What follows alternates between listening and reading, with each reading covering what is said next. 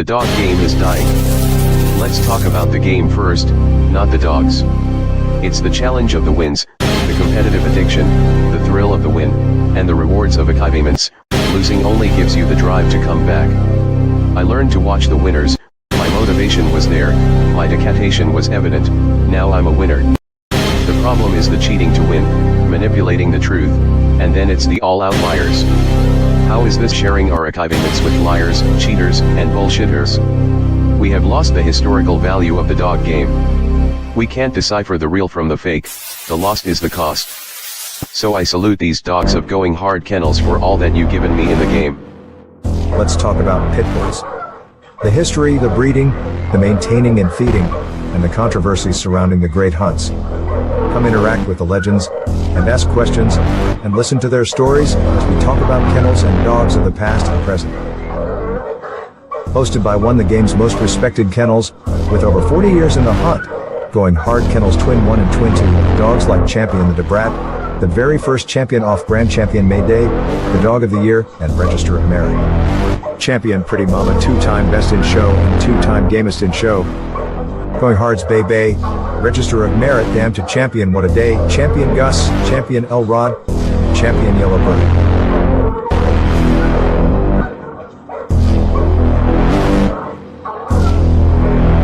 So pull up a seat, and let's talk dogs.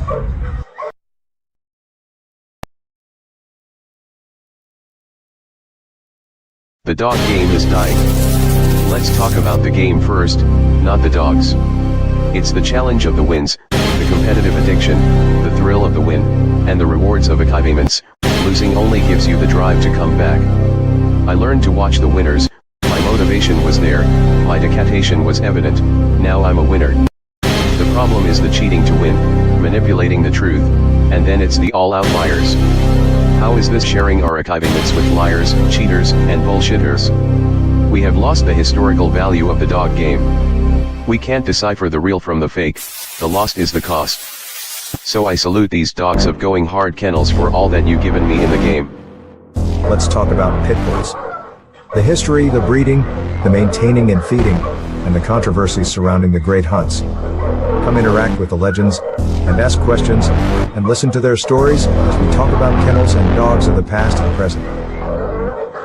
Hosted by one of the game's most respected kennels, with over 40 years in the hunt, going hard kennels Twin 1 and Twin 2, dogs like Champion the Debrat, the very first champion off Grand Champion Mayday, the Dog of the Year, and Register of Merit. Champion Pretty Mama, 2-time Best in Show and 2-time Gamest in Show.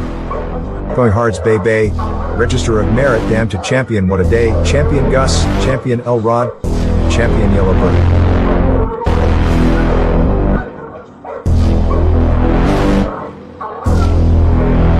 So pull up a seat, and let's talk dogs.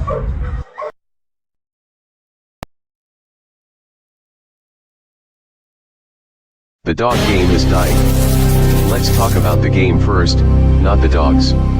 It's the challenge of the wins, the competitive addiction, the thrill of the win, and the rewards of achievements. Losing only gives you the drive to come back. I learned to watch the winners, my motivation was there, my dedication was evident, now I'm a winner. The problem is the cheating to win, manipulating the truth, and then it's the all outliers. How is this sharing our achievements with liars, cheaters, and bullshitters?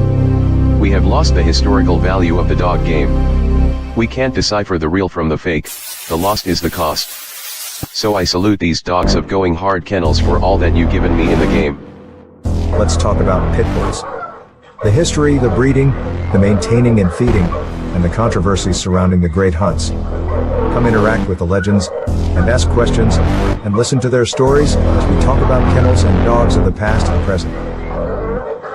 Hosted by one of the game's most respected kennels, with over 40 years in the hunt, going hard kennels Twin 1 and Twin 2, dogs like Champion the Debrat, the very first champion off Grand Champion Mayday, the Dog of the Year, and Register of Merit. Champion Pretty Mama, 2-time Best in Show and 2-time Gamest in Show.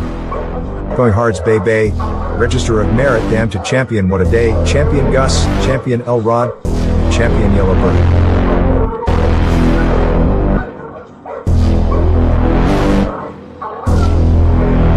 So pull up a seat, and let's talk dogs.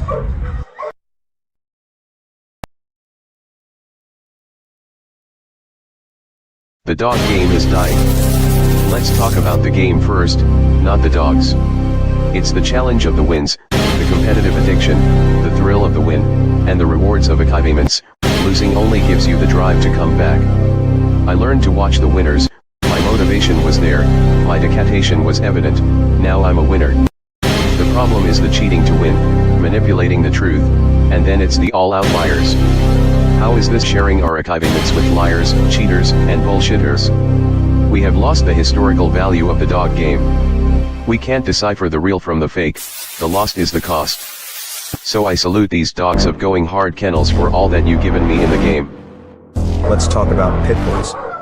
The history, the breeding, the maintaining and feeding, and the controversies surrounding the great hunts. Come interact with the legends, and ask questions, and listen to their stories as we talk about kennels and dogs of the past and present. Hosted by one of the game's most respected kennels, with over 40 years in the hunt, going hard kennels Twin 1 and Twin 2, dogs like Champion the DeBrat, the very first champion off-brand champion Mayday, the Dog of the Year, and Register of Merit. Champion Pretty Mama, two-time Best in Show and two-time Gamest in Show. Going Hard's Bay Bay, Register of Merit, Damn to Champion What a Day, Champion Gus, Champion Elrod, Champion Yellowbird.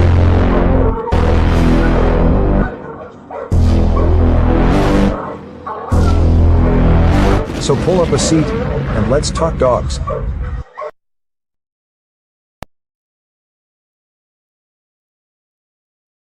The dog game is dying. Let's talk about the game first, not the dogs.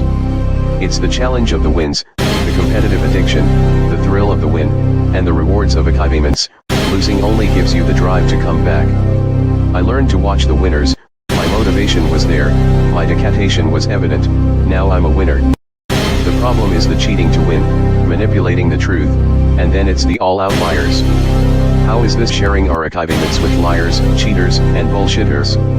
We have lost the historical value of the dog game. We can't decipher the real from the fake, the lost is the cost. So I salute these dogs of going hard kennels for all that you've given me in the game. Let's talk about pit bulls. The history, the breeding, the maintaining and feeding, and the controversies surrounding the great hunts. Come interact with the legends, and ask questions, and listen to their stories as we talk about kennels and dogs of the past and present. Hosted by one of the game's most respected kennels, with over 40 years in the hunt, going hard kennels Twin 1 and Twin 2, dogs like Champion the DeBrat, the very first champion off-brand champion Mayday, the Dog of the Year, and Register of Merit. Champion Pretty Mama, two-time Best in Show and two-time Gamest in Show.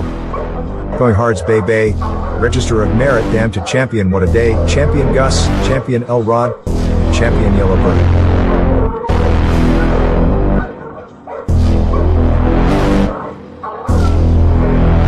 So pull up a seat, and let's talk dogs.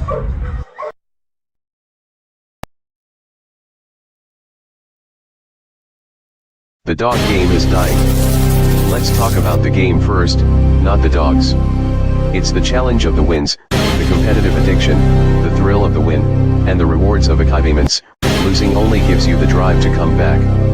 I learned to watch the winners, my motivation was there, my dedication was evident, now I'm a winner. The problem is the cheating to win, manipulating the truth, and then it's the all-out liars. How is this sharing our achievements with liars, cheaters, and bullshitters? We have lost the historical value of the dog game. We can't decipher the real from the fake, the lost is the cost. So I salute these dogs of going hard kennels for all that you've given me in the game. Let's talk about pit bulls. The history, the breeding, the maintaining and feeding, and the controversies surrounding the great hunts. Come interact with the legends, and ask questions, and listen to their stories as we talk about kennels and dogs of the past and present. Hosted by one of the game's most respected kennels, with over 40 years in the hunt, going hard kennels Twin 1 and Twin 2, dogs like Champion the DeBrat, the very first champion off-brand champion Mayday, the Dog of the Year, and Register of Merit. Champion Pretty Mama, two-time Best in Show and two-time Gamest in Show. Going Hard's Bay Bay, Register of Merit, Damn to Champion What a Day, Champion Gus, Champion Elrod, Champion Yellowbird.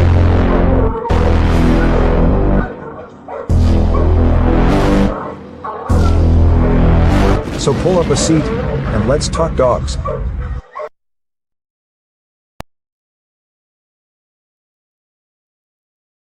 The dog game is dying. Let's talk about the game first, not the dogs. It's the challenge of the wins, the competitive addiction, the thrill of the win, and the rewards of achievements. Losing only gives you the drive to come back. I learned to watch the winners, my motivation was there, my dedication was evident, now I'm a winner. The problem is the cheating to win, manipulating the truth, and then it's the all outliers. How is this sharing our achievements with liars, cheaters, and bullshitters? We have lost the historical value of the dog game. We can't decipher the real from the fake, the lost is the cost. So I salute these dogs of going hard kennels for all that you've given me in the game. Let's talk about pit bulls. The history, the breeding, the maintaining and feeding, and the controversies surrounding the great hunts. Come interact with the legends, and ask questions, and listen to their stories as we talk about kennels and dogs of the past and present. Hosted by one of the game's most respected kennels, with over 40 years in the hunt, going hard kennels Twin 1 and Twin 2, dogs like Champion the DeBrat, the very first champion off-brand champion May Day, the dog of the year, and Register of Merit. Champion Pretty Mama, two-time Best in Show and two-time Gamest in Show. Going Hard's Bay Bay, Register of Merit, Damn to Champion What a Day, Champion Gus, Champion Elrod, Champion Yellowbird.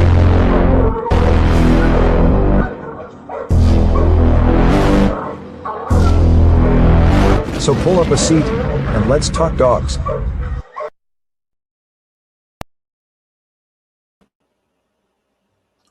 What up? The dog what up? game is dying. Let's talk about the game first, not the dogs. It's the challenge of the wins, the competitive addiction, the thrill of the win, and the rewards of achievements. Losing only gives you the drive to come back. I learned to watch the winners, my motivation was there, my dedication was evident, now I'm a winner. The problem is the cheating to win, manipulating the truth, and then it's the all outliers. Hey, yo, How is this sharing our hit that achievements like with button. liars, cheaters, and bullshitters? I see you. We have lost the historical value of the dog game. We can't decipher the real from the fake, the lost is the cost. So I salute these dogs of going hard kennels for all that you've given me in the game. Let's talk about pit bulls. The history, the breeding, the maintaining and feeding, and the controversies surrounding the great hunts. Come interact with the legends, and ask questions, and listen to their stories as we talk about kennels and dogs of the past and present. Hosted by one of the game's most respected kennels, with over 40 years in the hunt, going hard kennels Twin 1 and Twin 2, dogs like Champion the DeBrat, the very first champion off-brand champion May Day, the dog of the year, and Register of Merit. Champion Pretty Mama, two-time Best in Show and two-time Gamest in Show. Going Hard's Bay Bay, Register of Merit, Damn to Champion What a Day, Champion Gus, Champion Elrod, Champion Yellowbird.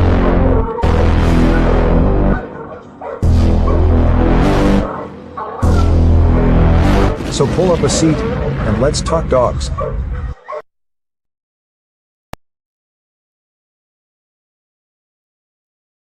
The dog game is dying. Let's talk about the game first, not the dogs. It's the challenge of the wins, the competitive addiction, the thrill of the win, and the rewards of achievements. Losing only gives you the drive to come back. I learned to watch the winners, my motivation was there, my dedication was evident, now I'm a winner. The problem is the cheating to win, manipulating the truth, and then it's the all outliers. How is this sharing our achievements with liars, cheaters, and bullshitters? We have lost the historical value of the dog game. We can't decipher the real from the fake, the lost is the cost. So I salute these dogs of going hard kennels for all that you've given me in the game. Let's talk about pit bulls. The history, the breeding, the maintaining and feeding, and the controversies surrounding the great hunts. Come interact with the legends, and ask questions, and listen to their stories as we talk about kennels and dogs of the past and present. Hosted by one of the game's most respected kennels, with over 40 years in the hunt, going hard kennels Twin 1 and Twin 2, dogs like Champion the DeBrat, the very first champion off-brand champion May Day, the dog of the year, and Register of Merit. Champion Pretty Mama, two-time Best in Show and two-time Gamest in Show. Going Hard's Bay Bay, Register of Merit, Damn to Champion What a Day, Champion Gus, Champion Elrod, Champion Yellowbird.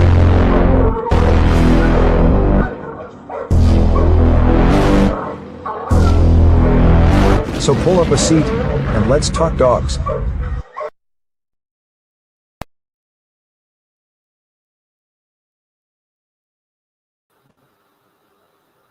What up? What up? What's up? What's up, fellas? Y'all know what time it is. Y'all know what time it is. It's Talk Shit Tuesday. Big shout out to all my people out there in the Shark Tank. Big shout out to all my people out there on the back street. Hey, I want to give everybody the happy holidays. Man, you know what time of the year it is and everything. Doors is back. People trying to get that last shopping in. You know, I got to be honest with you, fellas. I don't miss these times right here. You know, I got grandkids just way in other states, you know. But it was a whole lot different when I had all my kids throughout, because this was the most horrifying time of the year for a brother. You know, especially gifts got more expensive as they got older. I was so happy when the asses was gone. Man. The relief was just fabulous. Man, I had that wake-up call. One year, came home. Damn, they got all my kids back home with grandkids. You know what I mean? So, I mean, that was a good time, though. I think I spent about 5 years with four of my grandchildren actually here in Florida with me. It was a good time. Kind of like reminded me of when I had all my kids with me during Christmases. And it was like, oh man, wait, shit is over. You know, kids in school, older kids was going to college, trying to get that out the way. And I took it upon myself to bring here, sitting all them down here. I'll ride out with it. You know, I bet you my grandkids was hell to get away from. But being I have my mouth here, I didn't even put up a Christmas tree. My wife, she journeyed being a pop star. I said, you know, she do the Thanksgiving shit. But excuse me, she used to do all the holiday shit. But this year she was kind of like, you know, it's been such a bad year for me. I don't even want to bother with it. I don't want you to go through the house or something. Putting up the tree and everything. Cause I know, I just knew I couldn't wait till this year was over. And then, you know, so then they would put up tree lights and decorated. I was kind of happy. So we're gonna try to take this year out. Going into the next year. Good thing about it, going into the next year, I'm having my surgery. You know, God bless me. But my surgery will be the 19th of January. Be the 19th of January. I don't look forward to it. I'm just trying to get it out the way.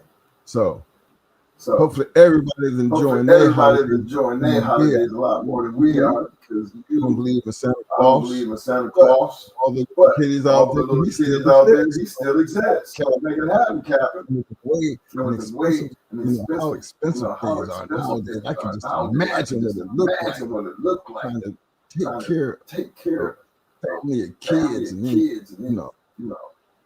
With my parents being dead and brothers, how they get a Merry Christmas. You know, when you get this stage right here, you kind of be looking at it like, man, this is just another way of them getting shit already, man. I don't let nobody down, so you gotta go ahead and fight that. Well, I'm gonna take my hat off to all y'all out there fighting that bullet, make sure everybody have a Merry Christmas. I'm running around here playing Scrooge.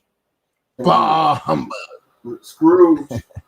Hey, but don't play me serious, you know what I mean? Because you know it's that time of year. Because you know it's that time of year. No, on that one, be serious, because I'm definitely a humble type of guy. Definitely a humble type of guy. But I ain't gonna try to spoil everybody else's Christmas. Hey, fella, now tonight I'm gonna be. You know, I got more back in the house. Yeah. You know, I took over that Friday situation. because it was just something I had to get off the chest. But we're gonna dive back in these books.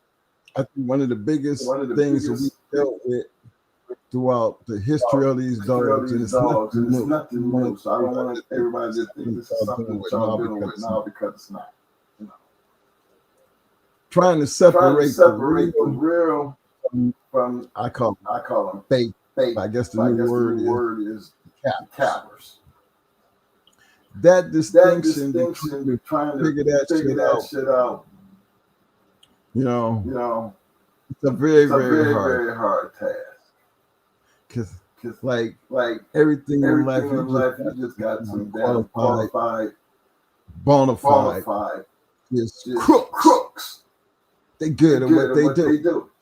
So don't ever think this dog game don't have a share of what I call cappers, crooks, thieves. There's all kinds. You know what I mean? So how can you move around and operate, you know, successfully based on those conditions? Well, y'all know we did that show about the beeline, how beeline got caught up. Now, everybody jumped out there with signing petitions. And you think about what that did too. You know, imagine what the community looks like when you start putting foot down. See, I got a chance to see what it looked like when people seeing some things and start talking about them, addressing them. See, with the technology y'all have today, it's a little bit more easier to do, because if you notice, you know, we was addressing the whole beeline situation over in between publications of the journal. So you took a little situation where now that situation would have been dealt with a lot sooner and faster, and a lot more people replying if we had the technology that you guys have today. But for us back then, you know, just through the word of mouth and people talking and people expressing where they felt about things, is why that situation took as long as it did. Because it had already been an issue prior to it hitting the journal. And then what happened is enough people started hitting Jack up, where Jack was actually being forced to have to address some of these people's complaints. So that's just one of the many situations that the captain was going on. You know, I think the other cap part was the whole journal incident, you know, toward I would say from 2004 to 2008, prior to old boy going to jail. That was a whole scheme that was going on. That you couldn't really, you know, distinguish between what was real and what was fake based on the things that were happening. But you could just sit back and realize it was happening. For instance, y'all notice as of 2000, I would say 2002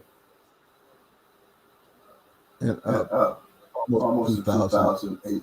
Look at all the dogs of the year at that point. And who they were. You know, that right there was just an indicator.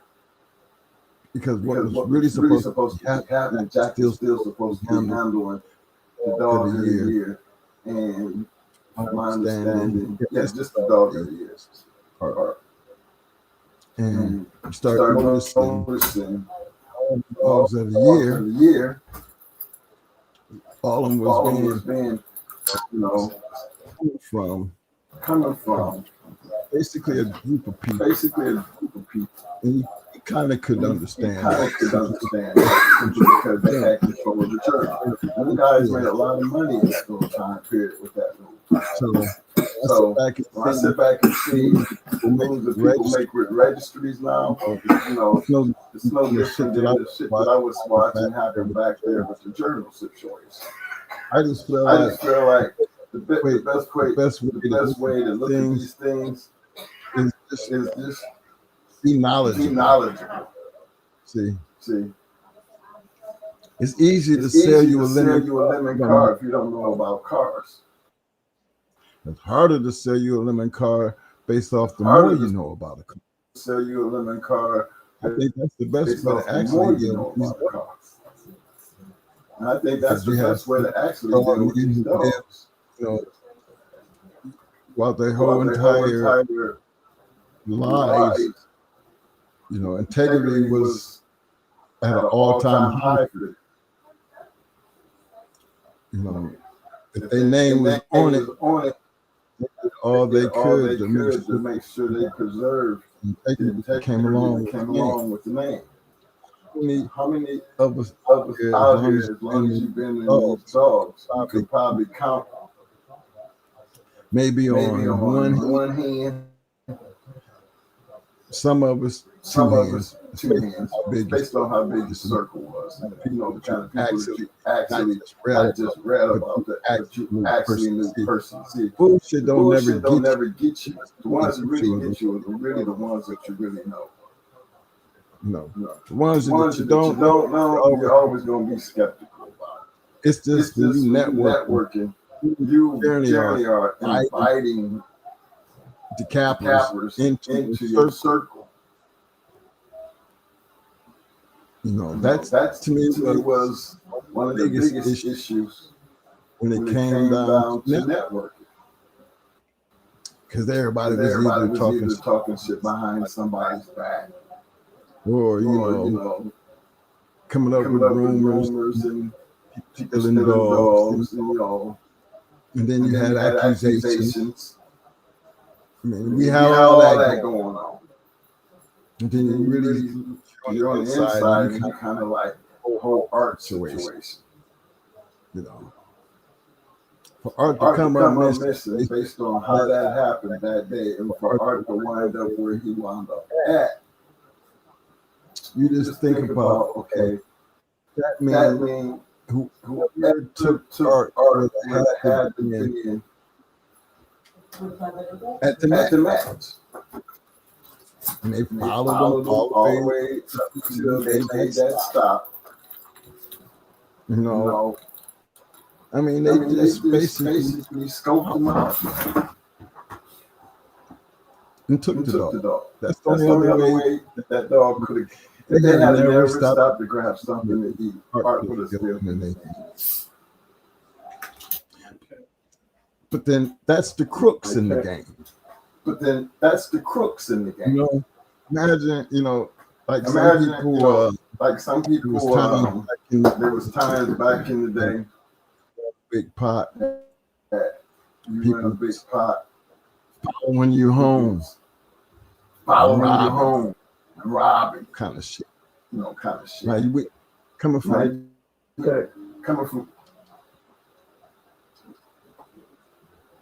no, so 958. Yeah, my check. Hold on. You never knew who was doing what and how they were doing it. But I always said you got to be careful. Be careful of your surroundings. Now, when we out here dealing with this open market, the way things are now, hey, why do you think we always go back and give y'all examples of certain things that happened in the past? Because if it was happening in the past, I tell you how it was happening in the past. You're preparing yourself that as you move into the future, these are certain things you just need to look out for. So we're telling you how it was happening in the past. We're sitting basically saying, hey, regardless of what other people say, you're going to give a whole lot of stories. But think about it. Sometimes you got to do your own research and look into certain things and then use your own eyes. See, the more information that you have, the easier it is for you to dissect a situation and relate to it and base which direction you're going to go based off of things that you collected for yourself instead of working off what other people tell you. You know? And that's why I got more. Let me see.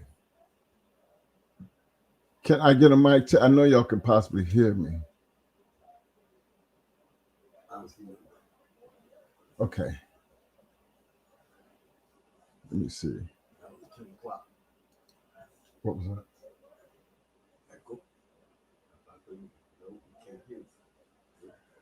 Mic check. Can y'all hear me? They got to be able to hear me.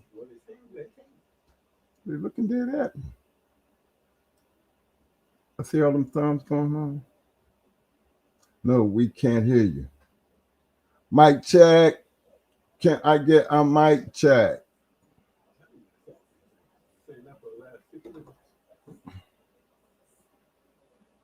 Mic check. Can I get a mic check? Come on now. Can I get a mic? Because did you have your mic on? I didn't have my mic. I just muted you from over here. Oh, been good. Yeah, because I've been 202. You said mic sounds good. The echo was you when you had your mic open. I didn't have an echo on. I didn't turn it on. You had it. No, I had them both off. No, I didn't turn it on. Okay, well, I got you off over here. I just happened to look over there and seen your mic was on. But I know the echo is gone because I had that mic is off. So I got you now. Now, as long as y'all can hear me, I'm cool. But I'm gonna turn this over to Mo so he can go ahead and dive in because I'm pretty sure he got a whole lot of shit to say. I just wanted to make sure y'all got the mic right. So I'm gonna switch this mic thing around and see, make sure y'all can hear this dude. You got it. Let me get myself there. Yeah, I do. Quick. All right. Mic check. Mic check 1 2. Mic check 1 2. This is Mo in the house. No, I'm doing Mo mic check right quick. I see the mic moving. Y'all can hear him. My mic is muted, so you ain't gonna hear no echo.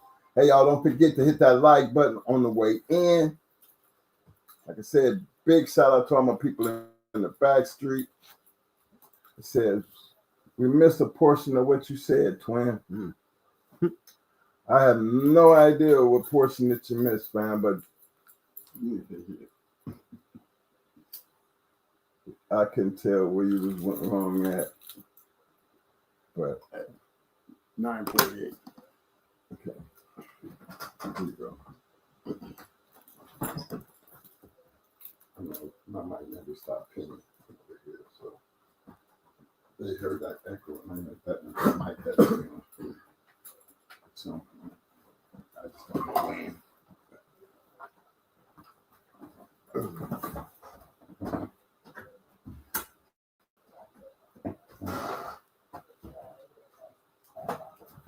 Now, which one's the mic? This one?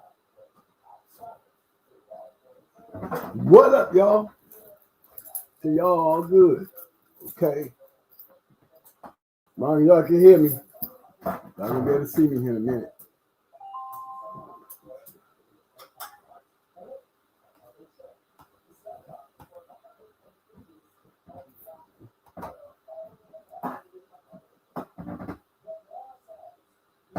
All right, fellas.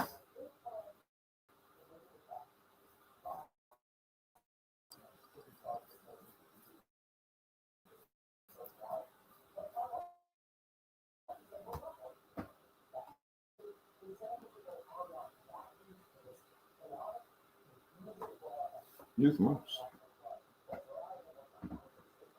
I'll put the page already.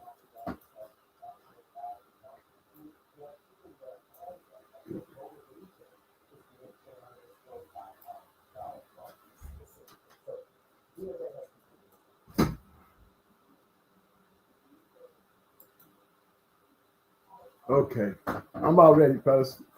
Thank y'all for stopping through.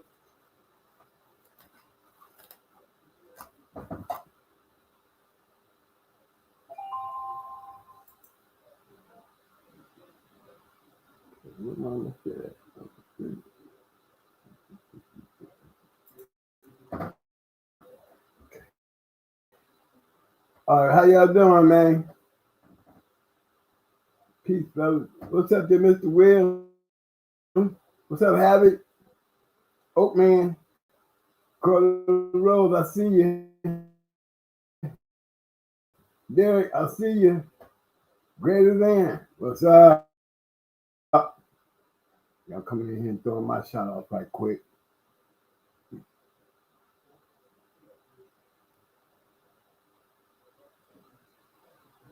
It's power. Player power. See you, baby. Cosmo.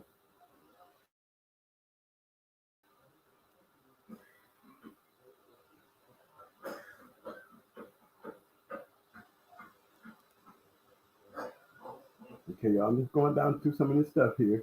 I see y'all was talking about that echo.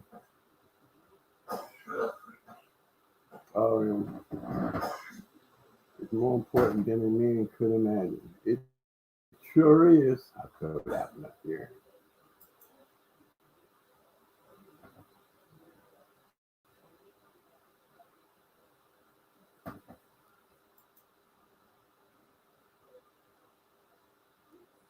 Cannabis Cowboys said all women is more important than a man could imagine. You're right about that, Cannabis. They just got to remember what, you know what I'm saying? I think a lot of guys forget that. No way you're going to be sitting at home breeding, making all around by just breeding dogs on the yard.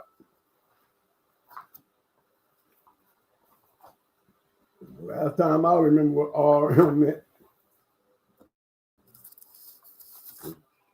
More than just producing good dogs, that's for sure. You know what I'm saying? You know, we try to, everybody else be trying to forget the journal. Me, I be on the journal. The only reason because I be on the journal because, you know, so I like melting around in that area because that's a familiar area. So when I get a chance to talk to y'all, y'all already know when y'all come over here, we on the bus, we taking off, we're going back there to the fictional world, you know, living by the disclaimer where we can be free to speak, to say what we got to say. Yeah. I be having a lot of these conversations where the journal does play a big part. Now, I don't know, I'm probably trying to wait for Snipe to come in, and this be the night that he might not come in. To have Jigga, you know, Jigga didn't get a championship registered in the journal because Snipe never registered Jigga for it. Now, he got one on Wiley now, but he never put in for Jigga's. But I got all three of Jigga's matches, which were reported in the journal. So he is a champion, Sporting Dog Journal champion. He just never registered to get it put in.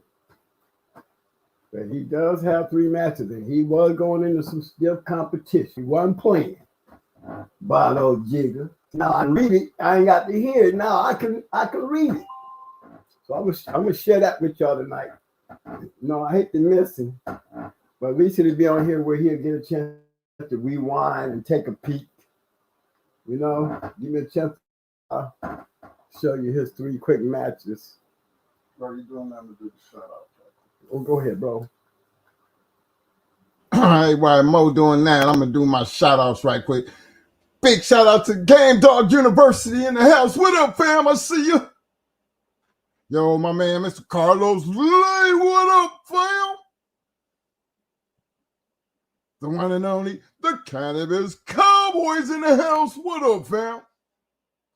Who else we got out there?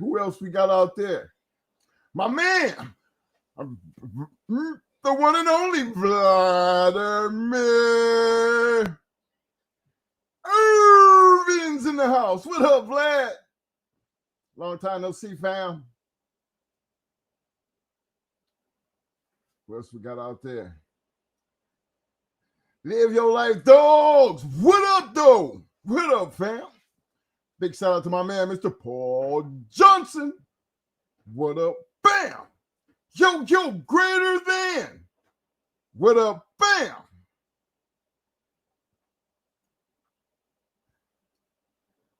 Big shout out to Hammer to the Nail in the house. What up, bam?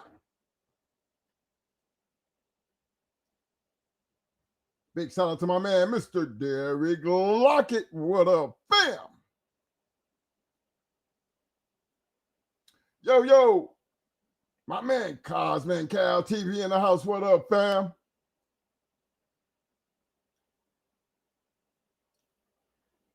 Who else I got out here?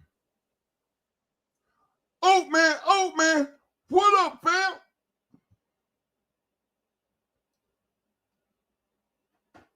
Big shout out to my man, DB3. What up, fam? Ben.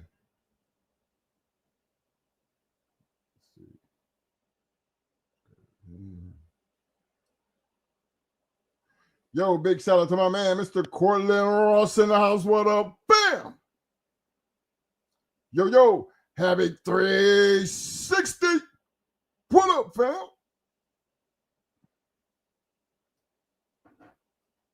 Big shout out to my main man, Mr. William McNeil. What up, fam? Union County Kennels, I see you.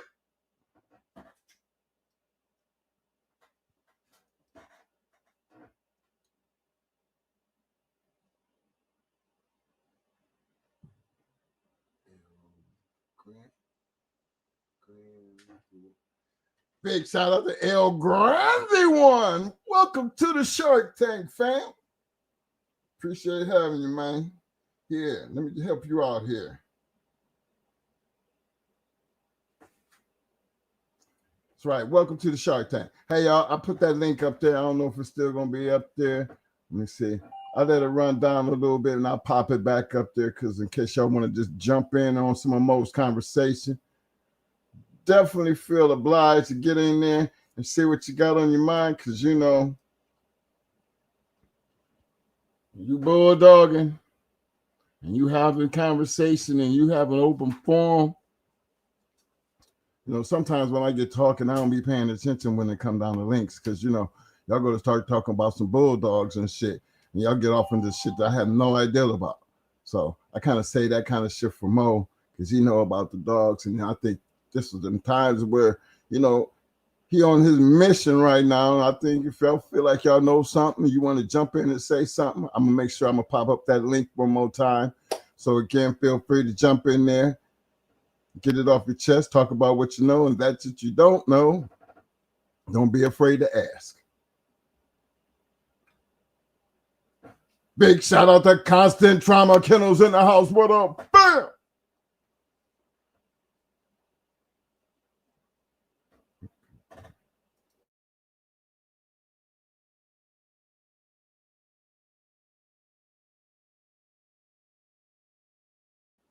I know I seen a comment in here. Let me get back up here. Where that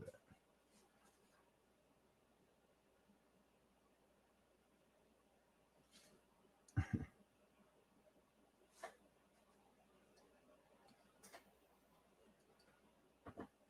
Let me see.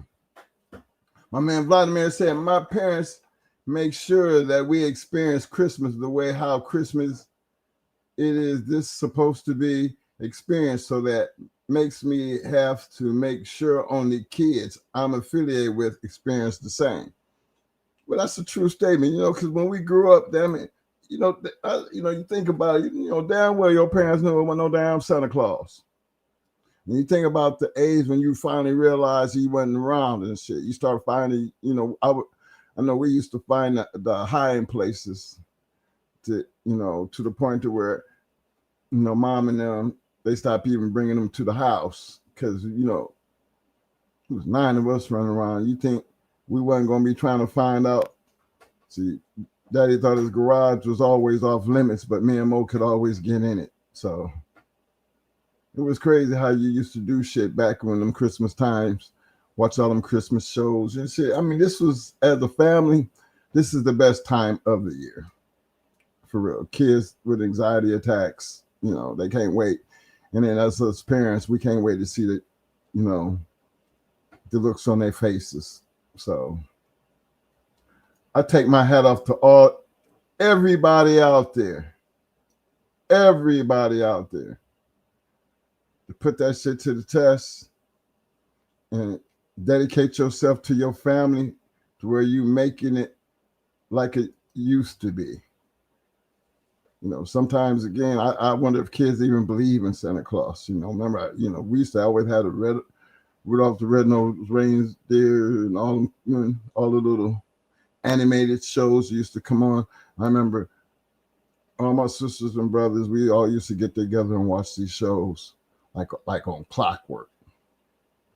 And I remember when we were dealing with black and white TVs and when shit went color.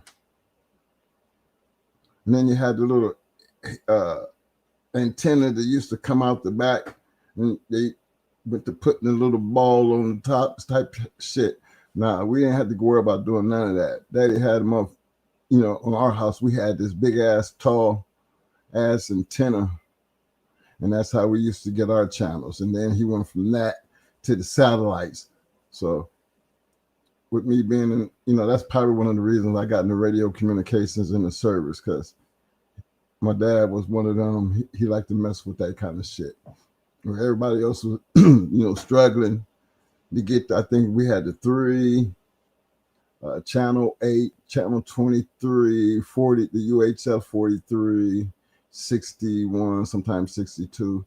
I mean, in my lifetime, I have seen some of the most remarkable changes, man. And for some of you young guys, you wouldn't even imagine, because you don't walk in the house and you see, the phone hanging on the wall, and you're supposed to walk up to it and you dial it. It's either one hanging on the wall or in the living room and dining room on a table, special table, that almost like it was the bat phone or, the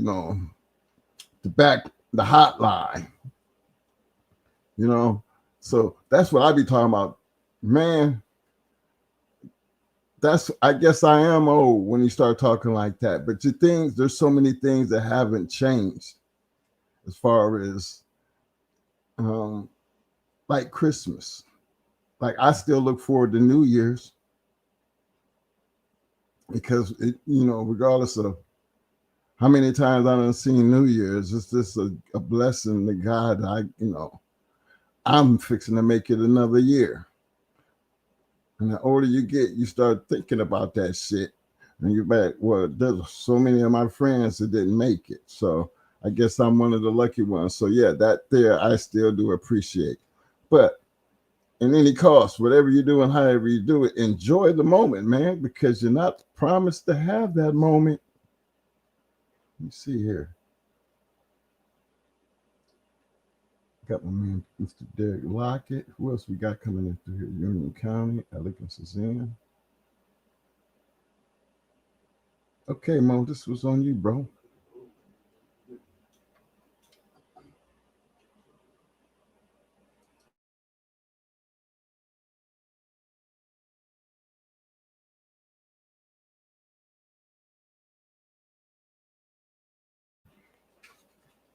Who else I got out here?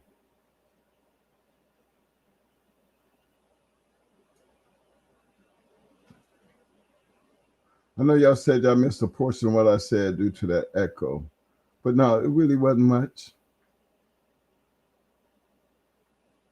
I don't know how that mic situation got all fucked up, but however it did, I think I got it on point. Sometimes I be taking my mind, looking somewhere else, because now me and Mo in the same room, but because he in my little studio thing, he got he be cutting mics on and off. That's why you can hear that echo, because that's how I know his mic must have been on. Because no in the hell y'all to be hearing the damn echo like you don't hear it now, because I got his damn mic off. But he don't play around in here like I do. You know what I'm saying? So I'm more familiar to moving around in here. That's why he be running here in the last moment, got to find some shit.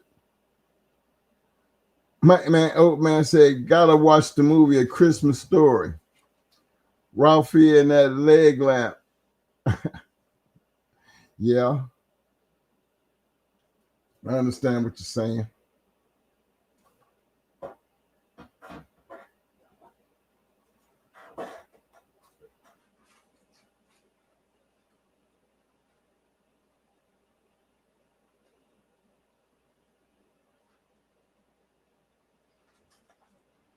Let's see.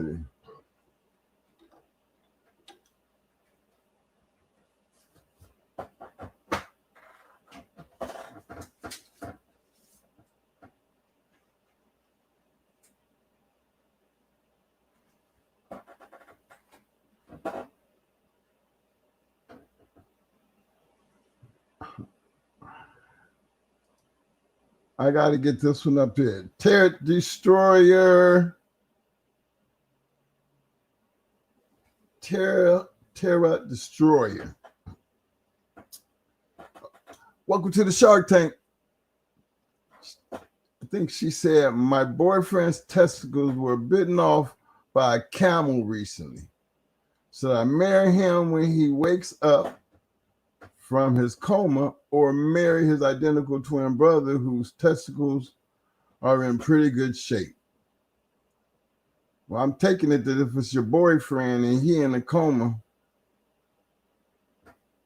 and you're going to marry him, while you got a chance and you ain't married yet, you need to go on over there and check out the other twin and see if them testicles work for you. At least you got something to work with. You know what I'm saying? I'm only saying that's what I'm saying, Ben, that you ask. You know what I mean? I ain't trying to say go marry him and everything. But, you trying to marry your man when he come out the coma. But while he in the coma, you might as well go check on that other pair of nuts. I think, that's the best way to handle that situation. I don't know. I'm just addressing it because it's out there. Even though this is the dog channel, welcome to the channel, don't miss. But if you want to hear from a man's point of view, that's the best way I can tell you. Check as many nuts as you can before you say I do.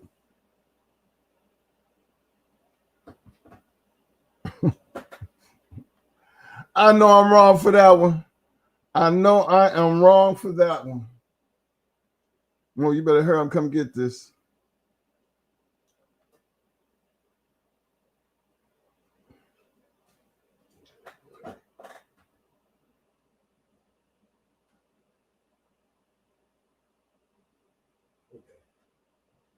Okay, here we go. I gotta do is get it over here to the screen, huh?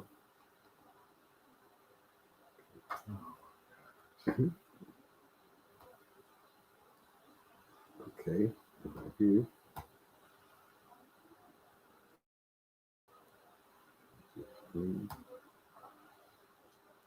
Who else we got out there?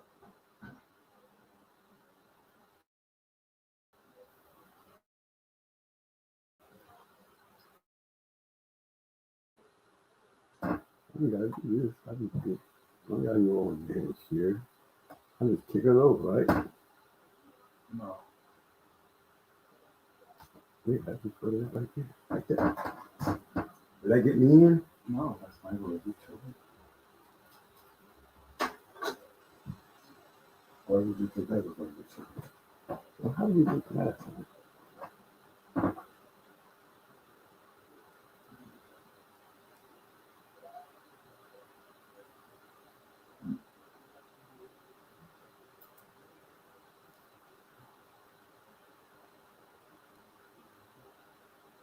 What is this? That's not the video. Shit, I got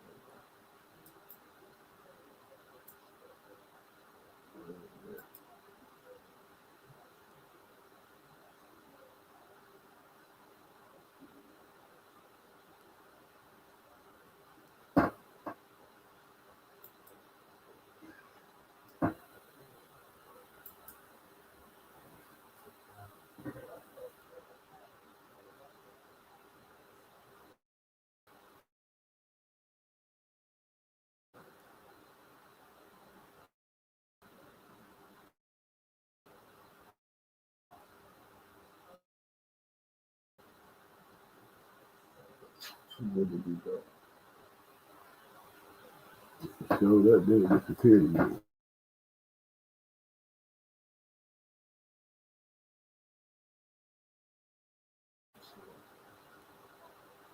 Hold on, fellas.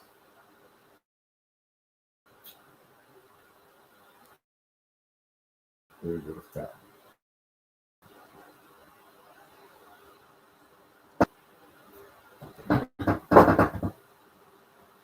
Your mic is on. Okay, we back.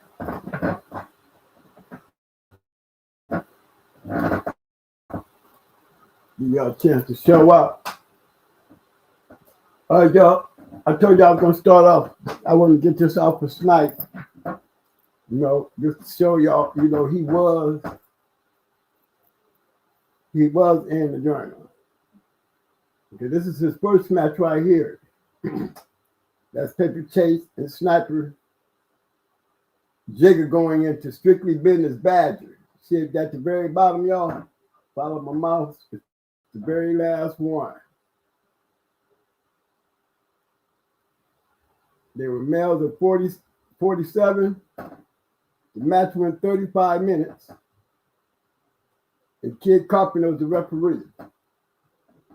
He got a star on the referee. Kid Carpenter is a recognized referee. And for you guys that, you know, I'm pretty sure y'all should know who Strictly Business is.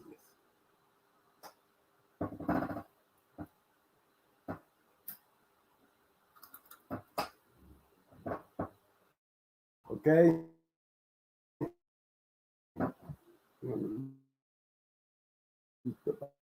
Out here for a second. I'm gonna make a quick change here.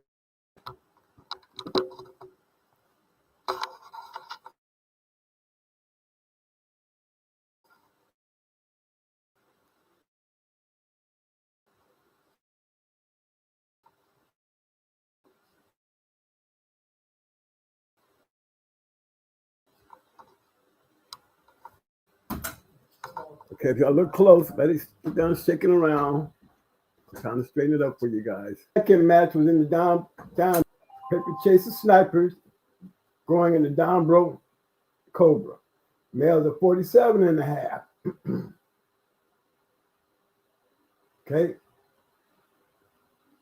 Time 42 minutes. Okay, got a third one now. Okay, that's number 2.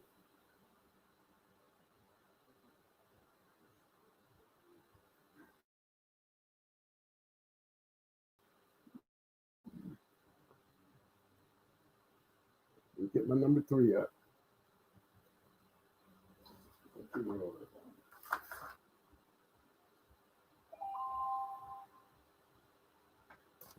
Just had it. I'm like, come on, what is wrong with me?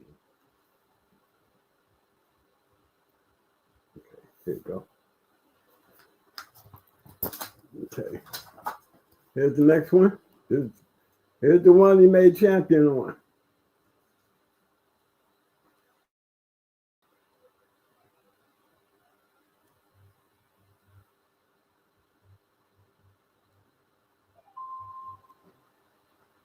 Okay. Follow the mouse.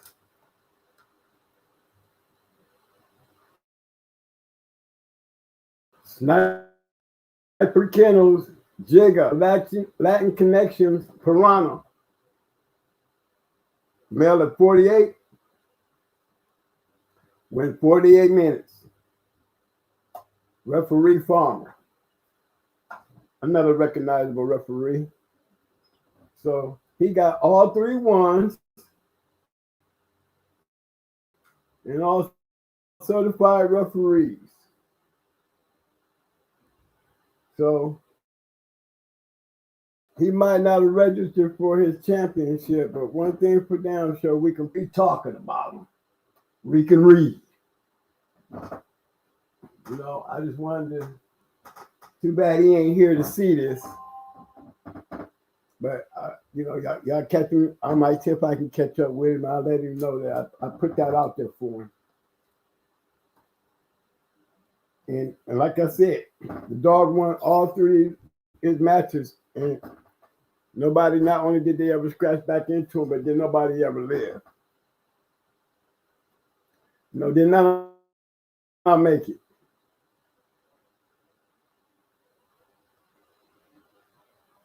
So you know, you got to recognize. You know what I'm saying?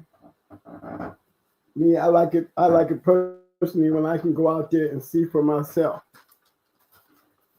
You know, and that's why I'm presenting to y'all. He was talking a lot of trash, and I know why he was talking a lot of trash, because look at the ass he was whooping. You know what I'm saying? All 3 of them dogs was good dogs and good kennels.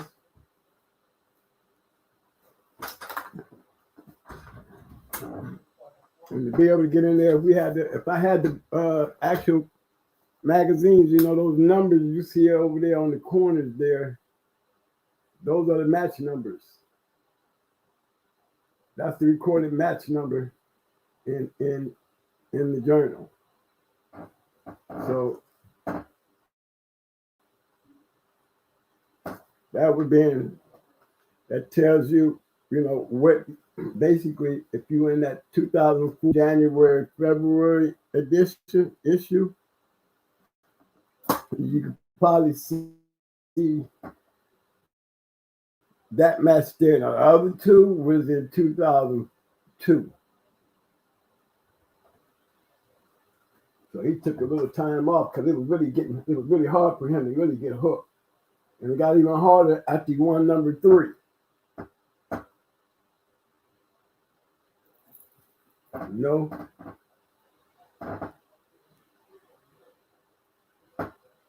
So shout out to old Sniper with his Jigger dog. Man, he was my dog of the month. I knew it. I knew about him. You know, when I met him. But I told him, I said, man, I don't think did you ever register? Now they had Wiley's, they had coaches in them.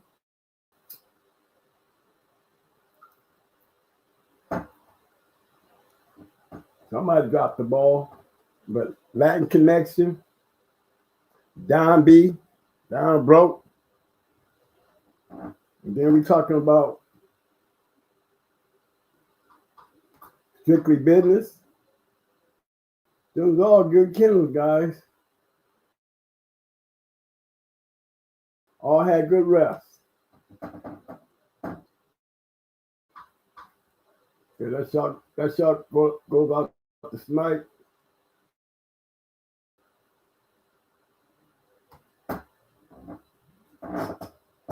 Anybody got anything to say before I start moving on down that line?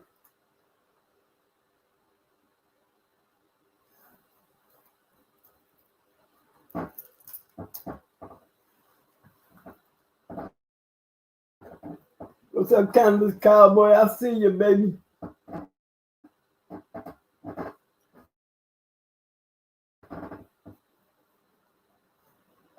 That's because we kind of hold on early. We didn't have to go. We had a litter. We didn't have to go buy for Victor. And I told you what I got in one of these books. I think I got all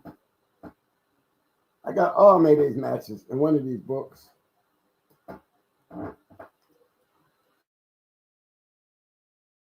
You know, I was just going over tonight. I was gonna go over some of the guys like Lady Stone, how she was bred, you know, Here's one of them dog men. When, you know, it's a good friend of mine, very good friend of mine, almost like my brother. I didn't have to meet him on YouTube out there. You always seen that with Satan. So I just think, I feel like I want to go and show you lady stuff.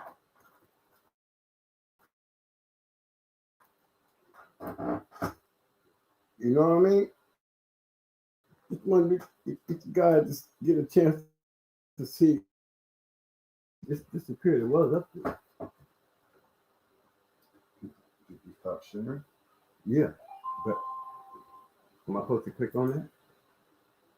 Go back to See, I'm back. Okay.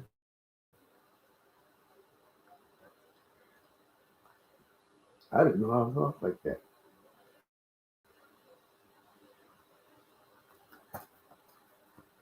I'll have to machine. No. Okay. Where's you at? I see me. I see you. Oh, don't tell me I'm missing. I'm on my screen though. There you go. Okay, y'all. I'm looking at my girl, Lady Stone, for my man Rastaman. I don't know if everybody knew how that bitch was bred, but Go to that beeline shit. go to the corner. That's the face. Not yet.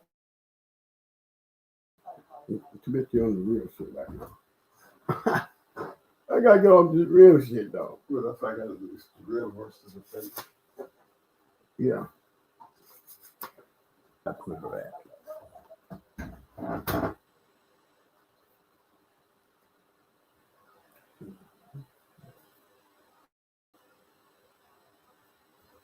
I think she was in the 98 book, y'all. That's where she was.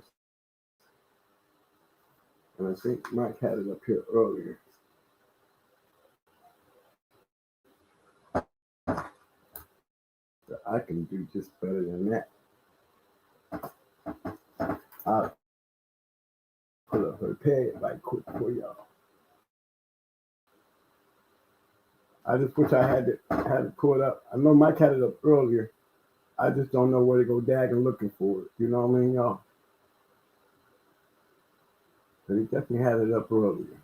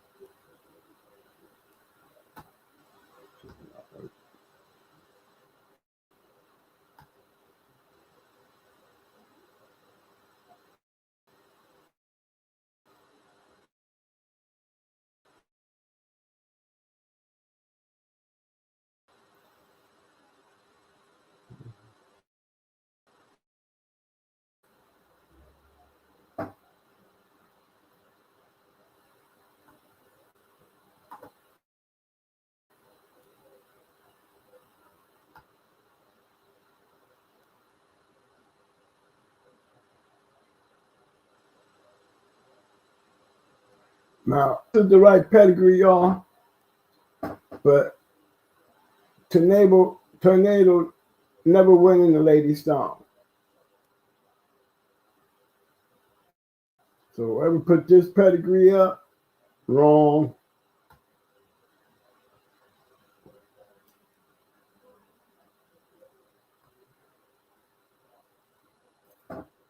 See, champion Lady Stone never lost the grand champion Tornado. In fact, she was ducked by Ricky Jones and Kenny Allen. Ricky Jones told Rasta Man he could get a shot at Tornado with Lady Stone. but would have to meet Havana Boys champion Blondie first. Roster Man and Lady Stone did just that. But the Rebel and the A-Team quickly had a change of heart after Blondie's loss. The bitch Roster Man used in the tornado was his Sadie bitch, who Kenny Allen said wouldn't scratch at 30. Roster Man scratched Sadie at 40 to win the bet.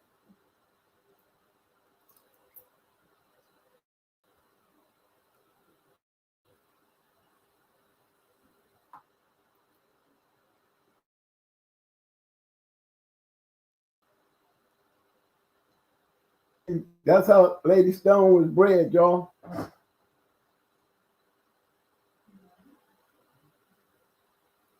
An inbred cross. So when we be talking about that inbreed and getting traits and shit, you know what I mean?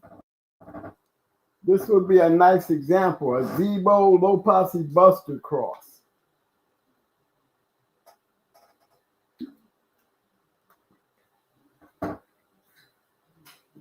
You know what I mean? Zebo Low Posse Buster. That's why she was rough as hell. That's why Lady Stone was rough as hell, y'all.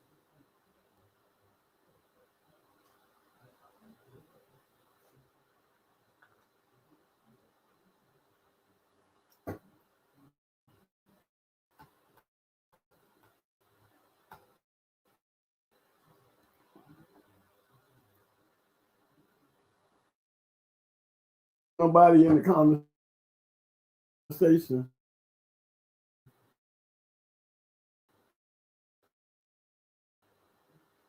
I'm gonna make sure everybody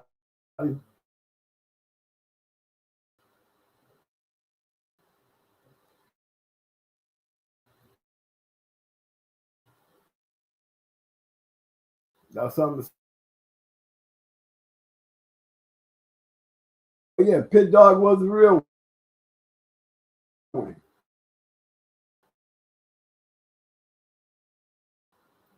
Oh, you know, you see how he was clowning up here that day. He was what?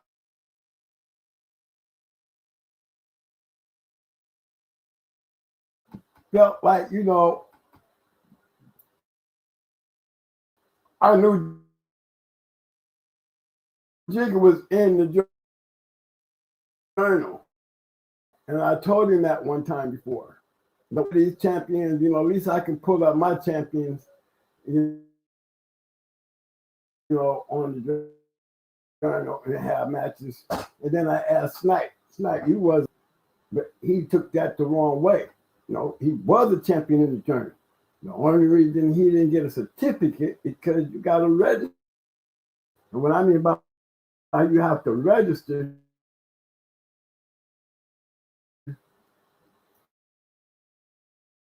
it's like you got to send in the picture in, and then, you know, you got something to say, you know, because the match reports, they're gonna be, you know, that really reads the match reports and have his 2 cents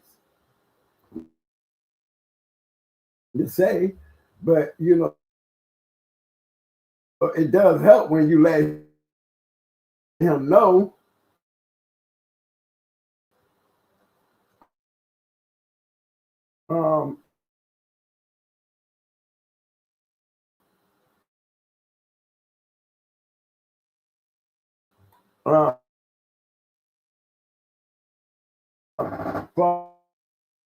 Let him know about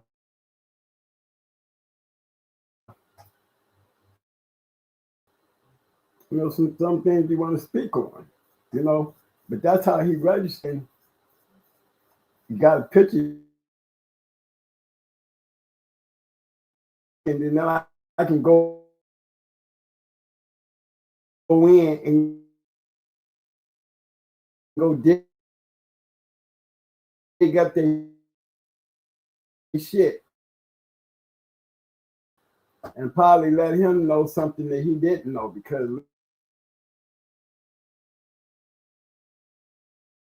days, before he broke off on his own, he was with Shady Days.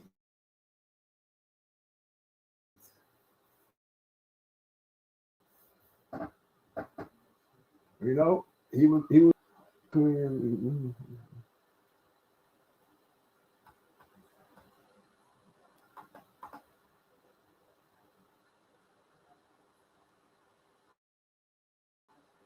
okay. Yeah, we live in a different era between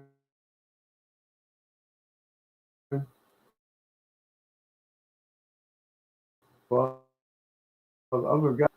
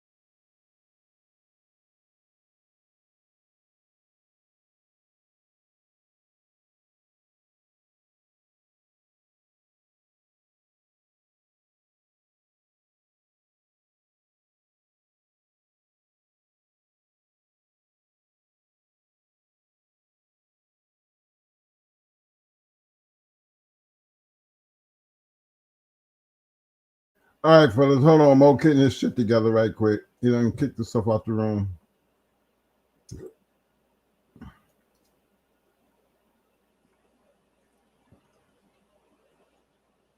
My man, Running Star said that Samantha bitch, if I recall correctly, is off of an Amstel pit blood, which was added back in the day. Mike Chag, I know y'all can hear me, right?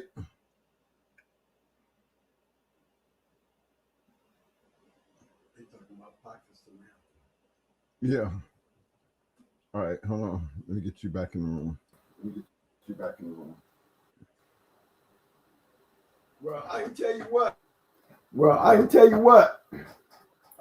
I'll tell you about that talking in that mic. You in now? I just cut you off.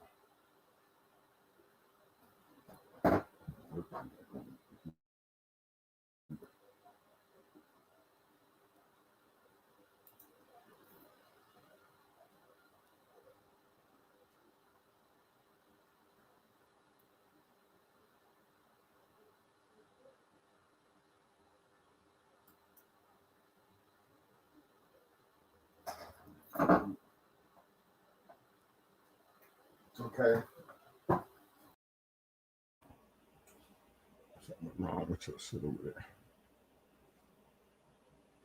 Come over here, right quick. I just sit there. I forgot what's going on.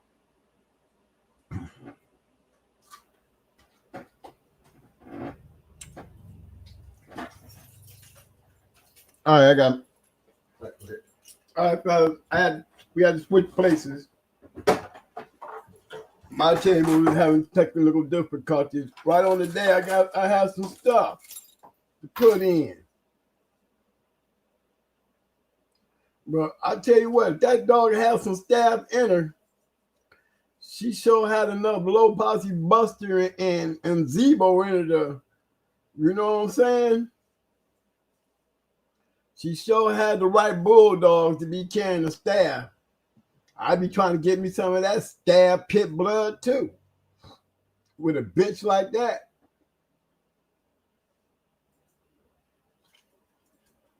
Let's see if y'all can come up with a damn partial staff with a bulldog like Lady Stone. You know what I'm saying? Keep it real.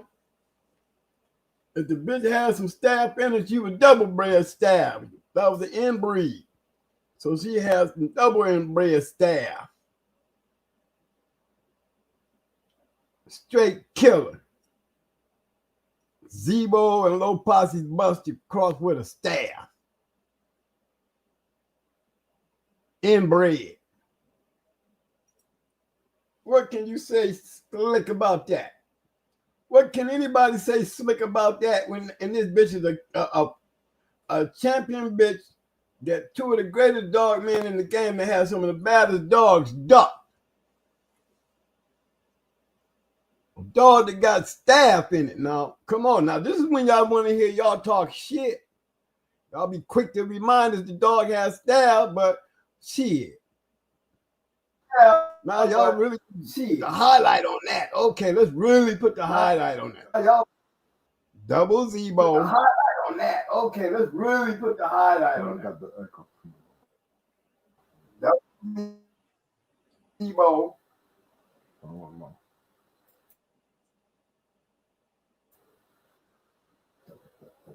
Hold on, guys. He's trying to get the echo out. It's not moving over here. Hold on, guys. He's trying to get the echo out. It's not moving over here.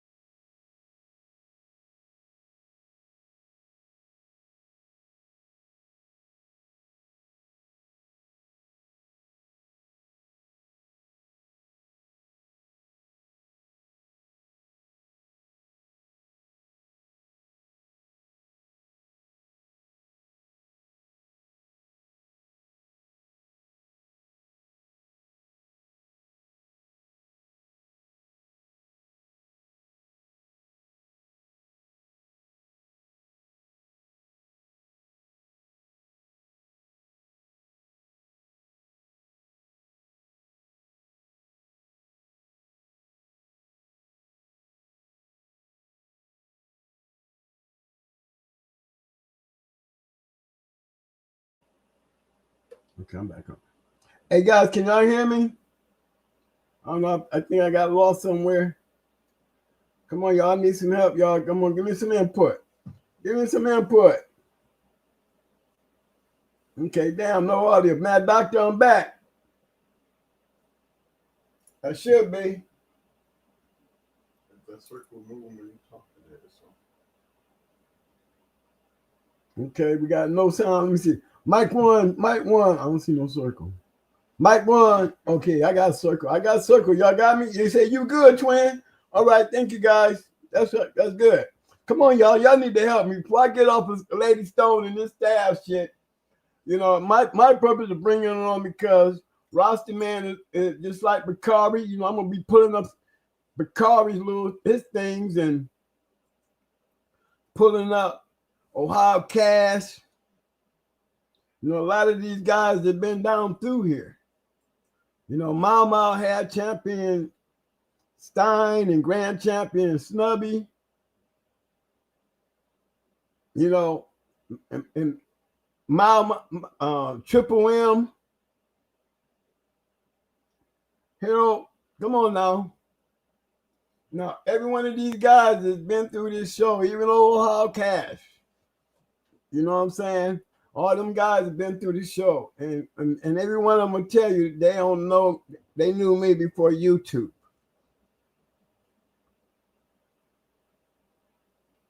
I just got to sometime remind y'all who's standing here on this mic with you guys. Don't be getting me crossed up. You know, look where I hang out at. I hang out right where I like to be. You know what I'm saying? And see, all them guys was good dog men. And I learned a lot from them. Got a chance to see a lot. You know, they bless me every time they come on the show. So I'm diving in. I might throw in some pro set. I got a couple matches in there with the books that I did have with me refereeing some matches, and Ohio Cash referee some matches, got his champions in there, his champion in there. You know, those were the days. I don't want y'all getting mixed up with the people that I bring in and I talk about. See, I can let them talk, and then I can still go out there and grab that shit where you can read it. See, that's my argument about all the arguments that everybody want to have with me. You know, I'm trying to separate myself away from anybody having an argument with me when I can shut up and put up and they can't. I ain't trying to do that no more. Okay, so I'm trying to enjoy showing you who these guys were, what they were doing. Oh yeah, man, Doctor, I got a lot of Detroit up in there, man. And it takes a lot, and there's been a couple of dog men like boot camp, all them boys traveled. They was all up in the Detroit area. And a lot of these camps traveled to Detroit, or Detroit traveled to them. You know, Detroit wasn't no circle where everybody went into everybody there. They did a whole lot of that, but they brought a lot of traffic through there at the same time. The one thing you don't want Detroit to do is jump behind a dog and then be inviting everybody in the country to come in, and we put all our money together and be cracking heads with them great dogs like they did with Joey. You know, like D-South did with Trina, like they was doing with Brat. And them. I had guys like me going to them shows and stuff. I'm going to their shows to bet. So I try to get all, you know, whatever it is, I'm putting my 2 cents in. And when every time we went out, you know, all of them jumped on the bandwagon and they put their 2 cents in. It was only a wise thing to do if you was gambling with the dogs. Yes, I would go and bet on Hardcore. Yep, I would go and bet on Stone City. Yep, I would go and bet on D South. Yep, I would go and bet on Triple M. I would go bet on Mile. I would go bet on Behinds. I would bet on How Cash. You know what I'm saying? Stone City. You know? Joe. I said D South. I would run up there. I would bet with the Abrahams. I would bet with Armin. I would bet with Suburbanite Paul. True Colors when they was around, man. You don't understand, man. It was like a we was doing a lot. We was doing a lot. And it was an adventure because, you know, keeping it real, everybody was making money. We not only did we get a chance to make some money, we got a chance to meet other good dog men, you know what I mean, and see good dogs. You know, remember Snipe? He was at the Cochise, the Cochise So Evil match, and he was also there that day when Virgil and them won. And he also was there when Little Mayday went in the whack-off. You know, these are things that one can say, but at the same time, we know their presence because they got dogs that was being matched on that card. See, that conversation right there, I'm telling you, it set, to me, it sets him apart. Like, I can put him right over here with me and say, man, we didn't say what we have to do. Now, all we got to do is show them. See, we can sit there and show y'all, let y'all see the stuff in the books, let y'all know this is what we do got. At least you seeing it. Where we don't have to sit there and point, we can point it to you, but at least you see it. It's a big difference when somebody can say it and you don't see nothing. All you're hearing, all you're doing is going to hear. If a lot of guys did the research, you know, y'all talk like the journal, but we talking about a time when the journal meant everything. Back then, it was our program, like at the racetrack. How do you think these great dogs was able to hook up? How you think we could get in there and find those great dogs? And because everybody want to beat the best. And you can't talk shit about the new guys that's getting the opportunity to go in, the guys that's recognized kennel. They trying to get recognized. You ain't gonna get recognized going in no bums. You're gonna have to get recognized going into recognizable kennels. See, it's funny when you become a recognized kennel, because see, as long as we keep beating the newcomers or the guys that's trying to get recognized, because you know, after one or two of those, you know, the journal gonna recognize them because they know that they see them in the class of fast lane competition. So that's how you got your recognition through the journal. You know, but look at it, when we beat them, we don't get no one. Until they get recognized, we don't get no one. But you can see guys that we went into and beat, and then in the same journal, you see them guys sitting up there with a one. Why did they get a one? Because they went into when Let 'Em Go came into a 4-card show. Yeah, I think it was a 3-card. I know they bought $3. Maybe it was 4. I know that for a fact. In that night, and they went into us and the Church Boys, and I think they lost every one of them. They lost every one of them. You know, but this is the same kennel. They kept going out there. They must have started landing on something because they started winning eventually. But look who they were going after.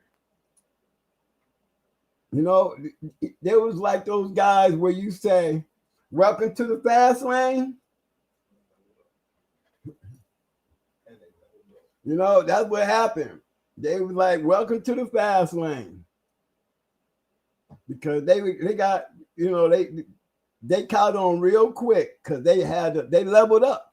They learned that what they was trying to do was not working. Yeah, they had decent dogs. They had decent dogs. But if you're gonna try to play out there amongst them type of kennels, just out here, you know, and like I did, I mean, I took my shots at them too when I was coming in. You know, but that's how they got recognized. Now you see them all throughout the book.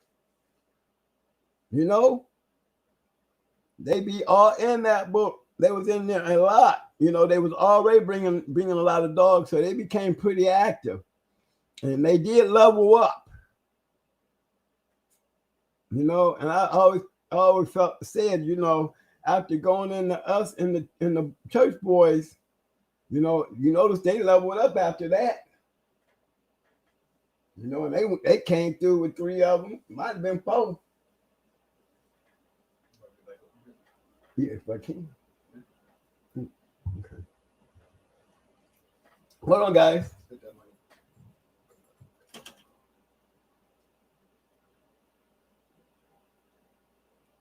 Okay.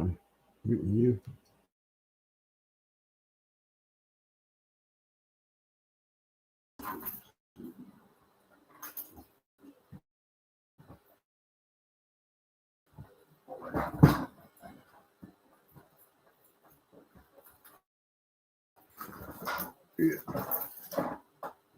I like it. I mean, me personally, I'll be liking to show y'all. I'll be liking to cool, man. I'll be liking to show y'all, you know, these things if you had the books, and that's why it's good to have them. Because there's so many fell out to the wayside, but if you just had a chance to just see why, you know, our era in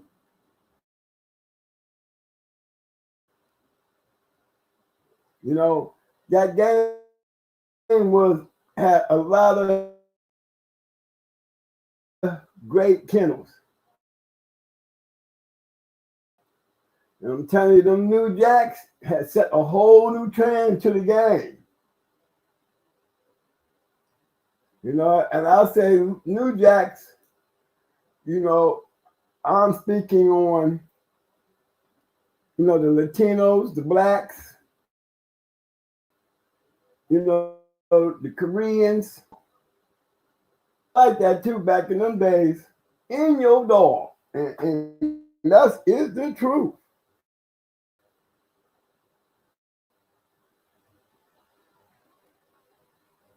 That is the truth.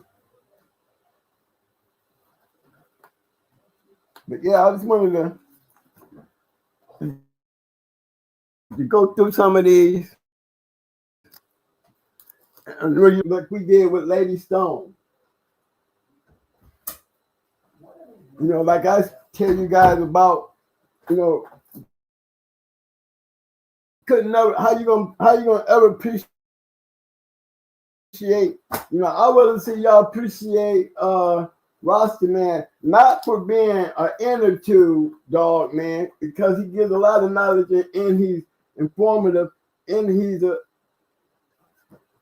bulldog man that he is.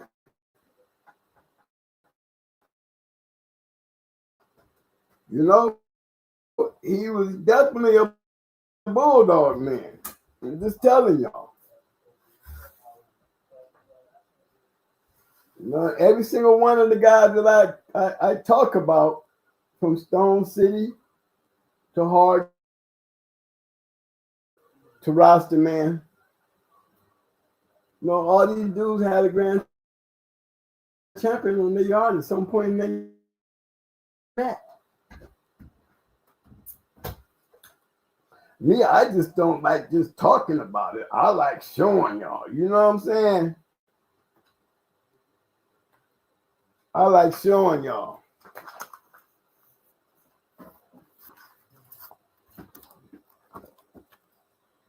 Okay, hold on, guys.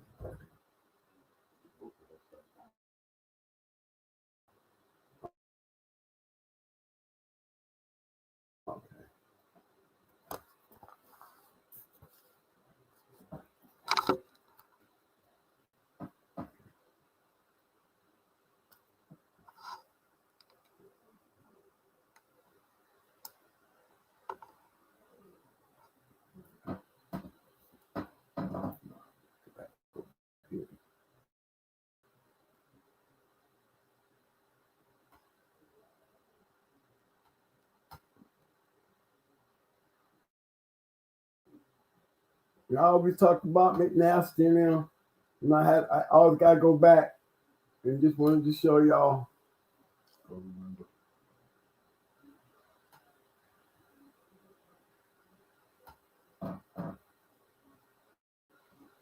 I'm gonna give y'all a quick look at this one right here. Now y'all know who that is, right? That's Grand Champion Joey. That's Grand Champion Joey. Tell y'all something. It ain't a dog man on that bracket. Not one dog man on that bracket that was not a recognized dog man, all the way down to the referees. You don't always get it like that. You can't always get it like that. But let me tell y'all something. When you see it like that right there, you best believe there is some money. Every one of them is events. Anybody or anybody, y'all seen the Joey match on the video with Texas? Did you see the kind of money they were screaming?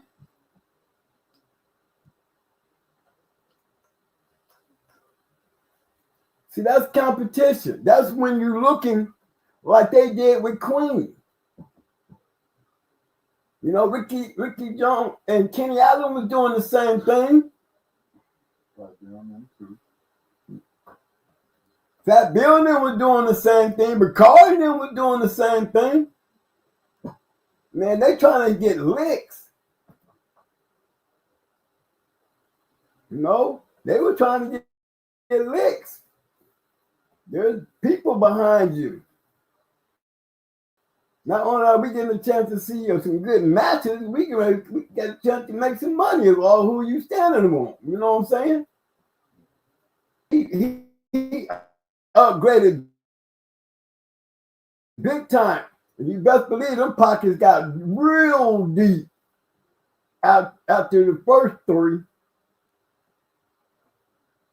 When you start stalking and hunting like a shark for them champions, you know what I'm saying? And that they was never scared to go into no champion. You see Suburbanite Paul, he had Grand Champion Sable over there. We had her up there. Remember, these are all my friends.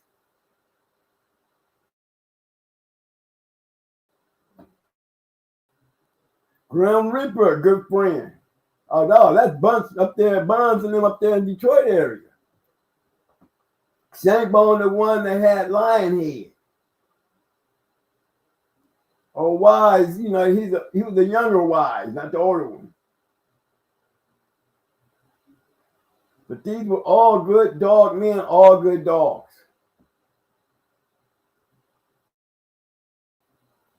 No, that's what the competition was like up there. And it was like that a lot. And when you have a following, you know, that's you know, what I'm trying to do is carry y'all this. We on the bus. Just imagine, y'all. Just imagine, put yourself in there on a roadblock wagon with dogs like Havana Boys and Roadblock. Remember, they had another one, you know, not just Joey. You know, they had that champion Tater, little badass female. You know, that dog had following. Queen, following. You know, you wouldn't believe, you know, to see them get them other four up on Queen.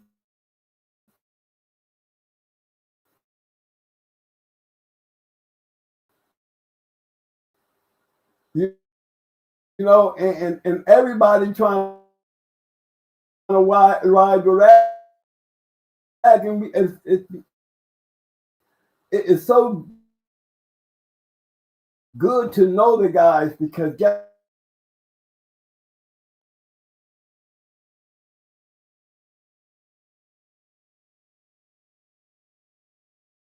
always tell y'all, I got opportunity to get to play like they played. Because I be always telling because out of all the dog men that I've been around that can vouch for me, well, again, I don't have to. For anybody out there to doubt that, or if anybody even out there that even think that they stand on that type of a level, that's the kind of shit that I like to. This is the call out on everybody, because I ain't up there playing up there in y'all time. I'm back here playing in mine, showing you what life was about with me. Ain't no way in the hell, I'm gonna be putting a lot of this shit to rest, because I'm not gonna be just talking. Now I'm starting to point shit out. And then none it down.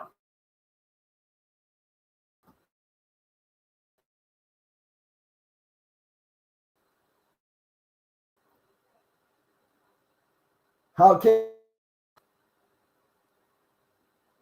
money brings in them last three. Money. When you're doing it like that,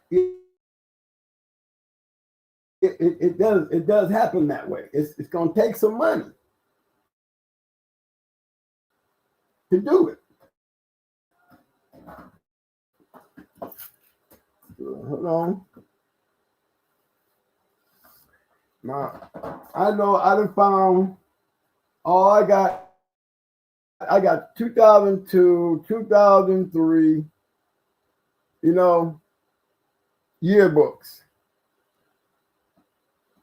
And then I got a 99. I got the 99, 1999 yearbook.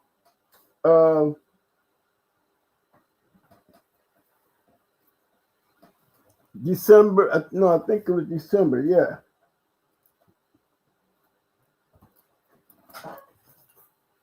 Let me make sure I get my book out here.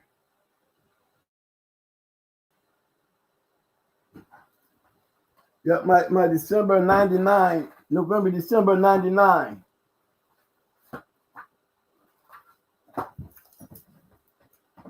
And I'll get that up here for you guys. And you gotta grab it. So I'm gonna put that up, man. Let's show y'all some more stuff.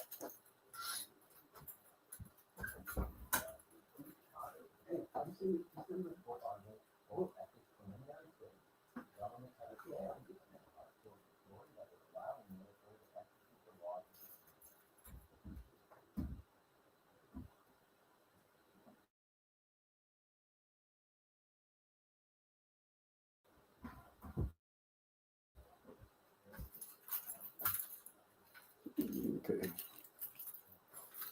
Hold on, gentlemen.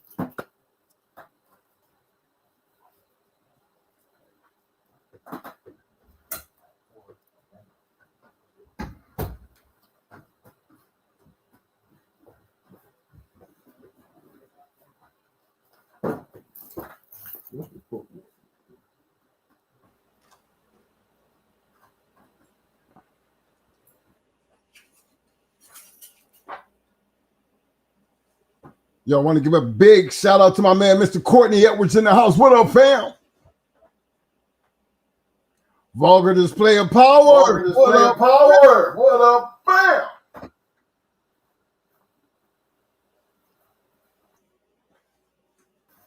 Big shout out to my man, Mr. Courtney. Big shout out to my man, Mr. Courtney. Mr. Courtney Edwards. I see you, fam. Mr. Courtney Edwards. I see you, fam. Do this right quick key. I can just right quick key.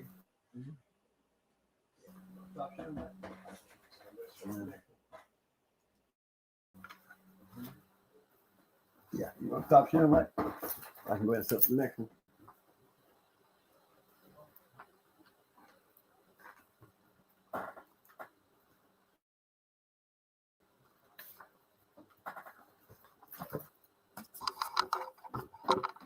I'll come back to YouTube. I got some.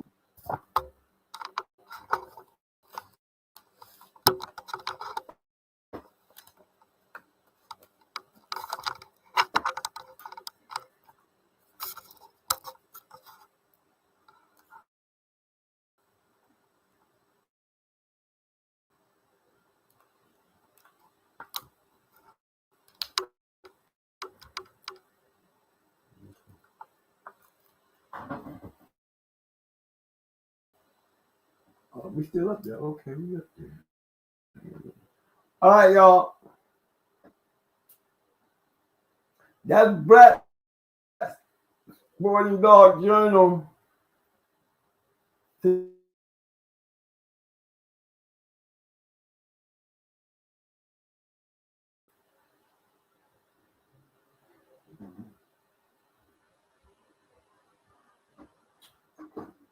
back and see.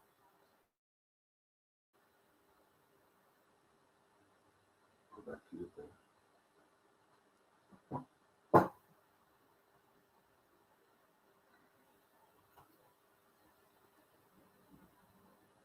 Okay, well, I just look at we both that. Yep. Say it again. Yep. Okay, Joey Dogs work from Flint, not Detroit. Mad Doctor, Joey was from Saginaw, my friend, not Flint. McNasty and them was from Saginaw, Michigan, not Flint.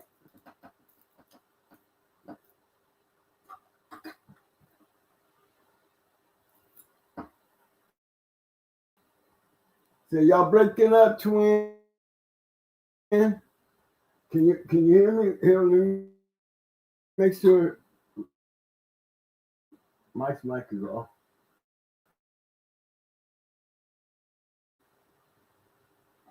Is that better, Mad Doctor?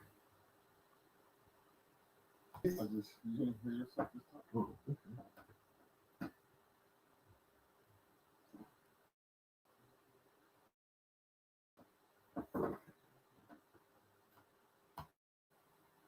Keep it moving in.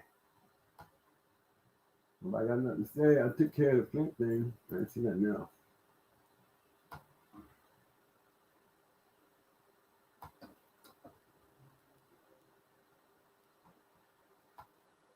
Hopefully we get it right. No hands on it. No hands on it.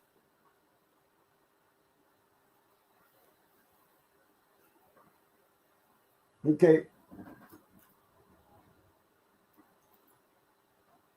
There's a church boy. Let him go in the Southern Combine. 19, 26, and 23 at 36 pounds, 37 pounds, 35 pounds.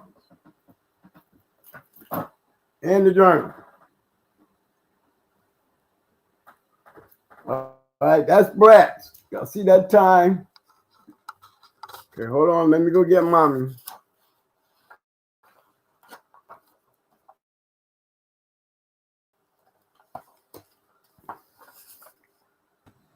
And that's Pretty Mamas.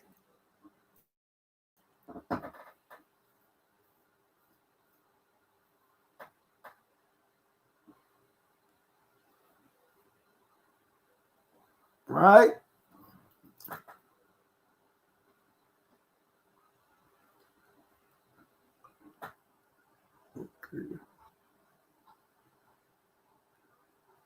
Okay, get my hand down. All right, now I want to show y'all the give me a chance to do some turning here. Yeah, I can take it off. Hold on.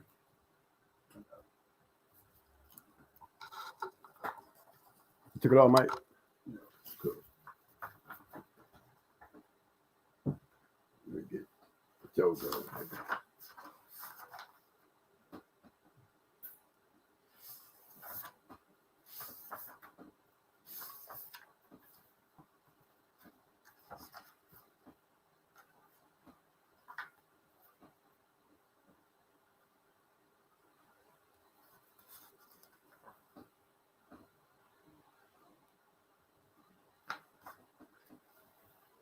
You have mamas up there, right?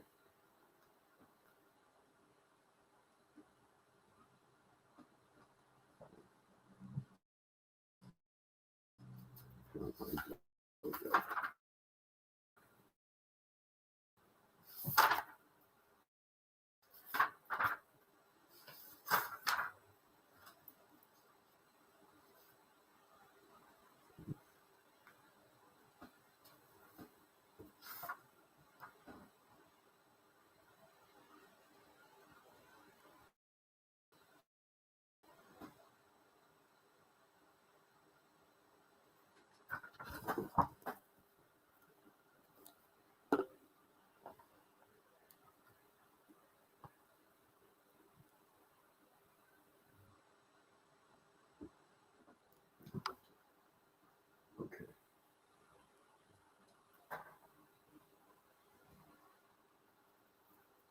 All right, fellas, here go another one.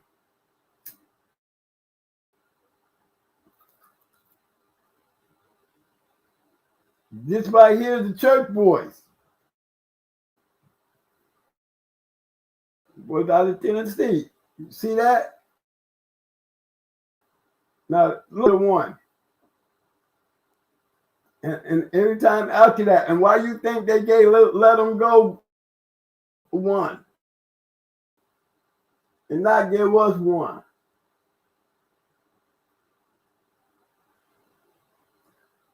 Look at his matches. Again, referee by me. He had a little mate brother too, named JoJo. I don't know if he was little mate, so I don't know if they were little mates. Let me get to the line. You know, they have all that church boy shit, you know. I don't know if they were little mates. But they had champions too. They had two.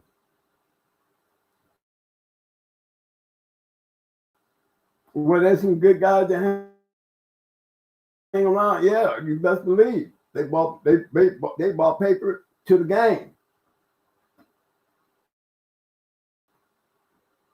They were definitely a pleasure to meet.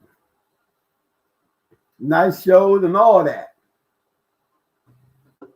And the thing about them is they got a breeding program that goes back for years. You ever pull them up on pairs online? This was back in 90. This was back in 98. Look at them matches was going on in 98.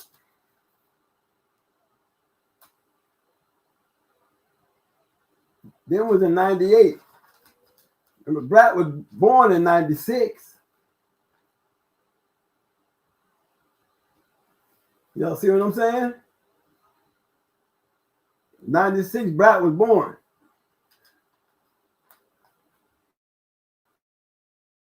I told you, Brat didn't go. Brat got her championship before she was 3 years old. I still believe them boys playing around in their yard now. I mean, they got good lines that made this stuff. What is that dog called? Damn, somebody gonna say it. I know somebody gonna say it. But yeah, there's a good dog out. There's some good dogs out there.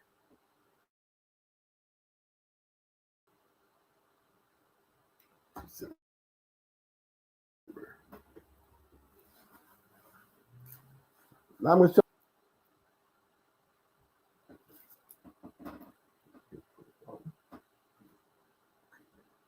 Yeah, you can pick it up, Mike. Let me give a big shout out right quick. Big shout out to my man, Mr. Dorland Souls. What up, fam? Yo, my man, Mr. Garland Midget. What up, fam?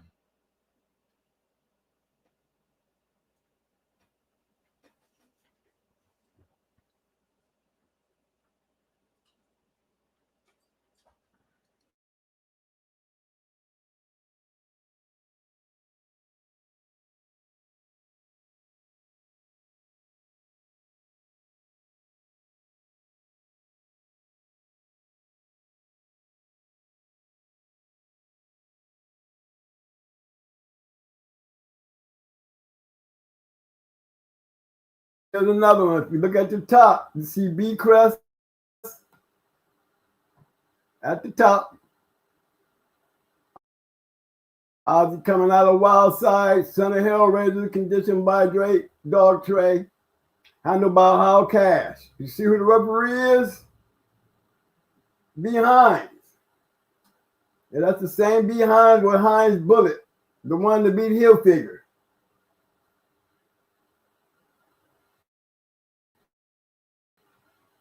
Okay, we got another match here. Look at this one. Paul the Coke, Kennels Rolex against Latin Rascal Kennels Spike.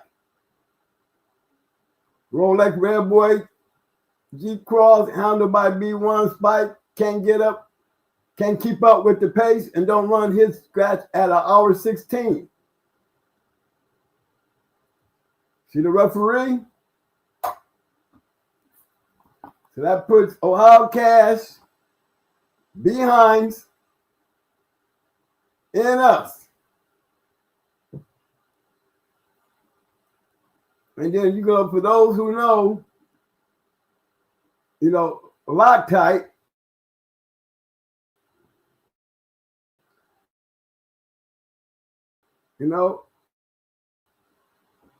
See, Kid,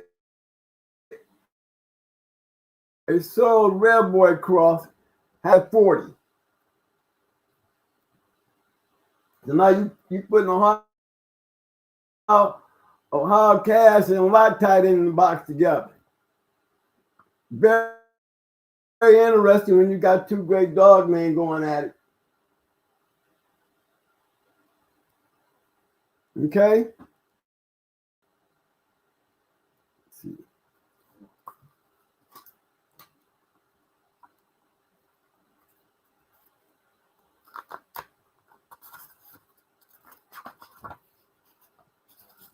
Keep going.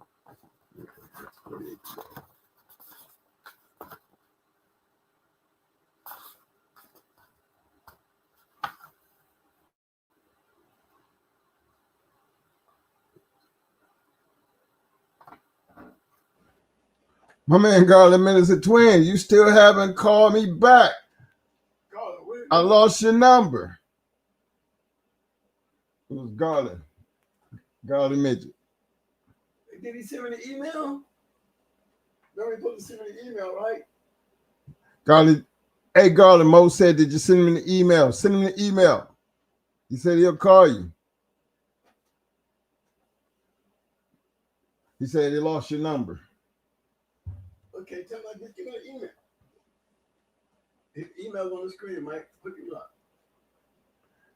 Hey Garland, you see the email that's running across the bottom right there on the ticker, man? Send that number back. He said he'll call you. Who else out here?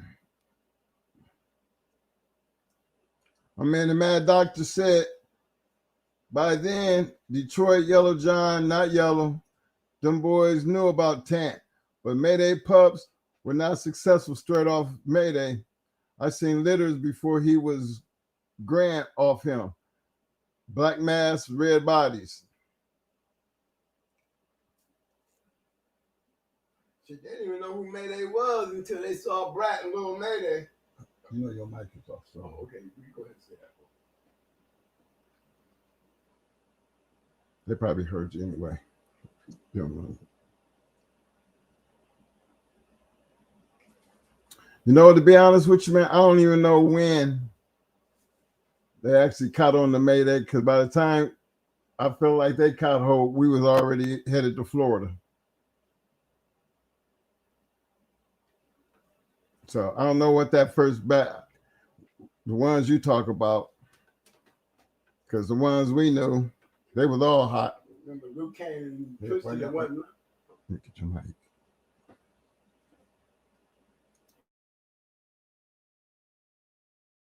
All I can tell you is this, Matt Doctor. Brat was one of the first. That's why she was made his first champion. Okay, and then that long right behind her was Lou Kane. I don't think you're gonna find a Mayday dog in none of these journals prior to those two. See, remember that's that when when you can put up stuff just to make a point. Remember, I carry receipts, fam. So I'm just keeping it real with you. I don't know what Mayday dogs you thought got up there, but I can tell you the first dog that really hit the scene was Brat and Lou Kane. And then after Brat and Lou Kane, 600 started showing up. And then you started seeing all of them start falling in. Yeah, they had several dogs out there that went, but you notice there is one journal out there that had all the Mayday one-time winners, the losers, and dogs like that. I'm talking about Twisted and them hadn't even made it to the list yet. So there were dogs out there, but the two first two dogs that actually hit the journal was Lou Kane and Brat.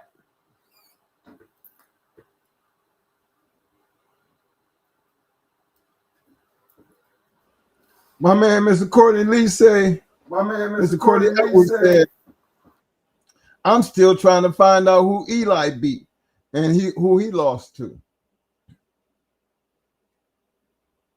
I mean, the Eli, I didn't know he had a loss. Me either. Courtney, I mean, that's a new one on me too, fam, because I didn't think Eli had a loss. If I'm not mistaken, I didn't know that. So that's a good one to look into after all these years. I never knew he had a loss.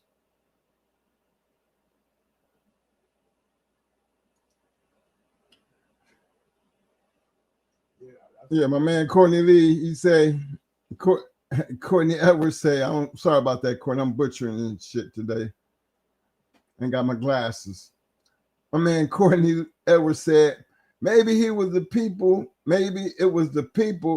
who had the dog off Mayday that you seen, Mad Doctor.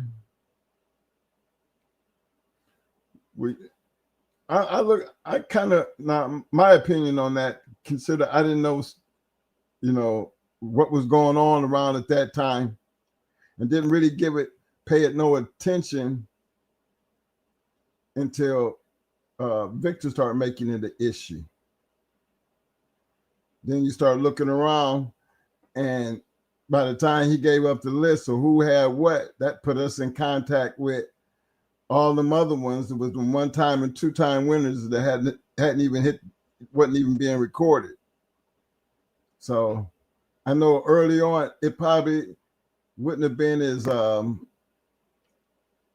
popular, because again, I never got into what these dogs were going to turn out to be simply because they were off Mayday, because Mayday wasn't supposed, he wasn't about all that, as far as what else had came off of him, because the only thing we was concerned about is what we had. But then as time went on and Victor started making them issues, and I remember we was already down here in Deep South. I think at the time they had, I believe it was Deep South had Barracuda. Who had it? No, No Name. Let me get that right. No Name had Barracuda and May at the same time. They was matching the shit out of them. And Victor found out, he was like, ain't nobody recording shit. So that led up to a bunch of the drama of why, he stayed in close contact with who had what and who was actually winning. And, start getting those guys to start recording those matches. So I can't really tell you about which Mayday dogs that were actually losing, because only ones that started popping up was the ones that was winning. You know how that go. We don't never talk about the losers. Don't even know who they are. And I don't think Mayday was popular enough that it really even mattered. And then again, I always, like I said, it's not a matter, because you think about it now. Think about all the ones I mean, and it really was about 17 or 8, well, about 17 of them that was out there. Now you think about that. That was 17 damn near different guys. I mean, dogs and 17 different people. But we still talking about a dog who had over 1,500 and some offspring to let them tell it. But in a short time period, we can talk about 17 of them. So that means only in that early start, it was 17 people who had it right. Think about that. 17 got it right. Luke Kane was a 5-time winner, the first grand champion. And you start adding up the wins amongst them 17, then you kind of, in such a short time period, then you understand why Mayday became such a hot commodity. Because when you start putting faces and wins behind them dogs, and people start paying attention who them dogs was coming down off of, I believe that would make Mayday even more popular. But in the beginning, no. I mean, in the beginning, I can truly tell you, we weren't paying attention to none of that shit.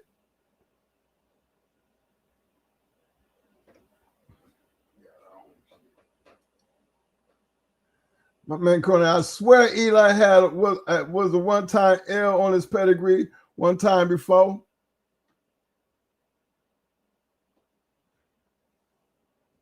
I wouldn't know, Courtney, because that one went over my head.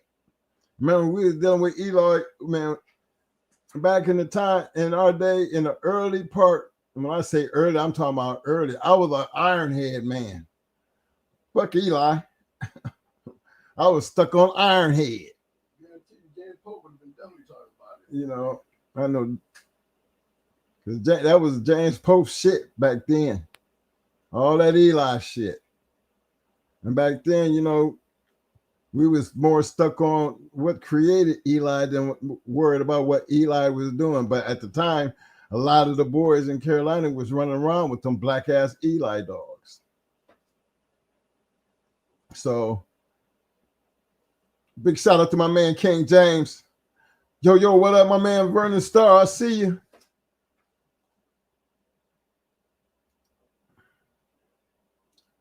My man Vernon Starr said he never had a loss. I have a book with his matches. He was stolen from Cotton in Chattanooga. Okay. And if I'm correct, I believe Ironhair was stolen. If I'm correct, and I don't know, y'all know better than me, but I knew Eli was stolen, and I'm thinking that Ironhair was stolen also. So now Eli, I think when he came up missing, they knew where Eli was.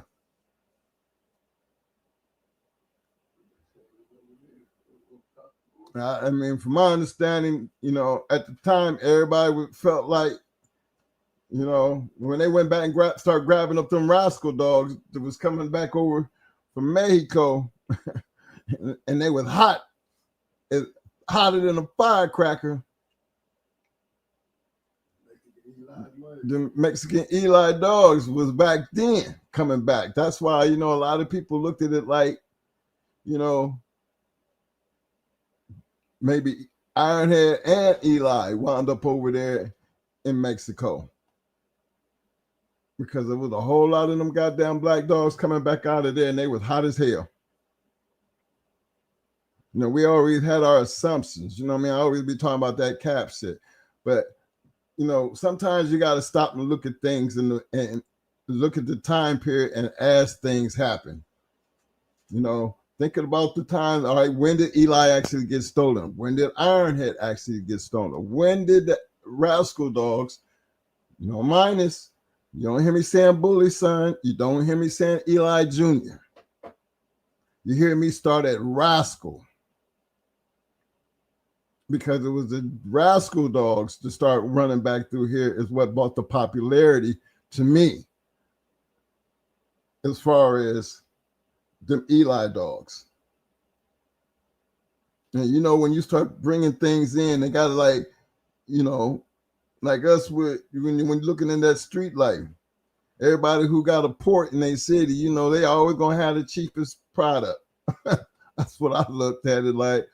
That's how I looked at them Eli dogs. I mean, them rascal dogs when they first started making it through.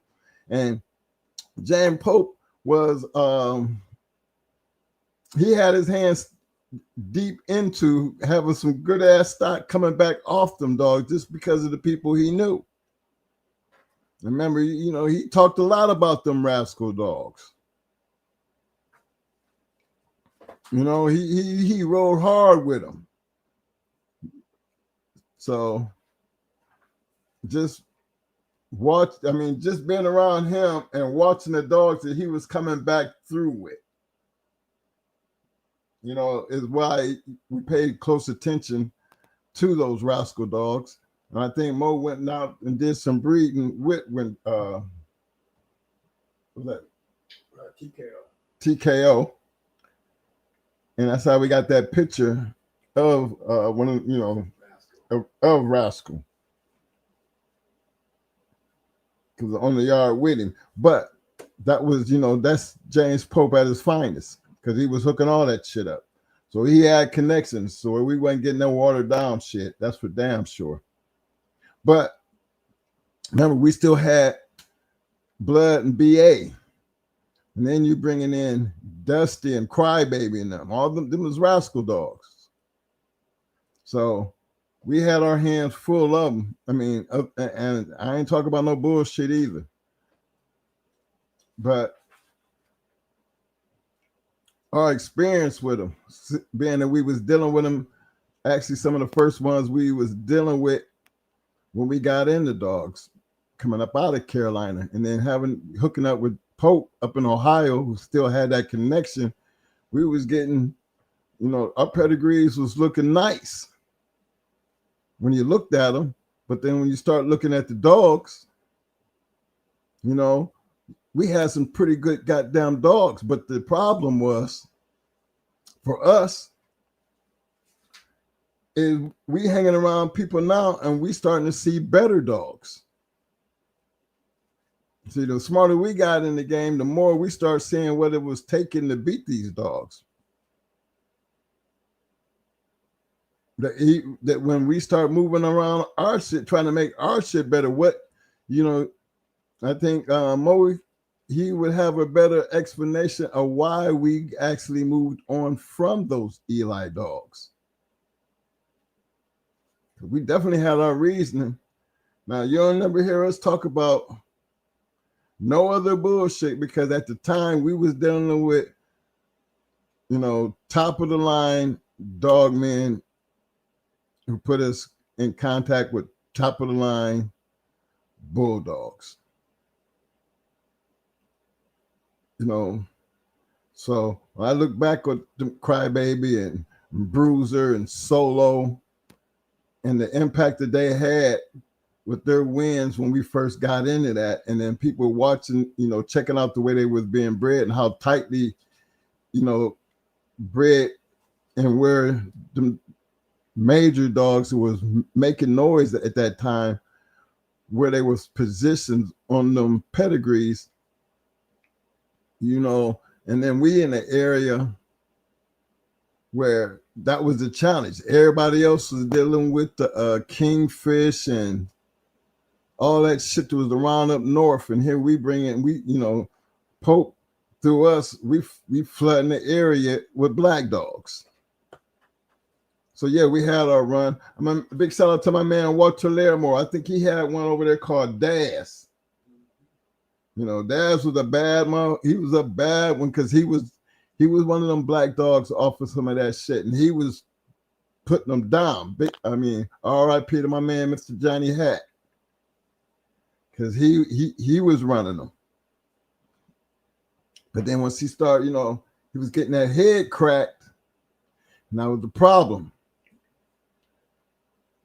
That was the problem, because remember, we had enough in our area. For me, I looked at Akron and Cleveland, Columbus and Cincinnati, like they was looking at that Detroit area. Them boys was hot.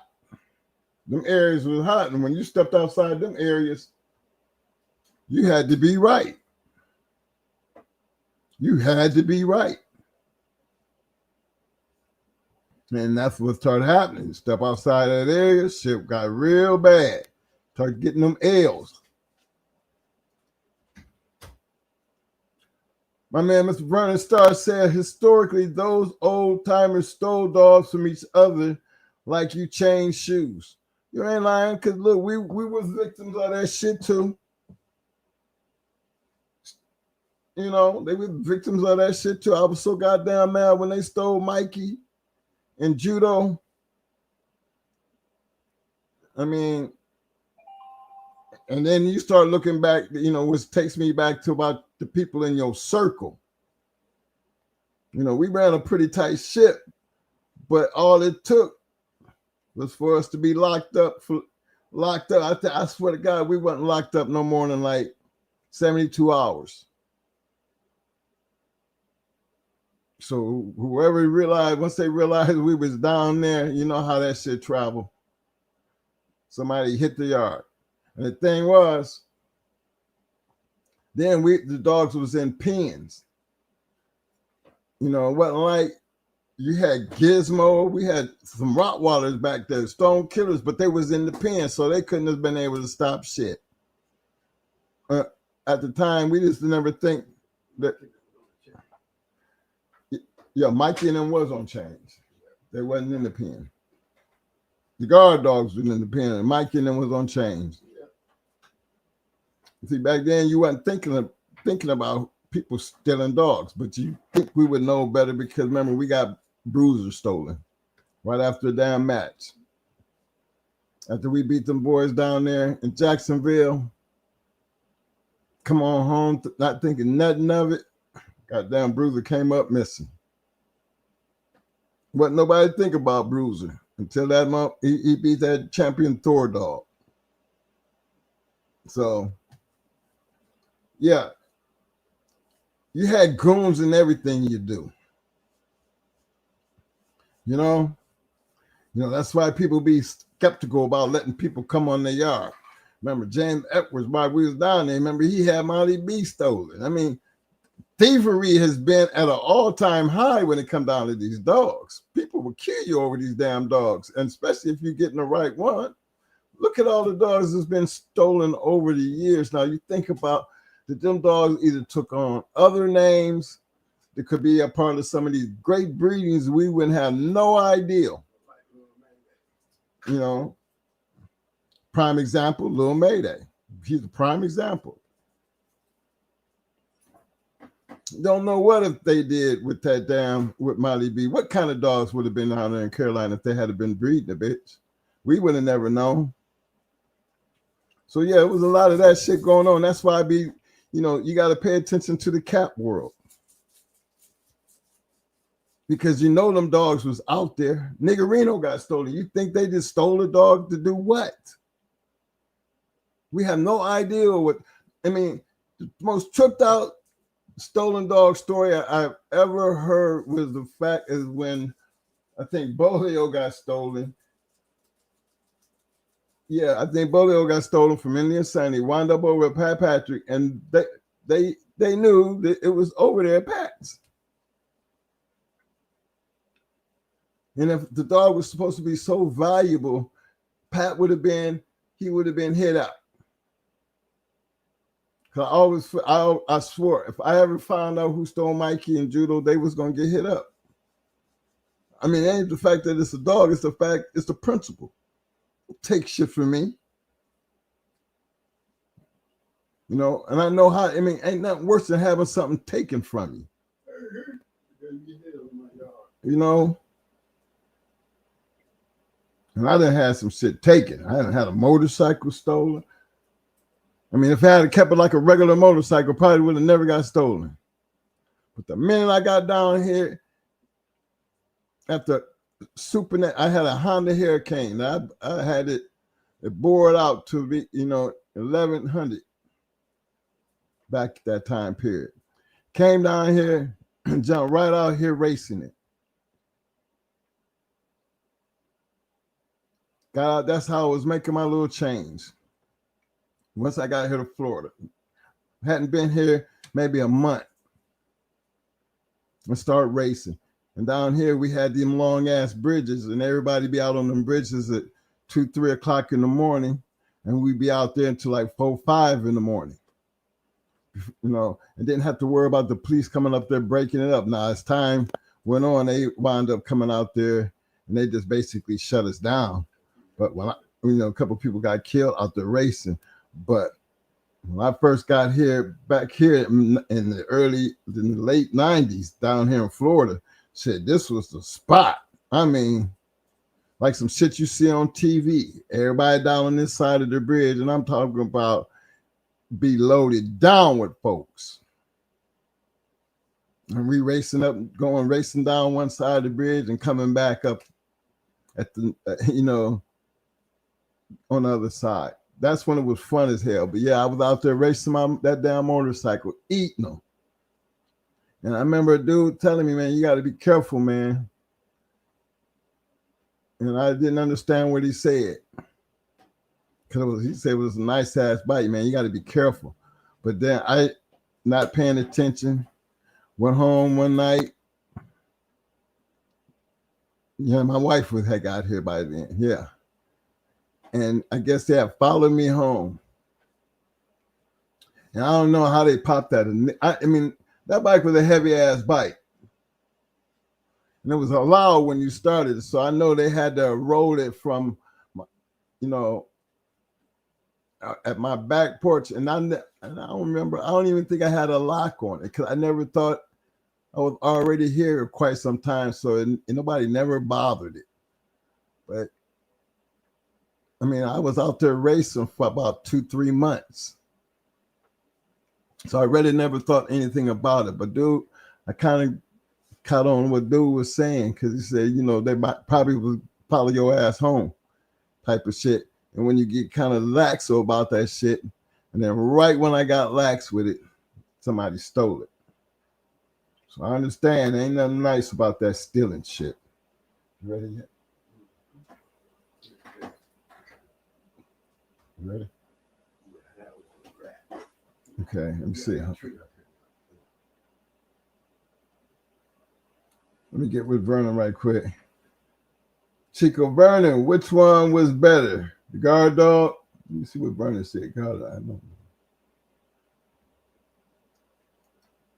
I'm trying to go back up here to see what's going on.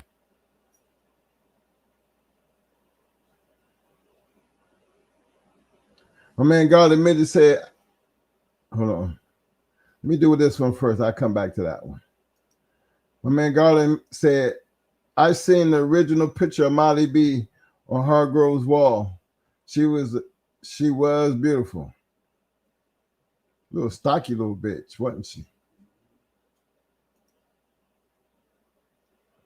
Vernon Garland, I don't blame Harriet. I have a Corso, and prior to him, we had a Pressa. Man, how y'all going from them kind of big ass dogs to pit bulls? Like we went from Doberman Pinschers, the Rottweilers, the German Shepherds, the Malinois, and the whole time we were still messing with pit bulls. Couldn't get out them dogs. Couldn't get off them pit bulls, man. Guard dogs, we was just leveling up. My man Vernon Starr said, I lost a few in 91. After that, I closed my yard, and no one but my childhood kennel partner was allowed on my yard. That's what you had to do them. You see, once it happened in Carolina, they had issues at this point in time. Once they happened in Carolina, and we had the Doberman game at that time. Once they did that shit, we didn't have another dog stolen until we went to Ohio. After they got away with Bruiser, oh, you had to get ready to deal with guard dogs from that point on, in the house and in the yard. I even put a damn door flap to where the goddamn dogs, they was already in a fenced-in yard, so we had them in the house, but Mo had it to where they could go to the door and go straight out the damn door into the yard. So then you had the one in the house that always stayed out in the yard, and then you had the one in the house, and then the one in the house was trained to go outside the house if anything was outside. So now you got two of them motherfuckers out there. And them Doberman pinchers, they was athletic. Thank God we trained them not to jump out the yard because they could get out the yard if they wanted to get out the yard. But man, if you ever got caught in the yard, and I just think being the people seeing them crazy ass dogs in the yard, that kind of deterred, whoever, about coming back in the yard again. Because I swear they were trying to come and get, after the hell we raised with Solo, Blood, and BA, and before we left Carolina in judo, it's amazing that they didn't get stolen. If it don't be how we changed things up, they probably would have been stolen. But then that's why we still stick strong with them guard dogs. Chico, my man Vernon said, Chico, if they weren't our dogs, I wouldn't have not dared fuck with those crazy ass dogs. They would kill you. Yeah. You know what? Why we talk about that? A Rottweiler is another little crazy omen ass demon dog. That's another one that it was just too big, and we was dealing with them I think they was them German bred ones that had that nice pretty coat on them. They was them big bulky ones that you could, with all that hair, you could still see their muscles through it. But they were some dangerous ass dogs. I mean, we end up having to put one down one day. You tell you how Gizmo was. The police end up shooting mine, Hans. Trying to do a raid, going through the backyard. Dog didn't notice the dog there, and he jumped out on him and grabbed one of them, and they ended up killing him. And then when he gave me shit because you didn't have no business in my yard. You're gonna just come fuck up my property and then just walk off like, it's okay. They got that little immunity thing. They immune from prosecution. I just end up with a dead ass dog. But yeah, I've been through the shit now with these little bullshit ass things that happen. You ready, Mo? Okay.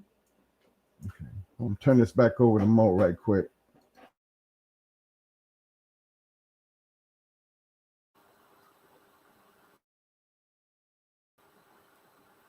You put you up, man. Yeah. Take y'all to the Deep South Trina. Look, that's the little jip that went over there and beat Big Thickest Mallory. Oh shit, sorry about that. Deep South Trina. She had a little brother named Dum Dum too. Both of them became champions. They went into PDK Kennels. I refereed that one 49 minutes. Another one I refereed was when, like I said, when Justice Stone City went into the Tennessee Dog Pound, and she lost. Rat lost. And that was another one I refereed. So these were all good matches too, man. So trust me, I enjoyed them. Them was good kennels. I don't have those books like I don't have the 2,000 year book where China, Tennessee Dog Pounds China won her championship. But she did become a champion. She does have a sporting dog certificate.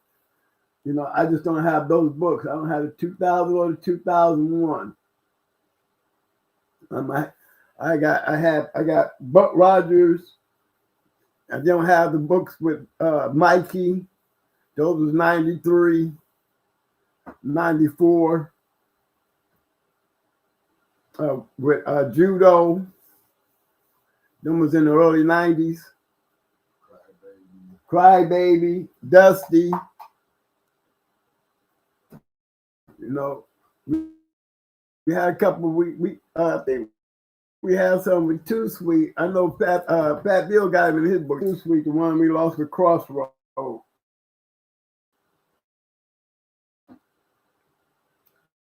You know, and all these my thing, all this is, you know, I like taking y'all to these places so y'all can see, you know, with the people.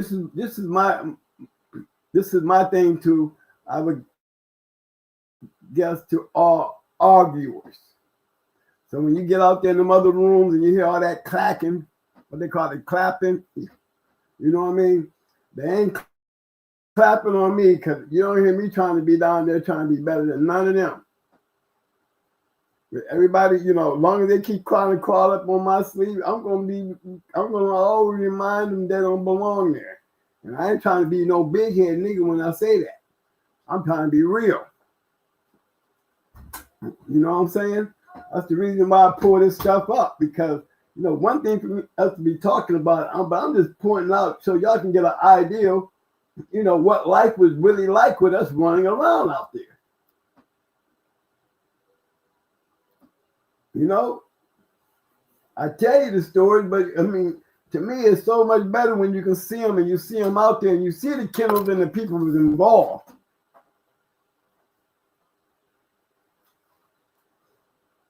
You know, and I ain't trying to hate on none of them, but ain't none of them doing that.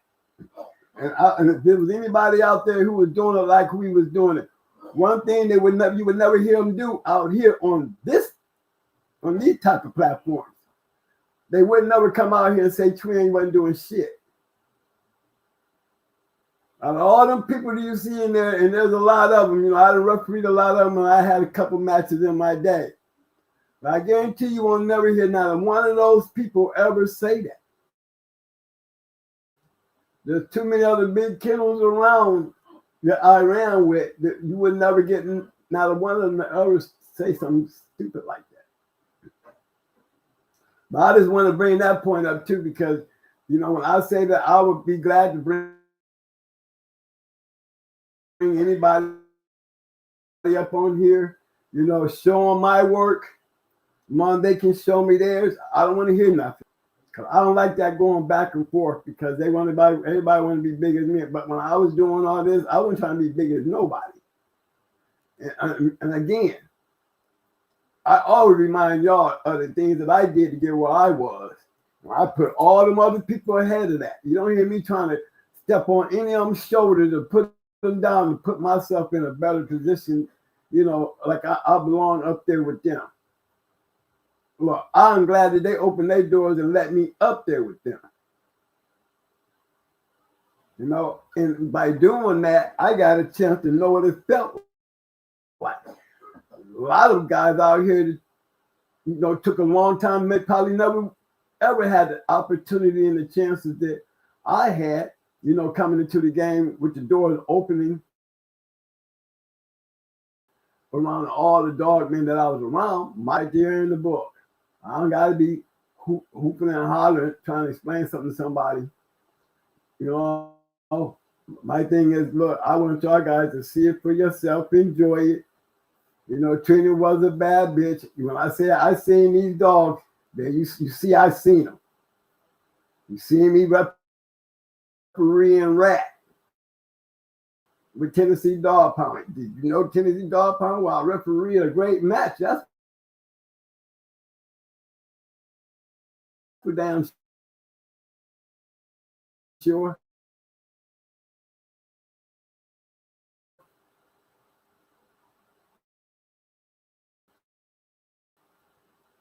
Well, I know Bobby, all I said. I knew Pro say what I'm speaking on. You know, and didn't really try to make it a point until he made the little remark that who are we? And we in his book. So I had to give him a little taste of who how I was. Yeah, I'm so such a nobody. I'm gonna pull out some shit to tell everybody that you don't want them to know about May, about Bullet, about Cochise. You know, that's, and I'm not lying on him. I just put it out there. It's in the book. I don't have to argue about it, right? I just point, hey guys, it's right there in the book. So was I trying to step on him? No. Was he trying to step on me? Evidently. Because I'm in your book and I'm in the journal. You really thought I was a nobody, catch a load of this. And I know every single one of those guys. I knew Mill Buster, prove that with Mikey. I open up my doors and welcome anybody to come in and to sit down and let us enjoy you. Because me, I'm trying to get y'all to enjoy the things that I'm doing it with. And the game was that. It was everything.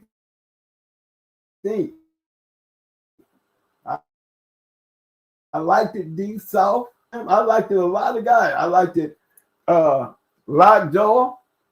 You know, they had the stick boy had 600. Yeah, Noriega. There was just a bunch. The Mayday Dogs was definitely on the scene. You notice I don't really talk too much about the 2-time winners and the 1-time winners, nor do I ever talk about when it comes to the losers. And the reason why I don't, because I have too many other champions and dogs that I can talk about. If I can sit there and show you 18 champion sons off of Mayday, and then literally it's always been a fact. You know, most guys know them. You know, I still be missing a couple of them. You know, I can't really name off the whole 18. You know, and then you add little Mayday to that equation. It used to be 17, but you add little Mayday to that equation. That's 18. I can tell you about that line of dogs. You know, I can tell y'all about that line of dogs because I've seen so many of them. I've seen they rise. I've seen that, you know, I was lucky enough to get to Mayday before Brat was off. Brat's mother was off of those puppies by the time they was 4 weeks, and I would have her. By the time them puppies turned 12 weeks, I was in Puerto Rico doing Tommy Boy.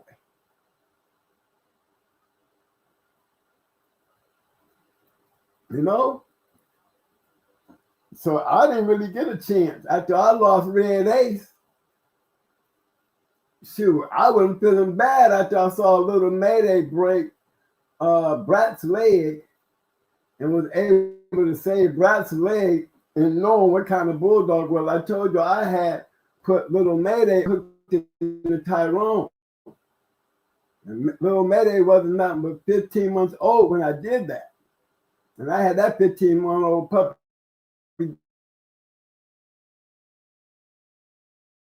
working the hell out of Charlie. Well, at 15 minutes, they was letting me know that was enough. What kind of bulldog Brat and all the other dogs that he came up with, and I'm sitting there with Red Ace, that killer, and I know that my dog just ain't running on Mayday. I know my dog just ain't running on Mayday because I got too many characteristics and traits coming down off of that Champion Charlie, Grand Champion Ace shit. Too much of it, and it's a trait. You know, making that cross with the Stone City Mayday dog, and then ending up with those nice dogs, and then to see out of that breeding, you know, we still have Buck Rogers, but it was Bebe. It was Bebe, the one that became the registered mare.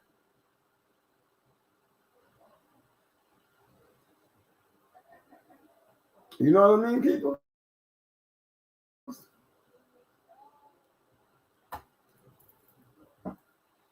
I mean, that's why I take y'all out on these runs so y'all can just get an idea of what kind of dogs we was messing with, you know? Look at these dogs. Okay, what did I do? Let me see, y'all. Hold on. Trying to put the. Hey, Mike. Do it take a minute for me to pop back on the screen? Mike.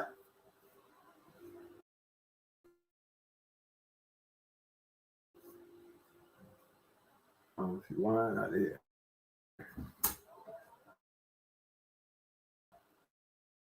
Stop sharing. Okay, let me go back and get that thing right here. What doing? What I hit? These right here. Oh, okay. Oh, okay. There. Got you. No one inquires about those bulldogs. Often I recall. Hey, yeah, they're part of history. You already know where I hang out at. You know what I'm saying, V? Running Star. You know, that's where I be hanging out at. You know, and hey, twin, who was the baddest male and baddest female you ever seen? Baddest male, that's a lot. That's a big one. I can tell you about the baddest female. I can say females. If I was to say, look, I'm going to be honest with y'all. If y'all had seen May May, Chanel, Brat, and then y'all seen Pandy and Queen of Heart, and I ain't hating. Okay? And Pepper. I'm not gonna. I'm gonna tell you, Queen might have smashed Pepper, but I'm gonna just let you know, Pepper was a bad bitch before Queen came along. I'm just letting y'all know, because Pepper was a bad bitch before I seen Queen of Heart. Pepper was the baddest bitch I seen before I seen Pandy. Okay, them was the baddest bitches I seen, but I can keep on going. I can tell you about Brat was a killer. May May was a killer. Chanel was a killer. Now I can give you a whole bunch of bad bitches. Them, and to me, them are the baddest bitches. You know, you can put them in my top 5. In my top 5. You know, it'd be. I would have to put Queen and well, I can't even say that. Me personally, I would have to put Pandy at number 1. Not taking nothing away from Queen.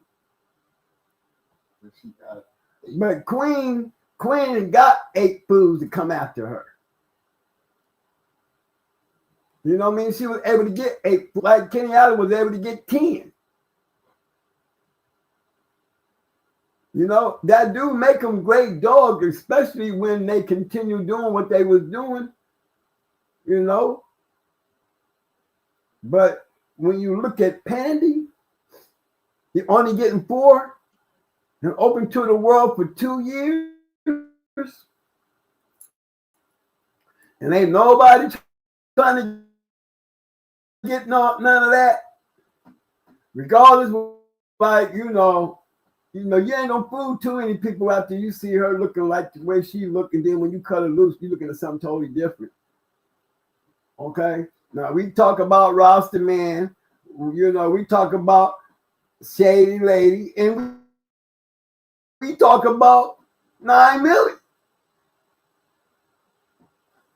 You heard me talk about all of them, and they all ducked the dog. But look what dog they ducked. Lady Stone, Queen of Heart. You know what I'm saying? Maybe it wouldn't got her to.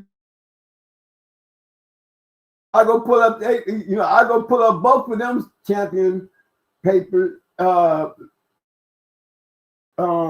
certificates, and you'll see these bitches was running through shit.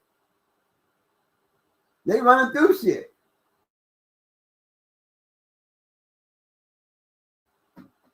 But gotta remember, Chi was a multi-time winner. Nene was a bad bitch too. Brakes on both of them bitches like they was the new brake shoes. So she got to be on that list.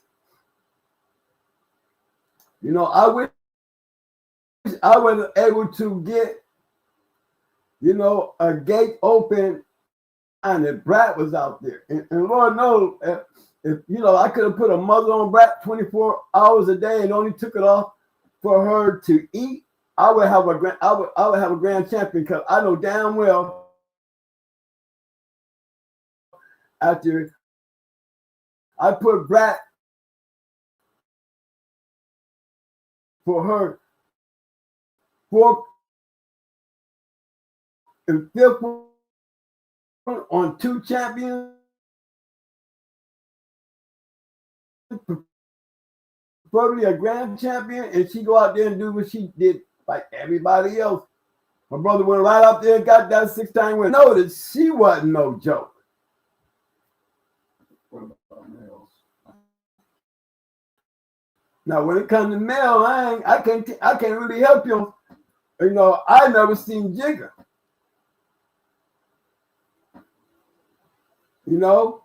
I can tell you the Satan's in that list. Cooter's in that list. I would have to say Twisted is on that list. I ain't trying to be no Mayday fan either, because all it would have took is one of these other lions to go in there and beat either one of these dogs. Like Ajax got Noriega, you know what I'm saying? And, for those who's really in the game and we know the story, it gives very little of what, it doesn't take too much away from Noriega. We talk about that. It's not the people, it's not the dog. A dog won't be worth a damn if the dog going to somebody's hand that ain't worth a damn. The dog didn't lose to Ajax. His new owner did. But I'm going to tell you, I'm gonna still say, out of all them, ain't none of them better than Mayday. I'm sorry. I'm sorry. And if you look at Little Mayday's record compared to, all the other ones, because Barracuda beat Fatty. He dismissed Crossroads Fatty, Champion Fatty with ease. These dogs is really hard to stand in front of. So, it's not like I'm just a Mayday man. I would have I would have loved to have me the right perfect Mayday dog to go in the Virgil ass. If I had the dog to do it, I'll be going after Virgil. Because Virgil was going after champions and beating their ass, whether he was rubbing or whatever the hell, all these coincidences, but he was still winning. You think I would not love to have an opportunity to go into a champion? Anytime I get an opportunity, first time out dog, you give me an opportunity.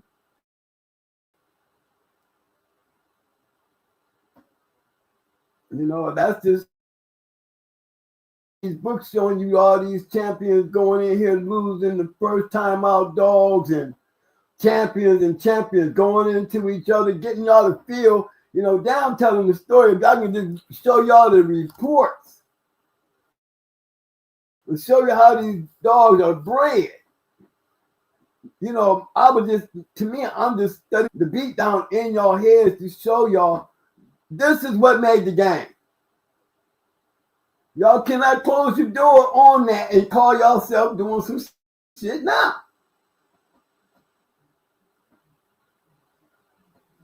You can't. The only thing you can do is change the narrative. Okay, when you change the narrative, you change the game. So there's no way in hell you're gonna convince me with the narrative changing that these dogs are as good as these dogs as the past, because you know, back then I'm still hanging out back there. I ain't trying to hang out up here for y'all and be getting out here in that type of a conversation and what y'all doing with y'all dogs now. But I'm saying I'm giving you enough info from you. You know, I can get out here and knowing the kennels and the dog man that was out here that was whooping ass. I'm talking about the Geno boys. I just keep it going.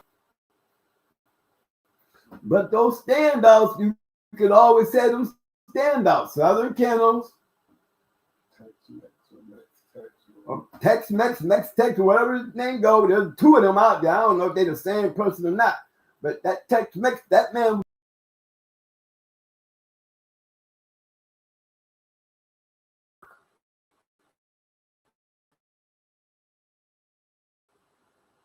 A lot of work.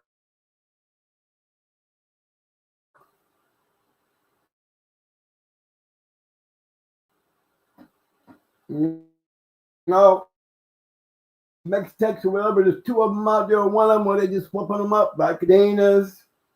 You know, hey, you got to give it to them. Them dudes had great dogs. LA and the Dream, Andre Giroux. You know, when you go back there and look at these dogs and then think about it, when Andre came through, had a whole line of dogs winning out there.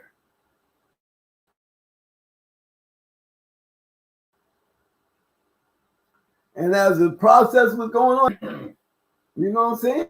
Captain America, he was surviving. Buffalo Soldier and them, they were surviving. But they was giving a break under the pressure, no? When Ozzy and Andre Giroux hooked up and started making them crosses, what would you call it? It just revived the whole thing. It revived their line of dogs. I mean, they were all Greenwood dogs. But when they were doing their own dogs, they was doing good. But they even did better when they started making the crosses between the two. Now you got an Ozzy Stevens, Andre Giroux dog coming down off a line of Greenwood. You think that shit like Mayday? That shit like Mayday. They was back to winning again. That shit wasn't no walk in the park. Well, all the names, what made certain individuals stand out outside the wins? It was the wins. It was the wins. That's how you got popular. James Crenshaw, you know, I gotta give it to James. James had some good matches. Man, he was one of them. He was one of them. He was one of them. You know, he took the precautionary note. You know, them old. Go look at them old journals and how they talk about that, how the game had changed, and they was getting ready to get out. What was making them get out? And how was they getting out? You know, and some of them so aggravated, they wanted to kill the whole yard. Make damn sure that we couldn't get their shit because they figured they wouldn't have had these type of dogs if y'all wasn't doing. We made them famous, even though they hate us because when we came after them, because they were the ones that we wanted to come out to, because they were the ones that was out there who had the reputation and the great kennels and all that stuff. You know, you got guys out here that's trying to get in the dogs. They going to Andre. They going to Ozzy. So many others. They going to David. You know? Look at all that red boy stuff. Look how many ways we go with that red boy. Look at the body snatcher Ruckus. One of the baddest Cunningham dogs out there. I'm gonna say the baddest.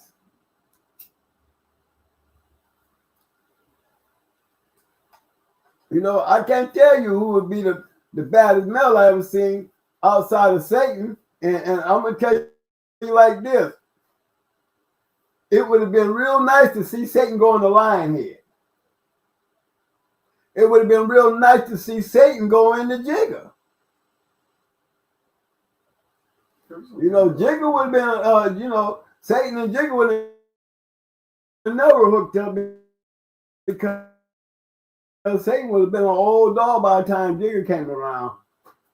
You know, because Satan was out there. Look, I mean, you see the Kennels he whooped. He was okay. He wasn't no great dog, but he was a good dog. Radar Motel, that's a different story. You got two grand champions that should have saw each other like Psycho and that Gator male. You know, them kind of matches, you ain't even getting a chance to get your feet wet because you got two badass killers that jumped on each other. You know, we didn't jump on each other. And to me, I'd say too early. It's not like we picked who we wanted to go into. I just tell you, there's those times like Radar comes up with two great dogs. Then they had a chance to be famous.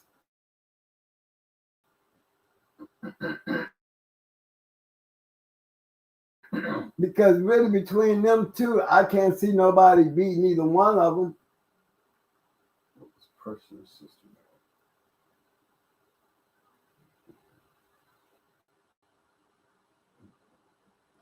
You know what I'm saying?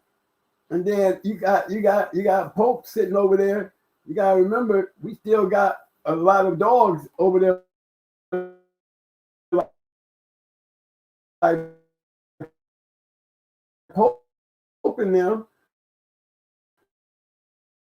you know, that was teaching us pedigrees.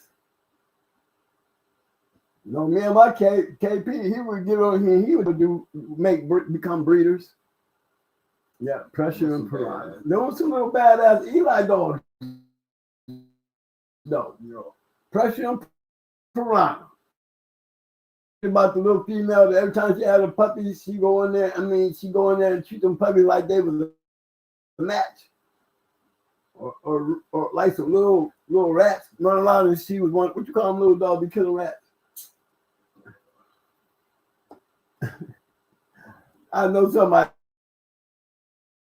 I go, Debbie, you know the little dog that run around that act just like Patterdale. Yeah. Pressure and Piranha. You know, they were. Look up what Stone City KP, the year 9.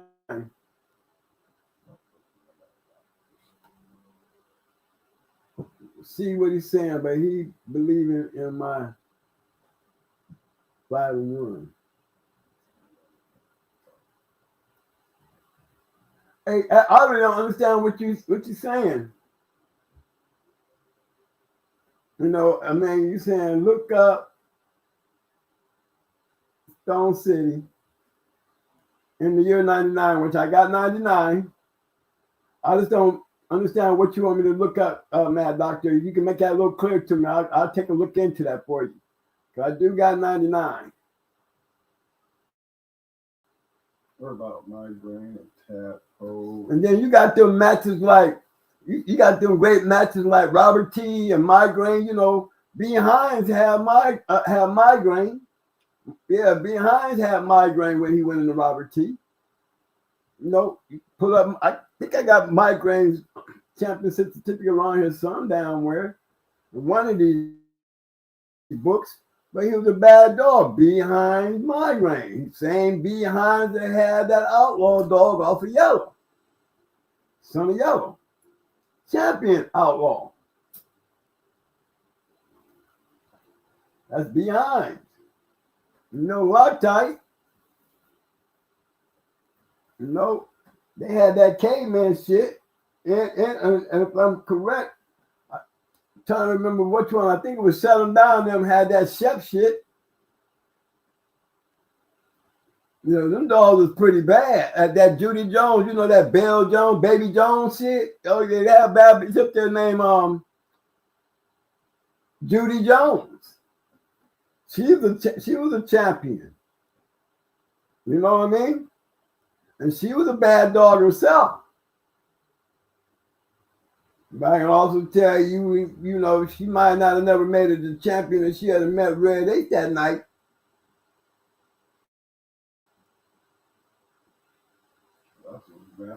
That's what we was after before we went out to Tommy Boy. Because I knew that would be a great match, Red Ace. And I wouldn't have had to travel or go nowhere, but up the road. Because that's where we were supposed to go. You know, I just went on ahead and bred her the Mayday shit. You know, then my opportunity come to get Tommy. So I was more excited when I had an opportunity to go to Puerto Rico and go to a full-time winner when I was right at home going after that little Baby Jones female. She was a bad one now. Guys, we be looking for, you know, you try to get the best you can go into, but you got to keep your doors open sometime for those newcomers. You know, some of them buy their way in. We was a newcomer when we beat the Legion. We was newcomers when Judo lost at 40-some pounds. Coming back at 35, down to 10 pounds, down to 10 pounds. 35, and yet we had this dog at 36, going into what went on to be a champion at 46. He was literally made brother to Mau champion Stein. He just came from the second litter. Here we is out here putting our little 35-pound dog on this big-ass dog, bringing him up to the dog's weight. So you already know I was lost. Thank God for Ohio Cash. Already learning my lessons through Pope. Pope took me under the wing as soon as he seen them pedigrees coming down from James Up with the Atlas Bull. He was in. Remember, I had dogs off of Shirley too. Long before she was ever bred to Bosco. Long before she was ever bred to Bosco, I had dogs coming down off of her. When I took Dusty and went up there and bred the TKO, that rascal dog. Oh, he's all in the journey. He has a damn register and made a bitch and a couple champions. She made the cover of the journal. That all them bitch. Same TKO that gave me the rascal angel. And them all up in Detroit and Arsenal and Sean B. and STP.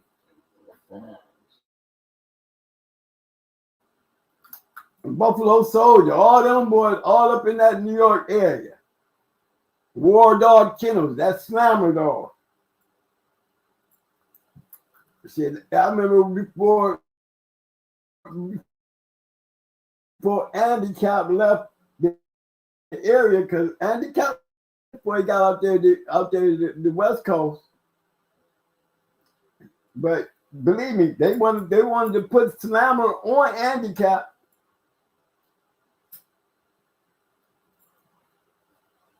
Put that dog on handicap. He wanted to. You know, you had the Bishop boys, you know, they tried to go in the Jeep twice. That's how Jeep ended up beating substitutes. Both times Jeep beat substitutes. Yeah.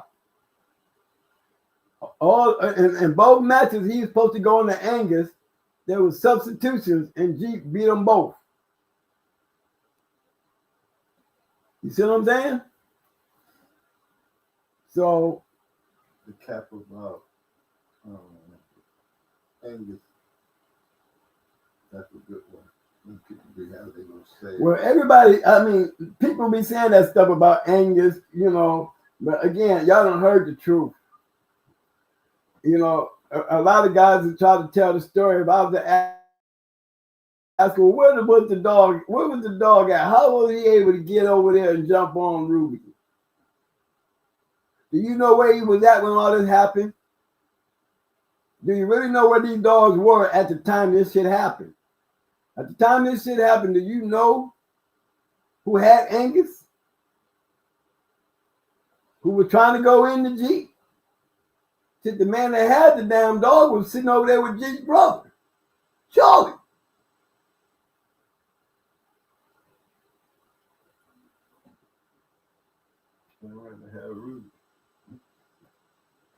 And at the same time, Ruby on the yard too. Matter of fact, they bred Angus and Ruby a couple times. You know, there was 2 litters coming out of Angus and Ruby. So for Angus to get off the chain and go running over there to Ruby, and you know, he can't get none. She ain't giving her nothing. Let me get a leave this heifer alone, but she ended up killing me. But he showed you you're still a stud dog. He can't get nothing. He ain't gonna kill her. He gonna go on over there and sit down. He loose. He could have went out there and finished off the yard. Probably working so damn hard trying to get her. She fucked him up. Not once, but twice. Dog must have been in a position to know how to get out that chain, but he always ran to Ruby. But to hear the people in their stories and the way they put it out there on Facebook, it sounds like they know what the hell they talking about. And don't have no, you know, it makes them sound important for all those people who really don't know the truth. It sounds interesting and they go along with that bullshit. Hmm? No. Gina Boy said that Chanel was a bad bitch. I told y'all. I told you. I said Chanel and Brat and Annabelle, the baddest dogs off of Mayday. I said it. I said it. I done seen damn near all of them go. Big ass dog. That big ass dog, he moved like Pandy. He moved like Queen of Heart. A big old heavyweight that had the speed of a 30-pound dog. And this, when he get on you, he on you.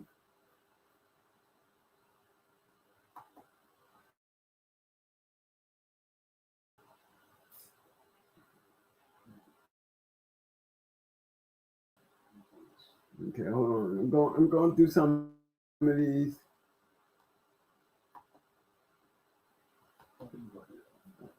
Yeah, there was one up top. Yeah, Kay, can you tell us about Yellowbird and Elrod? Yeah. I bought Orca and Maximo.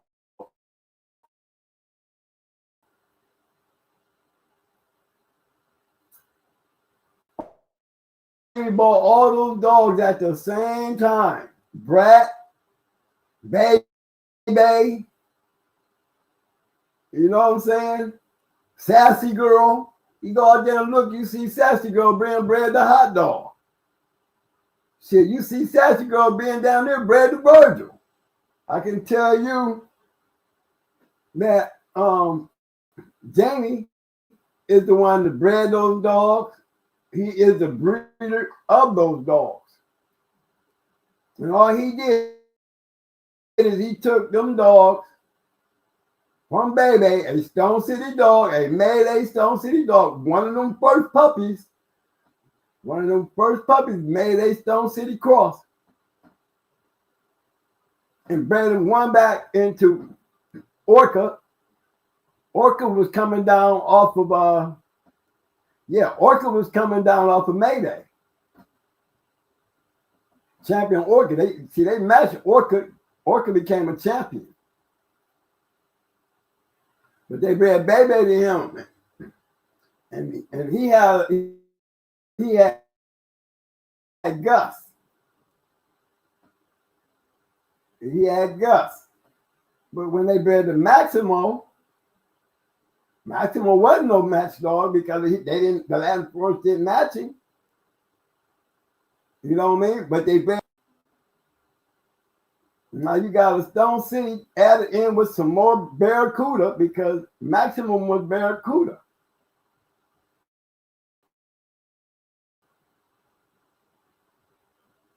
With some Brat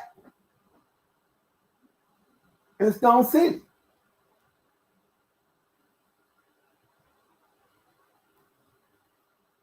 Champion Orca to Baby. You have Champion Gus. So it's not like we look what we talking about. We talking about Baby really made brother with Bart Rogers. Is that where Yellowbird came from? Yeah, Yellowbird then came from Cameroon. Were they all for Gus? No, Gus was they have brothers. Okay. Gus was they have brothers. Yeah, I'm reading this because I know we started at Yellowbird. Yellowbird and Elrod is off of Maximo. Was off of Maximo. Okay. Baby to Champion Orca produced Gus. Maytu was bred to Baby before I sold her. Champion Waterday came off of Going Hard Yard. She's the one that got sent out there to California. But she was a champion before they were. She was older than those dogs. That's four champions right there. And all of them was coming down off of Mayday. All of them came down off of Mayday, bred into a Stone City dog. And let's not forget when we start talking about that bottom side of Little Mayday, keeping in mind, every one of these dogs got Little Mayday, aka Kunta, in them. The only one that didn't, and I can't even say that because one of the days she had him in there too because Sassy Girl was off of Little Mayday. Sassy Girl is Baby's mama. So keep that thought in mind. These was killers. These were machines. Then when you get done, and I can keep on going. When I start adding Gameville to the equation, and they got Maytu, and they got Skins. Skins coming right off of Wacko. That breeding was made before Wacko went into Little Mayday. Bred the Fatty Girl. Fatty Girl, who's Fatty Girl? Fatty Girl, all you gotta go look up the Screaming Demon. Champion Screaming Demon. Double bred Fatty Girl. Same Fatty Girl that produced Champion Skin when Fatty Girl was bred to Wacko. Them is the Gameville boys. Them the ones that took were champion 38 special full-time winner. Champion 38 special, what they called him. Then you had Champion Jimmy. Then you had one, I forgot his name, but you had one coming off a log head. Coming up with made two daughters. You know, there was a couple of them out there. You know what I'm saying? Madame coming off of Brat MA2. Bred back to a Mayday dog.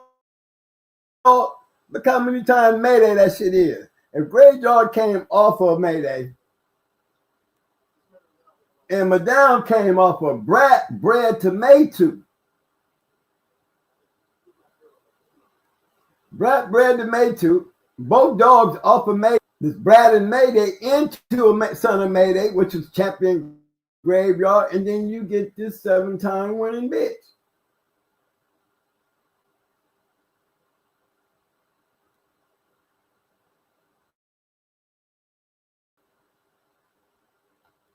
No, and again, killers. Never seen that bitch, but we heard about Pandy.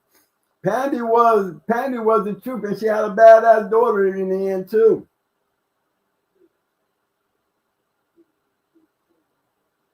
You know what I'm saying? These were good. These were real good dogs, guys, and they knew how to work. Jamie did a lot. You know, Jamie was an FBI man. You know, and he must have been. You know, a lot of guys that actually knew Jamie. You know, down there where he was at. You know, a lot of them guys were scared of Jamie. They said he was old ruthless type of dude. You know, they say he was a little ruthless. Latin. I think it's Latin Force. You don't do a Latin connection. I know it's one of them, but I know they were pretty cool with him, and you know, we kept him clean because before he died, yeah, we had his 4-time winners up there. He put his 4-time winner, L Rod, his 3-time winner, Yellow. That none of the dogs that had champion on their shit on Feds Online until he died. But they all had 3-time winners. Gus was a 3-time winner. Abu was a 2-time winner off of Sassy Girl. You know, all that, they're wins, but then none of them had no titles until after he died. When Latin Force did it, then it was cool, I guess, to do, because why would I not give him the respect first? You know, it was more involved with Jamie than I was when it came down to that part right there. I just rolled along with it because I knew Jamie's situation. We didn't mess with it. We respected that. Probably wanted to respect it to keep our heads clear, us in trouble. But as soon as he died, you know, it was all good to be able to go ahead and let the world know, yes, these dogs were champions. They weren't just 3-time winners. They were champions. Can't nobody get in trouble now. X-Men, Joe Orlando, to name a couple. X-Men was some bad boys too now. Yes, they were. Bad make, but direct pup, I've seen them dogs in it. I just know, man.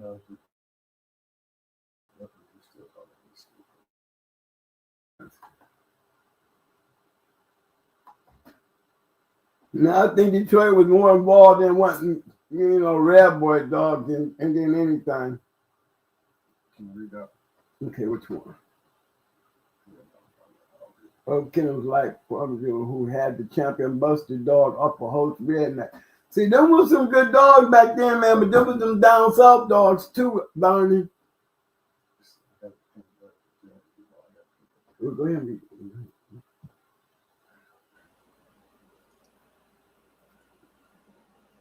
Anthro Sabista this is from Brandon Stark. Bro.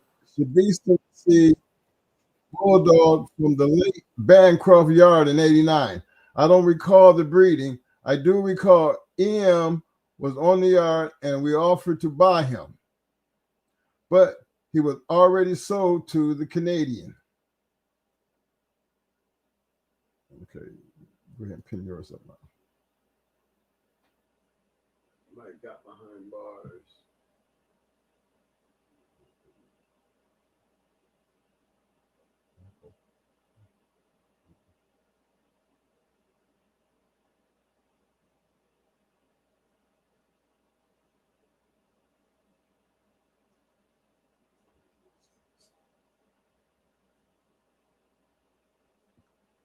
Pin that one up right there because that's the one that I just referred to.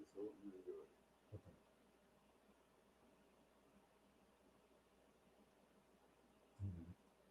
You already did. That's not what I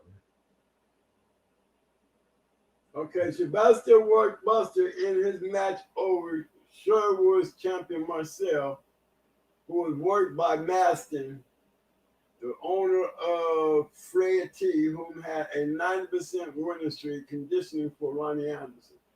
You know, you talking about dogmen in the 80s, that's for sure. Because I remember the Anderson dogs, Tonka and Cremator and all them. You know, he had a line of dogs of damn stuff. You know, they were some good dogs. But, you know, in that part of the country now, when you go to San, like them guys right there, I'm going to say this much about that. Because them was them 80s. Them was them 80s. A whole lot of shit changed after them 80s. They started hitting down in them 90s. I'm going to tell you, the ones that could poke their head around, wasn't afraid to move around, was people like Kenny Allen, Captain America, Ozzie Stevens, Andre Giroux. You know, them old guys down there, when you talking about down in them areas and shit, you know, you got to remember Ronnie Boyles, he had REP. REP was right down here in Tampa, Florida. So, you know, he gave him a lot of help because REP was matching Bulldogs. He didn't have to worry about his Boyles shit up north. He was down here in the South working that shit and was winning with it. One of the best percentages out of the Bulls dogs is REP, Mr. Patterson. You know? But when it comes down to those guys there, the Andersons and the Cremator and them, hey, they produce match dogs. And they produce a line. Anytime you got some guys out there that we can talk about who not only matching one, but they created their own line of dogs that they use. You can't hate on that.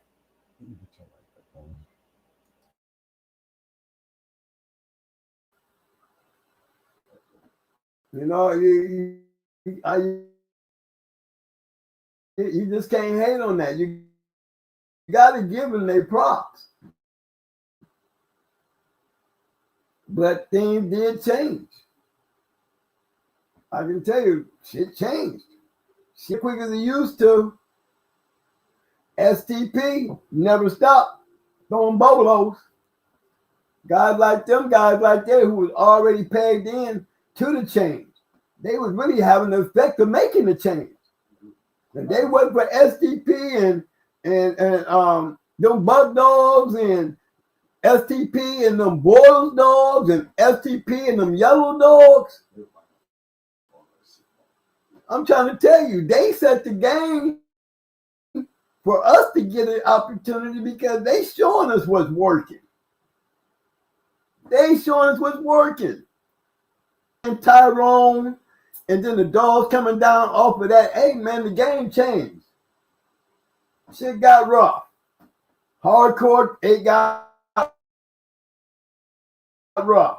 Pro set got rough. Hell on earth, all that shit got rough. Big Apple, shit got rough. Lab 187, yeah. Shit got rough. All them boys down in the Yammy. I'm talking about from Miss. How many kennel can I name out of Miami? Just so goddamn in the Fort Lauderdale boys. You know what I'm saying? Super Kennels. Come on, man. Game changed. It was like a lot of them old dog, man, they probably getting mad because you know we wasn't matching for buckles no damn. Well, we wasn't matching for buckles. We wasn't matching for for dog food and all that. I mean, you know, we turned the game into a gambling thing.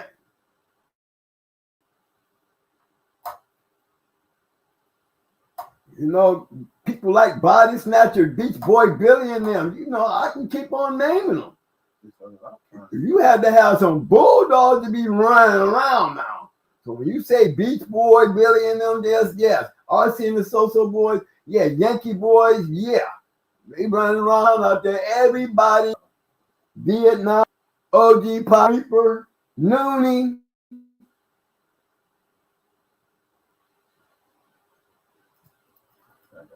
I mean, just man, I can just go on and on. I'm telling you, these guys who are out here doing these dogs, bro, the game was just the game changed.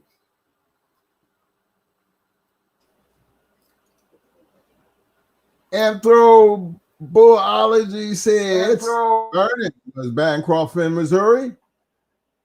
Shabista sold his yard to MC Club there in the mid 80s and passed shortly after in a motorcycle accident. His son had a Patterdale service named Barnstormers in the 90s. Want to give a big shout out to my man, Mr. John Johnson. What up, fam? I see you.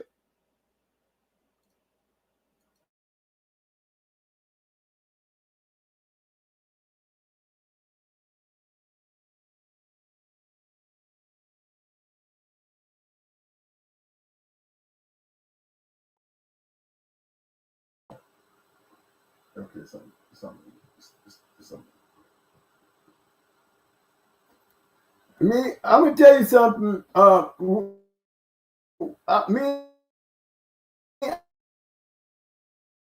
not into no 5-in-1. It just didn't matter to me.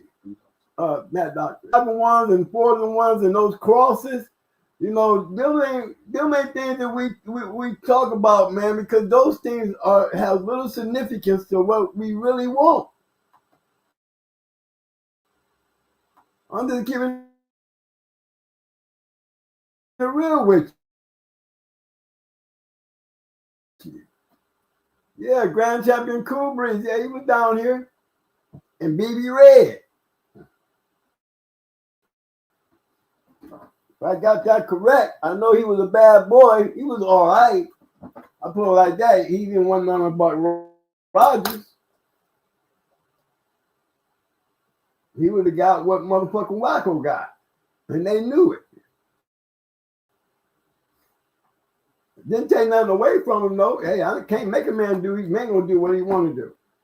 You know, it's still be coulda, woulda, shoulda. You know what I'm saying? But my door was always open. I would have loved to go, had an opportunity to go in the Lucky Strike. And again, we became good friends. Got down. KP kind of shut that Cunningham bitch. And you know our rule. We don't go into people we mess with. That's our prerogative. I don't like going in. I wouldn't go into Jesse. I wouldn't even like going into their line. Not because you know, I have to prove to them that I got the best line and dog out that line. I'm gonna have the best Mayday dog better than anybody. I mean, I ain't one of them. I don't give a damn about all that. I don't respect the kennels in the lines that I work with. I ain't trying to beat up they shit when I got all y'all shit to beat up. I ain't pressed to beat up a Stone City dog. I ain't pressed to beat up a hardcore dog. I ain't pressed to go out here and beat up a Mau dog or an Abraham dog. I mean, if I had an opportunity to have any one of them dogs on my yard, I would have had them and would have never thought twice about going into any of those guys. Now, Victor, Mr. Link, he was a subject to the rule because he would have his own line. Like we had our Mayday dogs, he had his. It didn't mean nothing to us. You know, when it came down to it, a different story. When you sit up there dealing with dogs that's down there coming straight off a yellow buck, like we did, like we ran into. No, that wasn't cool. I don't do that. I don't give a damn how a person feels. What ain't a dog man? A person who sit there and say you ain't a dog man, you supposed to have this and put. First of all, ain't nobody gonna tell me whatever the hell I'm doing on my damn yard. You better just hope like hell that you got my shit, because if you don't, you should be the first person coming over here bringing that shit over here. If you that anxious to do it, shut up and bring that shit over here.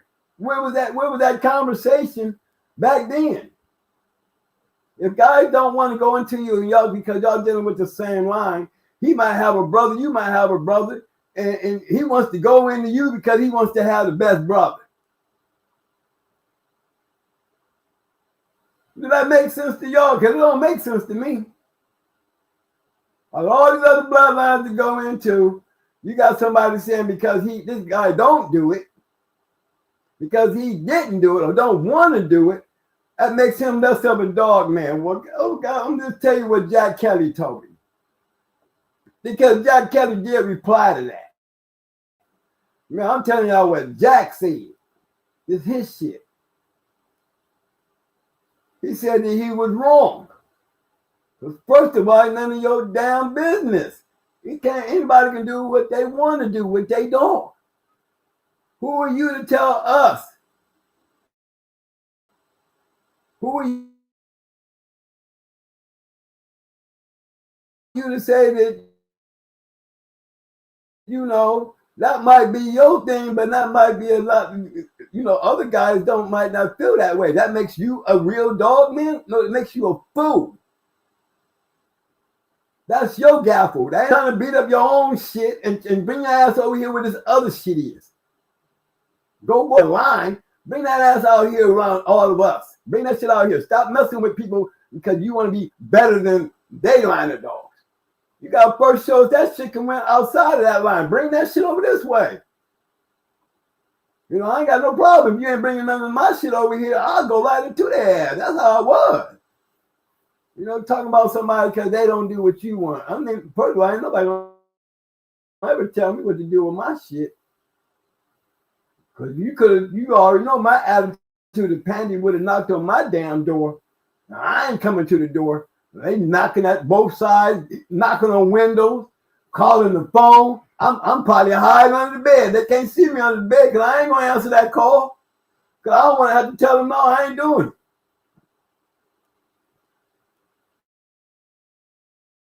My thing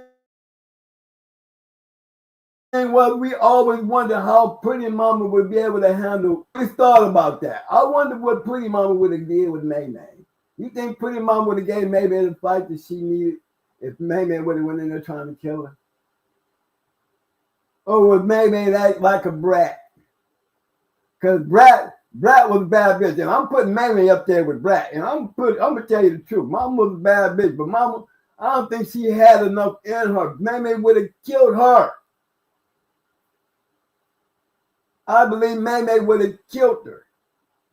Because that's a red boy dog, and that bitch would have scratched. But one thing she would have did, she would have gave her a better fight than Fat Bill. And I'm not knocking Fat Bill 7-time winner because, you know, I would have went in the Chi-Chi with Pretty Mama. You know, damn having to worry about May May. Let me go beat up them two bitches. They was her weight.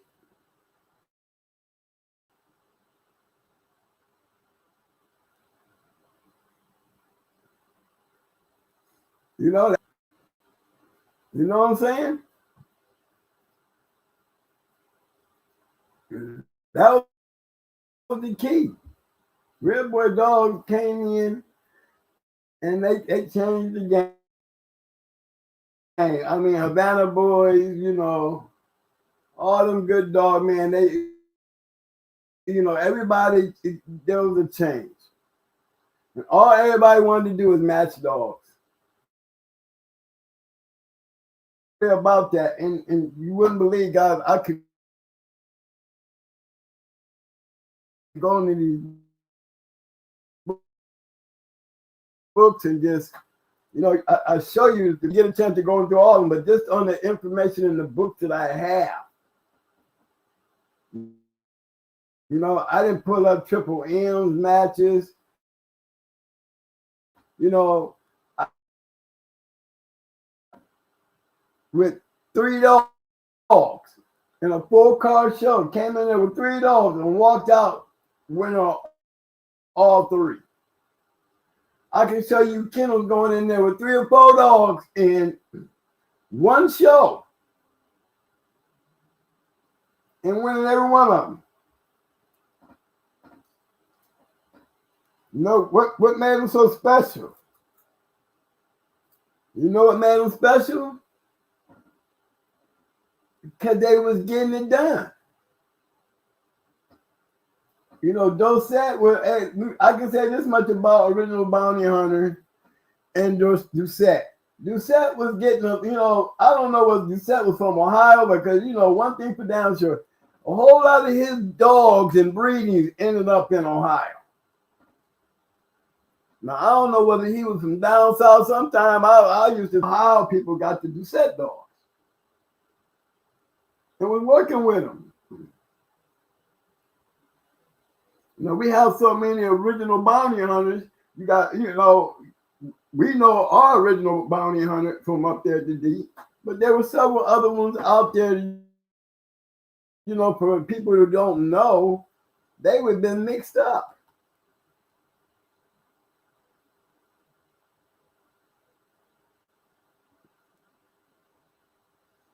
You know? Brother Star, he done got somebody. He said, Andrew, I don't believe so. EM was part of the camp. He ain't ringing the bell. Okay, Andrew, you talking about that Klaus Hempio bitch? Over here with us. We missing something. What we missing? Yeah, man, me personally, I'd be ready to go right back in here and dive in here, y'all. Let y'all check out some of these matches and shit. And get y'all so familiarized with the dogs that was out there during that time, man. And you could actually see these dogs being worked and how they was bred. I mean, I still say a lot of great dogs, you know, a lot of. Let me start with that real quick. You know, hold on, I'm gonna dive in here before I'm gonna make my last little run before I go out, because I was gonna make sure I'm gonna throw me some bulldogs up here, because y'all ain't talking about nothing out there. Ain't nobody popping back in here joining me.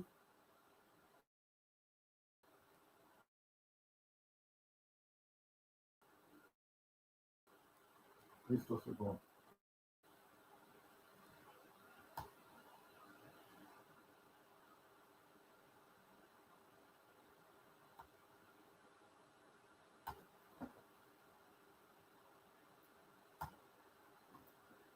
You know, I had to go in here and grab this one right quick. Look at that Mayday bitch right there. I did say Annabelle, didn't I? I does say Black Rock.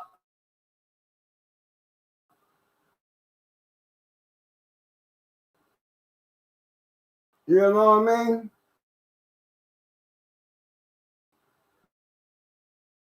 That does say PR.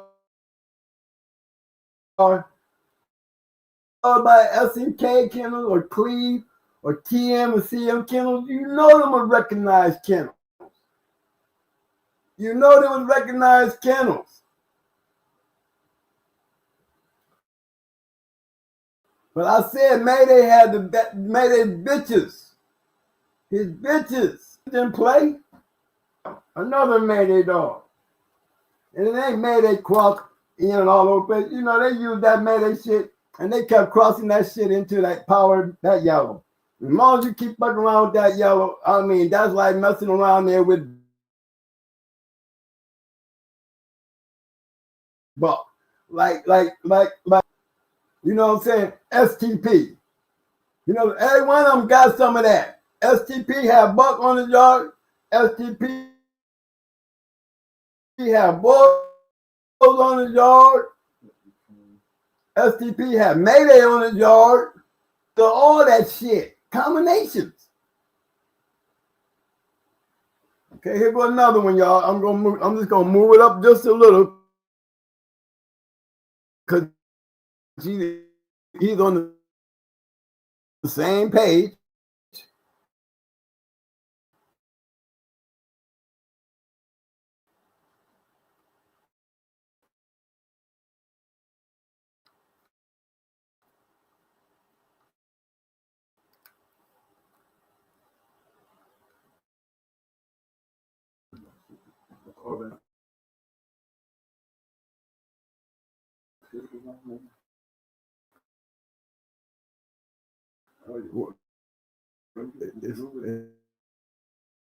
Yeah, I'm moving because I'm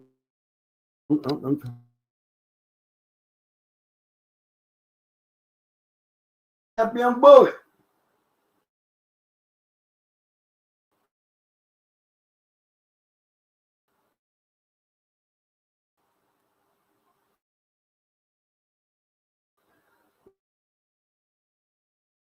Look at the dog, man. He was in there. I don't see nothing but 2.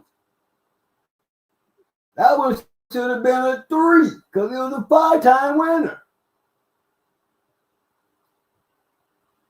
You know, look at those spiky. You got BLB there. Scotty Nelson, JR, and Shut 'em Down Kennel. All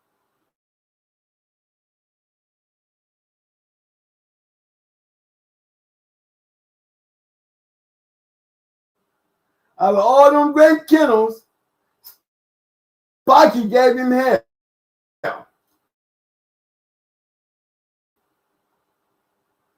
You see that?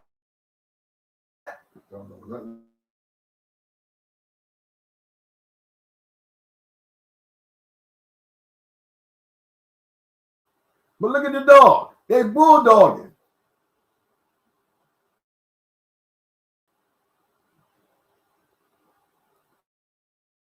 That's what you call bulldogging.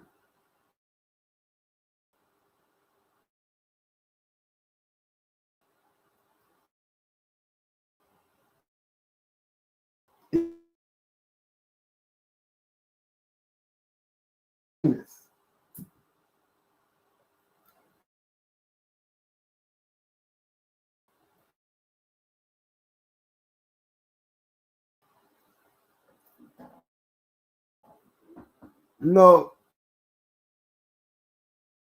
I just wanted to point out some of that good shit, man, so y'all can see what it looked like. We don't talk about dog meat.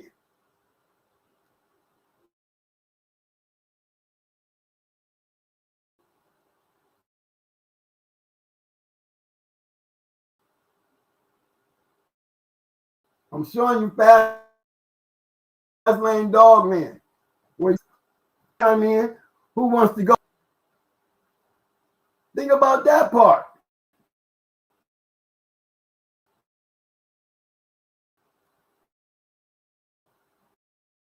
You know, like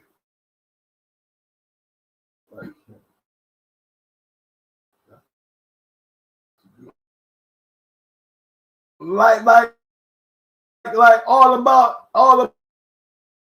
it.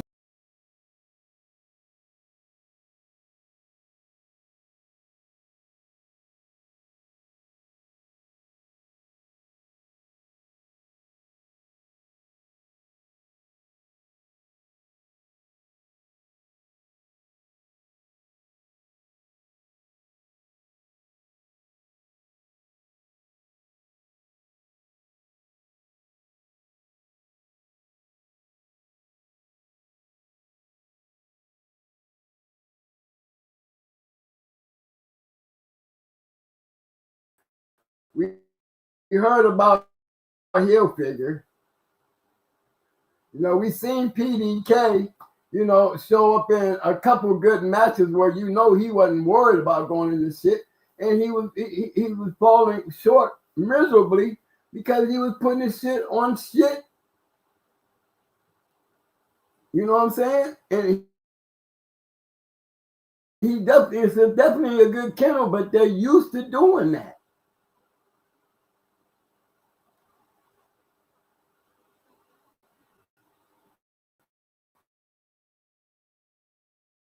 You know, it'd be real nice if we could go into everybody that had ones. Then what about the people who we can't get in? if we was to turn our nose up to a lot of those young guys who wanted to get in, what if a lot of the fast when guys turn their nose up to them?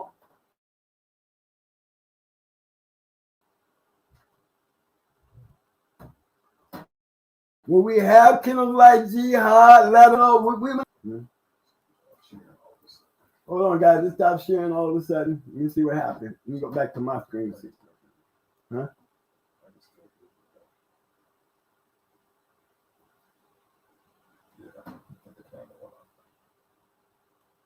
Oh, it's back up there. It's up there in 3 places. Yes, okay. You know, I mean, I'm gonna cut it short, but let me go back. Stop sharing. But that was, you know, I can go in here, man, and grab a couple of them. I can show you how tough Nene was. I can show you how tough Chi-Chi was. I can tell you about them boys up there in the Big Apple. You know, let me go ahead and just get this one on here before I go. Give a big shout out to my main man. What up? What up? Mr. Hemi James. What up, fam?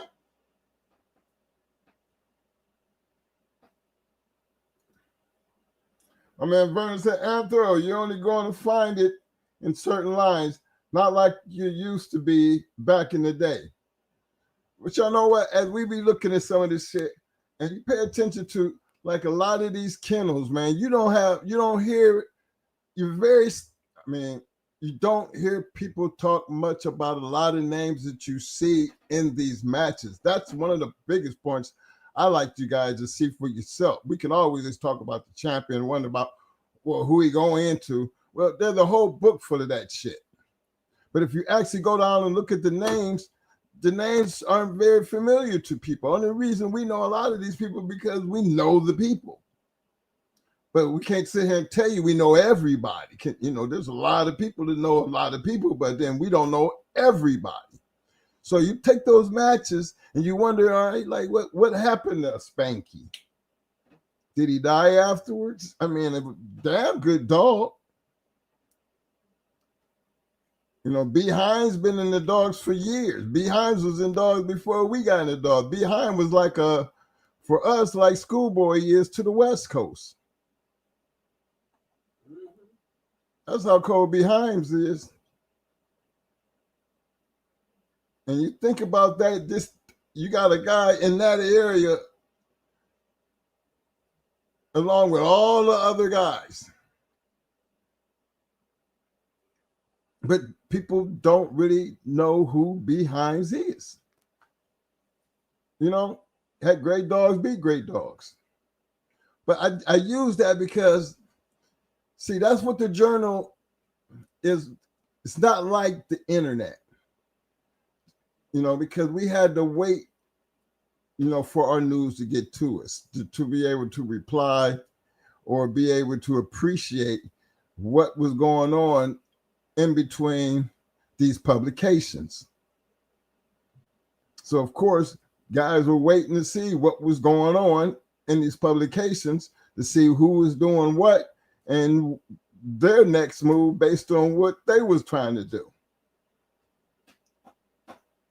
So it was a little bit different as far as people trying to just go in the neighborhood people when if it hit that journal, you were leaving yourself, you know, suspect to be challenged by any and everybody who was a part of that journal, regardless of where they was.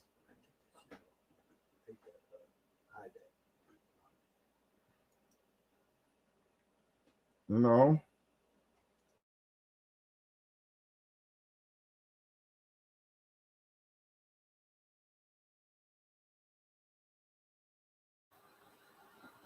Go ahead, Mike. You want to finish on what you're saying? All right, y'all. Here go another one here. Foreign Dog Journal champion. Bad Company and Tough Talk Kennels. Zeus. I just want y'all to see this is the dog, but look how he bred.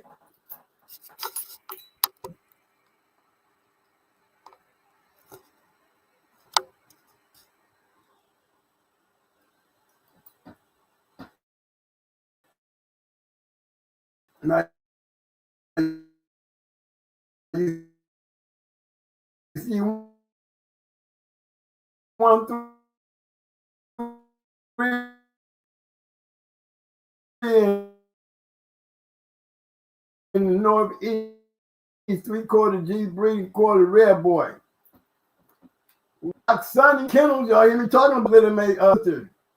He had that grand champion, Mr. Mayday, and he had that champion boss lady dog to beat that champion Lala bitch. That's to recognize Kennel, refereed by Samuel A. Rad.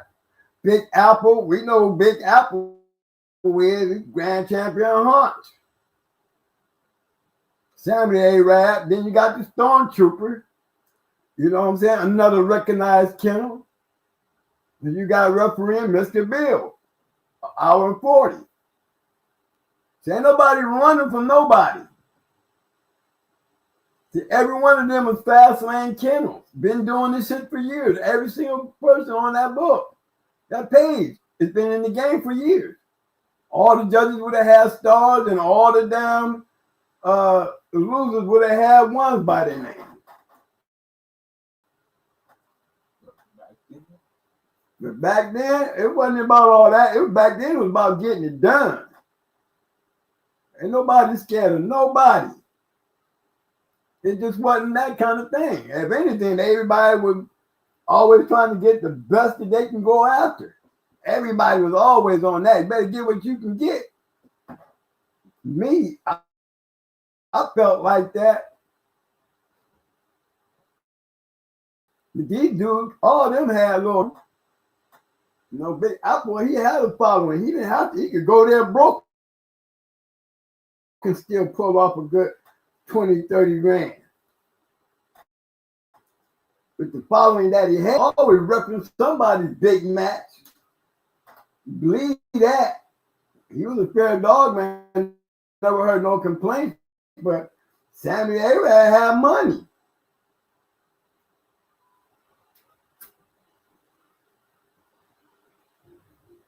All 3 of them matches, I bet you there was over 50 people in each one of them spots. Over 50. Guaranteed. Because everybody's betting.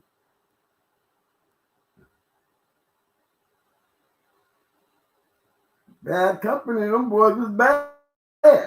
They've been around for a long time. They ain't the first. I mean, but look at his breeding.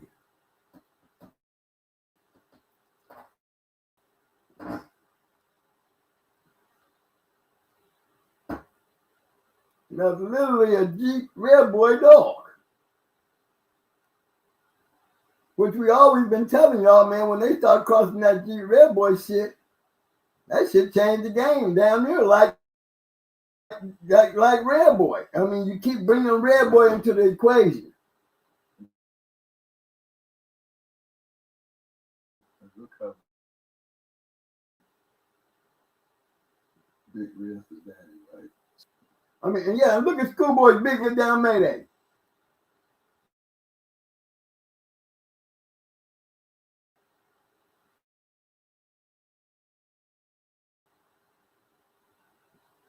By 2000, 2003. But look. I guess Big Apple like them big ass dogs.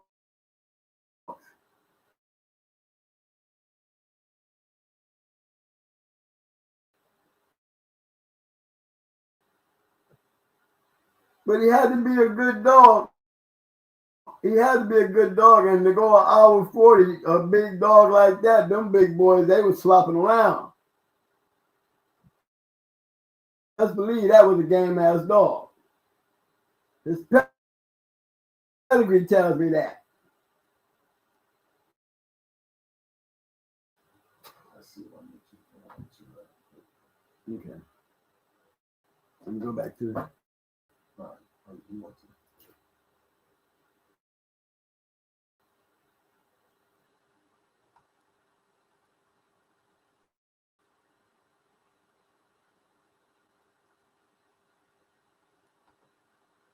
I wanted to jump in on that conversation I was having over there.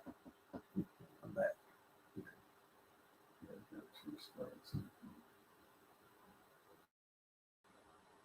This one. Come on over to the wrong.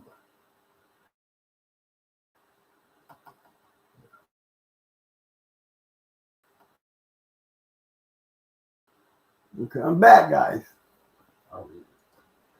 My man Okay, Anthrobologity G said, Mr. Vernon, which I thought this was just a good question. My man Vernon, with your Anthrobologity G do you said, consider the Hollowworth dogs to Mr. be Vernon, of which I thought the Klaus type? this was just a good question.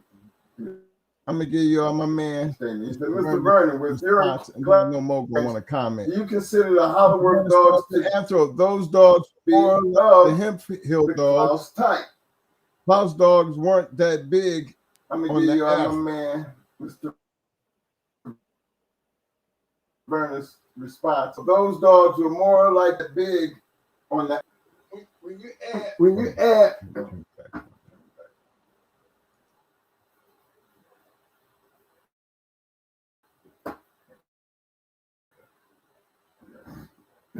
okay, I'll tell you what I'll do.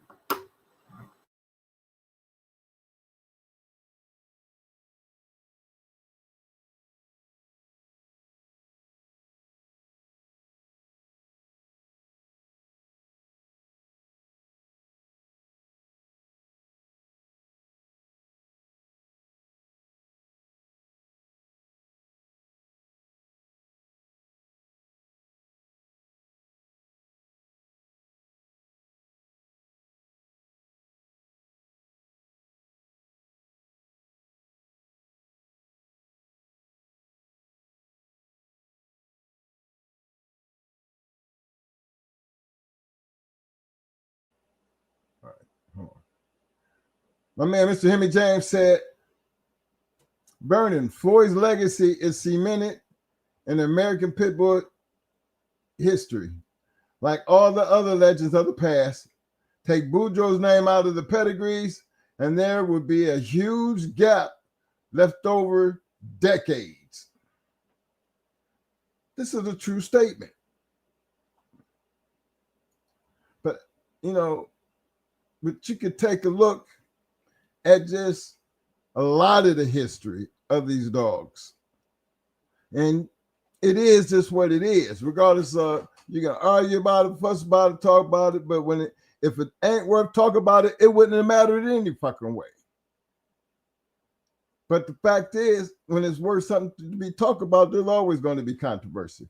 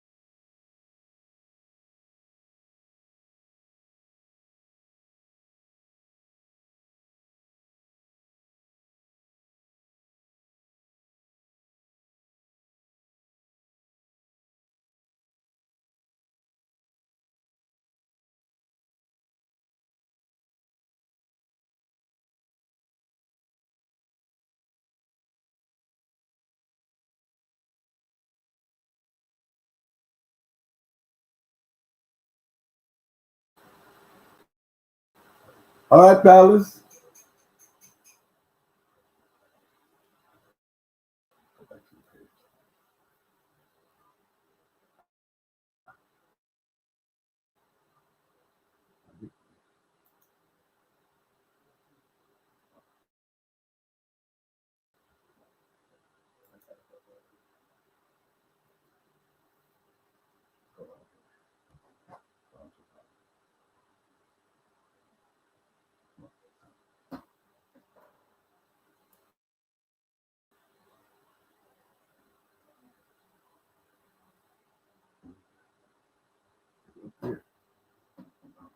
Cool.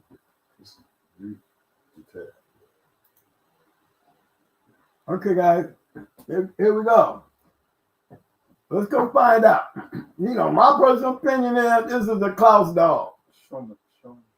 You know, here we go right here. That's Hollywood Dolly. Hollywood Dolly. Remember Hollywood Dolly, the registered mare? She had a little maid sister that was also a registered mare. Let's add that to our equation. Now let's go do something. Let's go get some understanding here before I get too far deep into this. You know, I can go the first 3 generations and put a cap on that kind of question about the Klaus and how important the Klaus dog was to these Patrick dogs compared to that other shit like Golden Boy and Homer. Patrick's Homer in them. Okay? First thing I want to make clear and point out is one simple thing. Patrick's Little Tater, double bred. Why do I go after Patrick's Little Tater? Double bred. Because Patrick's Little Tater is also Grand Champion Buck's daddy.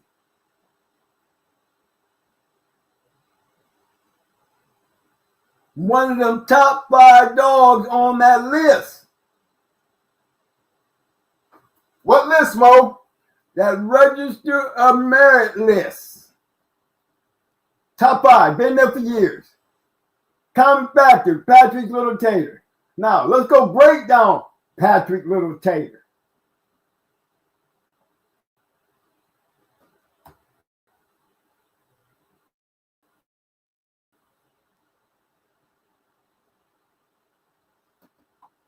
You know, I like going back in here digging into this for all those naysayers.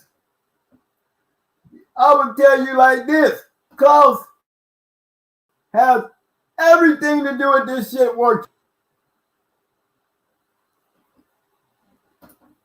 I continue to tell you guys all the time. Every time we get into the Patrick dog, I run over there to that Klaus shit.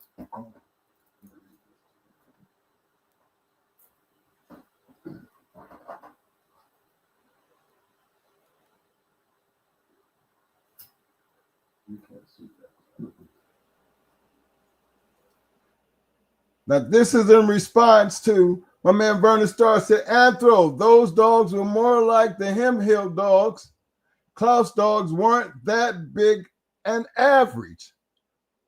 Mr. Vernon Starr, how many times have you sat in this room and seen this conversation we're fixing to have? Plenty of times. So that's why I questioned that statement right there. But don't worry about it. We're going to take you on a ride.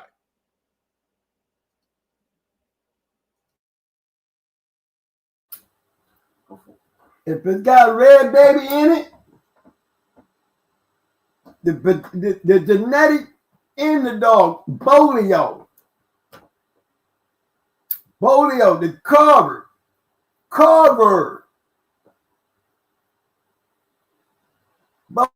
Bolio, all wham. Bolio, all wham. Where is the reproduction coming down from? Bolio. Where's that kick of gas coming from? That kick of gas. Bolio crossed into that scabber shit. When you see red baby, you better go look into them boys' dogs and see why they was so rough and good. Only one working down with them goddamn ones with Patrick Red Baby. Better go ask Tonka and them about Red Baby. Point them out. These are double bred crosses. You look up here, up and down, we got it all over the place. Red Baby. Red Baby. Red Baby. Okay? We already know where Red Baby gonna take us. She's gonna take us to the top producing dogs. Bolio, Red Baby. Red Baby, common factor. Carver, Red Baby. Carver, Red Baby. Tombstone, give you your props. How can you not give him his props? Thank God for Red Baby. What dog is that? That's still down.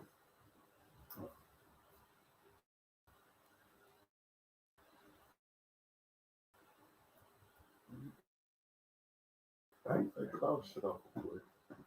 Yeah, I ain't got to do it. That's just a fact. Without Red Baby, is you going to give me Tonka? Hell no. Cream Eddy? Hell no. Where did the registered merit trait come from? Bolio and Red Baby. Go over there and look at the Boyles dogs. Look at the registered merit. Look at Dirty Mary and them. Go look at Dirty Mary and them. You're going to find Red Baby in that shit. So to say in the Hollywood dogs, Klaus ain't nothing to do with it. Look, they say Klaus didn't have nothing to do with these dogs right here. It's an understatement. It's a wrong statement. He's the factor in what makes this shit work. You got a cover dog, this Bolio, definitely got registered merit traits. That's proven. That's proven. This bitch we talking about is a registered merit with a littermate sister. With a littermate sister. That's a registered merit. Grand champion buck. In the top 5 of all producing males of all time, grand champion buck. What's the common factor? Little tater. So where's the registered merit genetic coming from? Bolio, Red Baby. Klaus. You're going to find it in them Boyles dogs. You're going to find it in these dogs. Big dogs. There wasn't a whole bunch of these damn big dogs. Brad wasn't no big dog. Oh, we can talk about when we start talking. Was a big dog. You know what I'm saying? That was a big dog. Mayday was a big dog. But what about Twisted? What about Noriega? What about Chanel? Black? Annabelle? 600. Hannah? 600? Red Yard? What about them dogs? There ain't none of them big dogs. Ain't none of them big dogs. Little Mayday ain't no big dog. So you keep grabbing for this big dog shit, and that big dog, it really doesn't matter. Yeah, I can see that Heinzel, but you know the common factor that made this shit work. It was the Carver cross with that stabber. Period. Klaus.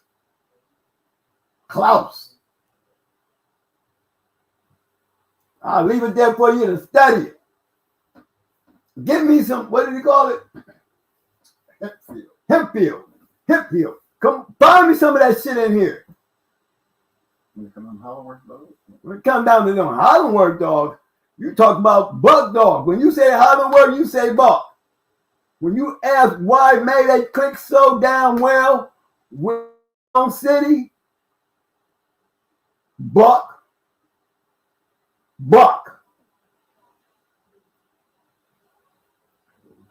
Period. You don't see Buck there, but you see Little Tater. You're going to see Little Tater and Buck, and you're going to see Little Tater and Dolly. You're going to see Little Tater and Polly. And these are the dogs that created the Mayday line. These are the dogs that created the Buck line of dogs. And what they all have in common, one, they had a registered married genetic, period, trait. Where did that trait come from? I can guarantee you came down off of Indian Bolio. But when you ask where it comes from, when you cross that, the Red Baby, you better look for it because you're going to find her in the Boyles dog. You're going to find Red Baby in any badass dog that will work for damn. And this Patrick shit. And any other line that damn Klaus and Stabber got put into. Oh, he was the match dog that put the match dogs in these dogs.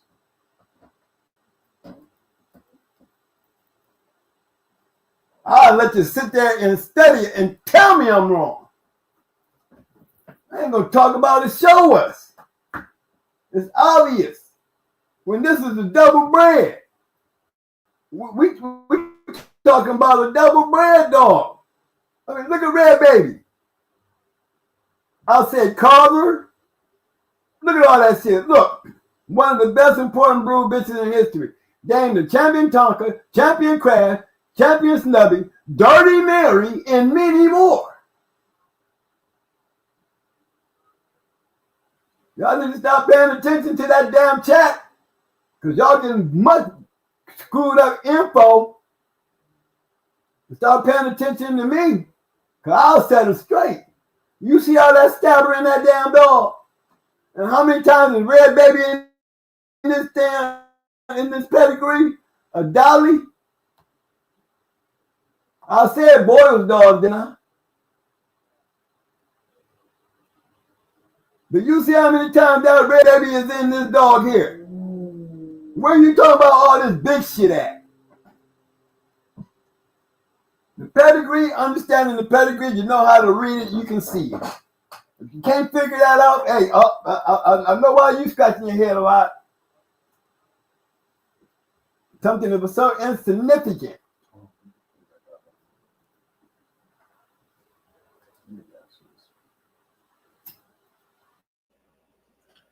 My man, Hemi James said, a Patrick pedigree can't be trusted. LOL. Proven fact. Well, Hemi, let's just take the pedigree away and just talk about the dog. Give a damn about that Who pedigree. give a fuck about that pedigree when we can just keep sitting here proving fact? Now, let's stop right there, because I'm going to use your words. Proven fact. Fuck the pedigree, but you can't say fuck the dog. A Little Maid sister that had champions, and a Little Maid and her produced one of the greatest dogs of all time, sitting up there in the top 5. Give a damn how that dog bred. I'm going to take what I got to talk about it and going to make sense of it. If you want to know the truth, can't trust what? That sounds like hating conversation, because you definitely got into the pedigree and not the dog. You talking about a real bulldog that produced some bulldogs. And that's where you want to go with that? That shit will work in everybody else's room but this one, bro. Fact! Shit. I'm gonna keep you right on point. You can't trust it. Who gives a damn about trusting it when I'm winning with it? That's the question that needs to get an answer. Why would it matter if I'm winning with it? That's my question back to you. Especially now am I winning with it? It's producing, not just with Dolly and Polly. We talking about Grand Champion Buck. We talking about Stone City. We talking about Super Kennels. We talking about the Boyles dogs. Man, what are you talking about? Not trust what? Take that hater cap off your head. And remember what room you in, Hemi.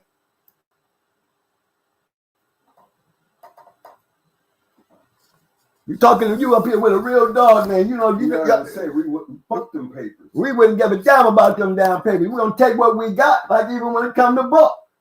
Because right down one thing we can talk about is the damn dog. Guarantee you can't hate on that. So get off of the papers and get on the dog. And that eliminated that conversation. Should have eliminated where you should have even never said it. Not in this room. No, I'm coming if I hear it. I ain't gonna let none of them little crazy ass mistakes that work in all them other rooms that ain't nobody knowing what the fuck they talking about run up in this room and do it. I'll put all y'all asses in check. So be careful. You might not like the way I say it and do it. Just for the fact that you bring it up in here thinking, you know, that shit gonna fly when you know it ain't. It might work on everybody else, but you can't do it and let me catch it, because I'm gonna show you where you're wrong.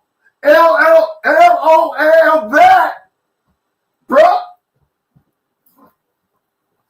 You know, yeah, they want to get funny when they find out they're looking like, duh. Don't look all funny now. Accept it for what it is. You put it out there all freely, then you should hear it freely. I'm going to give it to you freely. I'm going to put up another one. I'm gonna pull you out. I'm gonna give you another. A strictly business dragonfly. Another boy. Another yellow Patrick dog. You see if I can get it up. Mike. I'm trying to do something. When I get in here and I get to pointing out shit, yeah, I'm gonna get hyper because I'll be thinking about, you know what we really getting?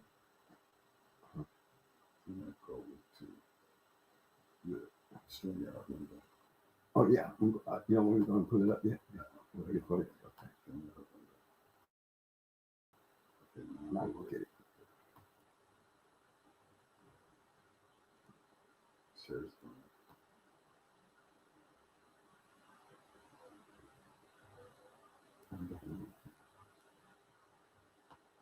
You know, I mean, I like to talk like that too, because I'm a dog man. I'm gonna put my feelings into that shit, and I'm gonna call you when you're wrong, and then I'm gonna prove it and show you where you're wrong. And I'm giving you an opportunity to come back, but you can't come back with no hater shit, because then I'm gonna really be talking shit, because you really ain't got nothing to come back with. You really don't got nothing to come back with, so don't try. You want me off your ass as quick as possible when I get on you, especially when you're wrong. Another Patrick dog.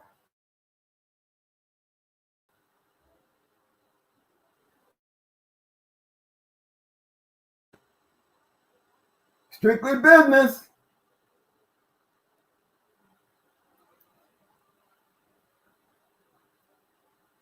You don't see Buck in there no damn where.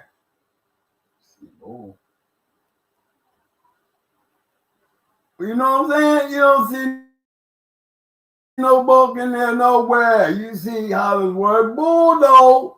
You see that going. You know, when we start pulling up, we got pit stop grabbing Zaco, Red Boy dogs. Tance, Poncho, these are, what would he call these dogs? They Red Boy Patrick dogs. Same shit that created Mayday. Guarantee you, we dig through this shit a little bit, we might find some Eli in there. What's Mayday and them carry, which they all go back to damn Carver anyway. Anytime we're going to throw a Bolio in there, we're going to go back to Carver. So let's not forget that issue. When it comes to trusting something, I'm going to trust the papers that I got. If I got the dog to put the papers on, I wouldn't give a damn how they was bred. I got these papers on this dog like this, and he a badass.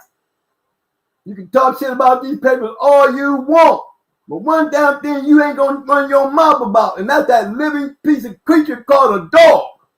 I will shut your mouth every time when it comes to me and the dog and fucking them papers.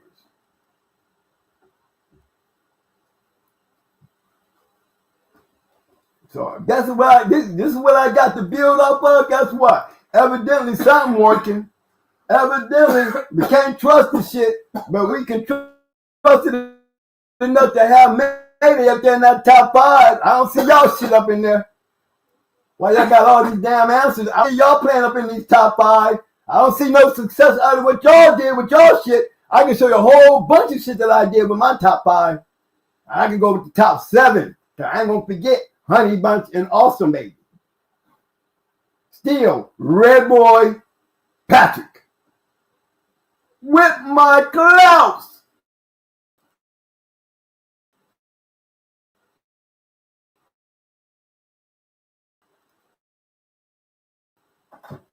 Come on now.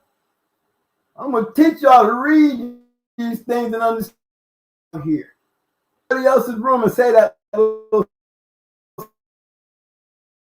silly shit and won't nobody check them on, because you know why? Because they don't fucking know. It ain't right. You always see Mike turn me to it. I'm going to deal with it. And I'm going to show you where you running my damn mouth. I'm going to show you. I'm going to show you. And I will put up the link if you want to come up and do it. And we'll offer you, Mike, put up the link. Y'all can always come up and talk about it. But I don't think nobody want to come up here and talk about something when they wrong. Not on this show. I'm not on this show. You're catching hell down there in the chat. So I know you don't want to come up here because there's nothing to argue about. There's nothing for you to say. Come on now.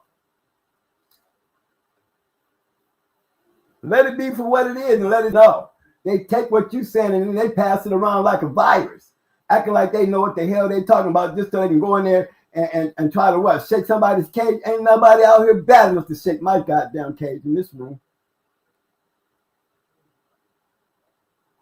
Not at all. I'm like my dog. Ain't nobody out there that I worry about. And when I come and scratching, you find that out. You better be right, because if you ain't, if you ain't, we're going to be calling turns, cricket, jumping wall, handle this room like a bulldog because I know what's in this room. I can deal with any hater just like anybody out there that think I ain't shit. I can compare my shit to your shit. Guess what? It ain't going to be up here long, is it? I can be here and do a whole damn show on going hard, dog. But can I turn around before I do it? I'm going to give you a chance to do it. I know who the real dog man out here is. And any of those people can come up in this room and be able to do that. I know who they are, but guess what? I will never catch them down in that chat room talking like they all that and think they know every damn thing either. And you can guarantee when they open their mouth, they ain't gonna come with no whack ass. That's why I invite those who think they know what they're talking about. You come up and prove it. You think I ain't shit, then you show me what you got. What makes your comment such a great comment for us to kind of consider? What do you got? And I'm not nothing compared to these guys out here that I show homage to. But when it comes to y'all, oh, I remember I'm still at the gate. I'm still in my overalls. Now, I ain't going to level up. You ain't going to level up in this room like that. I don't care who it is. Know what you're talking about. Because if I catch it and I catch you wrong, I'm going to put you out there like that. Maybe to teach you a lesson to stop doing it. Hey, but he said, that's his opinion. But I'm giving you your opinion. I'm just saying your opinion is wrong. You don't like the way I got to your opinion? Don't put it in the corner. Give a fuck. Give a fuck. That's your opinion. Now you give a fuck about your opinion? Now you hear my opinion. That's how I go. Now you heard my opinion. It sounds like my opinion makes more sense than your opinion. So I'm going to beat up on your opinion, being you got an opinion about it. I'm going to back that motherfucker back down. Back it down right back out the box, and I'm going to give you a loss. But you can put a one by it. I want a one. Kennel here when I mean. But your fucking opinion better have some meat on it. You better have some meat on it up in here. Cause I'm not going for none of that serious. That shit might work in everybody else's room, but don't do it here because I'm making y'all pay for that shit. Cause that means y'all what y'all think? You want to get up here and let me go through my line of dogs and get a chance to show you all our champions, and then I'm gonna give you a chance. You really want to play that game with me? Then you better act like you don't. Because if you do, I'm waiting. That go for anybody out there who think anything less. Go get BBK. Go get any one of these guys out here. Any one of them. Love J-Bo, but you can bring him too. I don't got to say shit.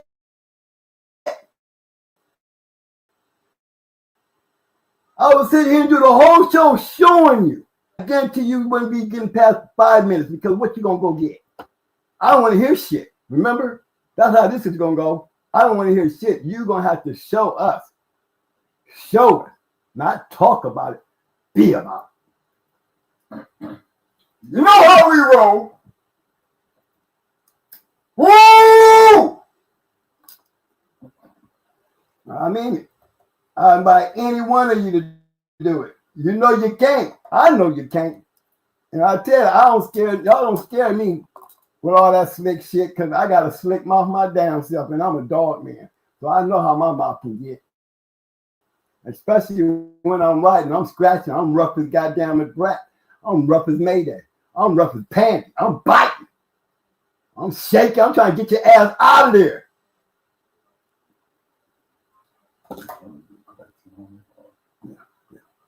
Yeah.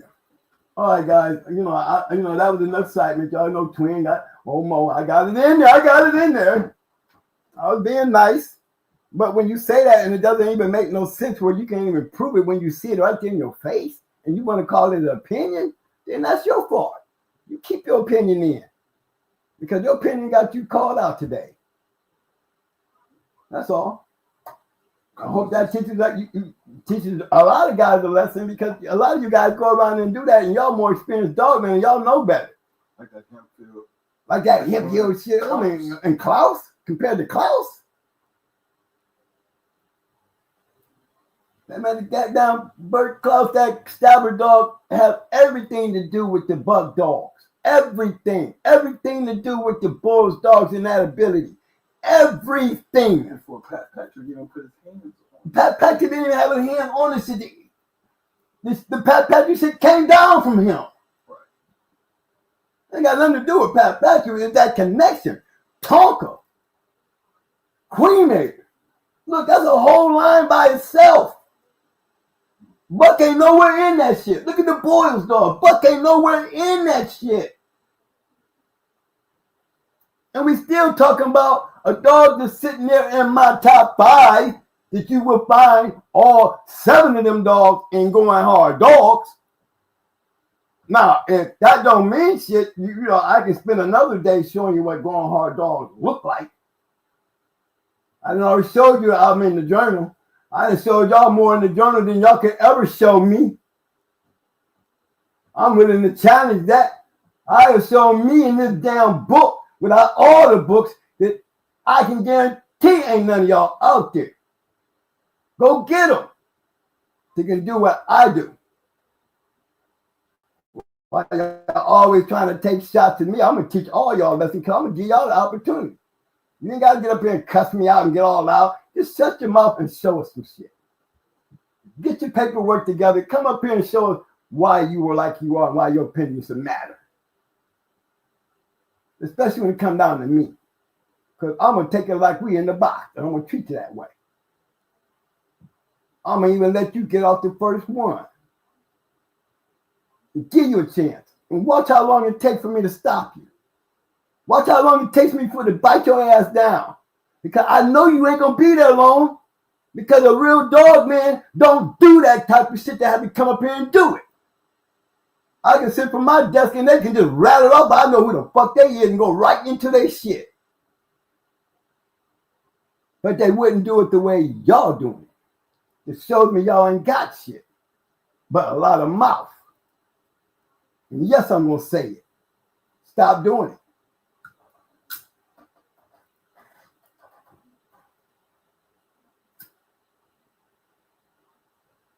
Talking about a line of dogs. Get a line. You know what it feels like to get a line. A good working line. A line that we can all sit back here and look at and admire and talk about. And not try to find something wrong with it. Damn papers don't mean shit. We in the goddamn Sport Dog Journal where winning is what matters in this damn shit over here. Winning. Give a damn how he bred. If he bred all messed up. Ain't nothing in the damn dog pedigree might not be right. Who cares? If the dog a badass dog, well, that's going to make him any less of a dog. I'm going to have something to work with. I'm going to have something to work from. Why wouldn't I use what I got? Shit, they was running around calling, had her whole pedigree wrong. Why did it change back to Dolly Little May's sister? Why? Are we doing some more Buck shit? Why did Buck pedigree turn from Golden Boy back to Tater? Okay? Did it make a difference? It showed how they make not one bit of difference to Grand Champion Buck the dog. It didn't make one bit of difference to Grand Champion Buck the dog. All right? Think about it. Not at all. And that's what we be on. Pairs means everything. And if I can't win with the damn dog, I mean, what good is the damn papers anyway?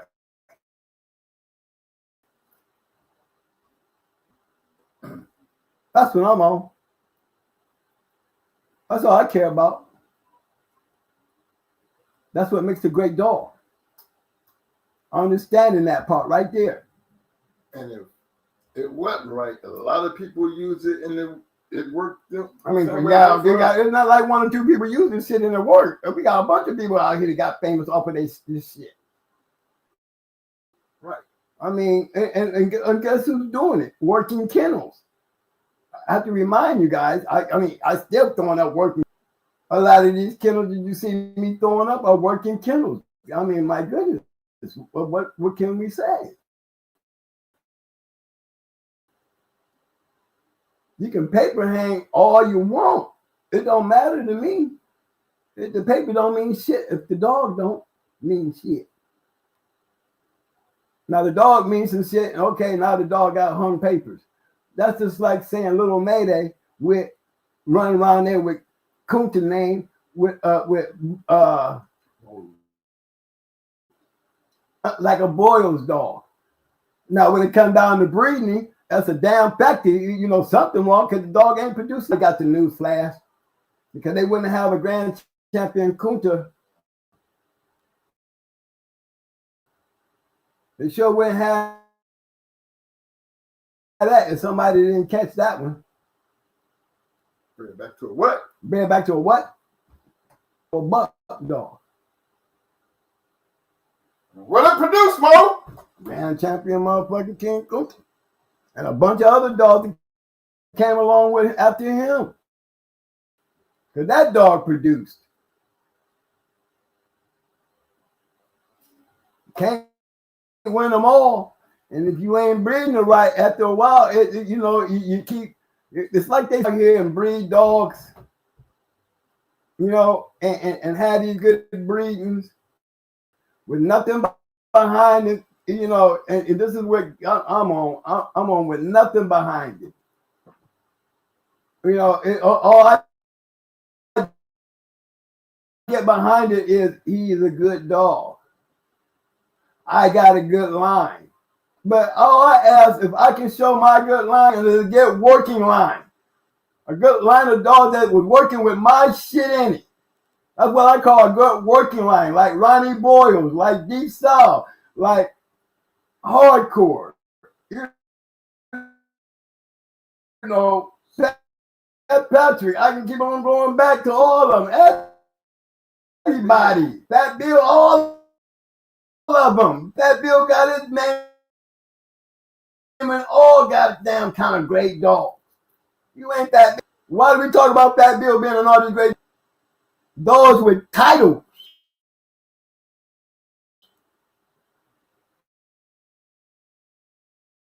Titles. Y'all ain't doing that. Y'all ain't doing that. Fat Bill could easily jump up here and start throwing his shit out here. Easily. But you never will catch him doing it because I know why would he? I know he wouldn't do it because I said a real dog man wouldn't be caught up in that shit. Because you ain't never heard me say he wasn't shit when it comes to dogs. Couldn't never hear me say that I'm better than Fat Bill and that I look up to. Because how I feel personally as a dog man, he got utmost due respect, and Show can get up here anytime and take over the show and run through his shit because he got a lot of shit out there. He got a lot of blood that's still trickling around out here. And we ain't talking about just in paper. We talking about working stock, title working stock. It's to bypass him. What he created back then, he don't even need to do a damn thing now. And he still got shit out there. There will always be out there in that lineage of the great dogs that he got in those pedigrees that he is. Those are his dogs. You take his dogs out like y'all always say. You take them dogs out, them dogs ain't gonna be the same. You goddamn right. Don't be just acting like it's good for some and not good for everybody who got it like that.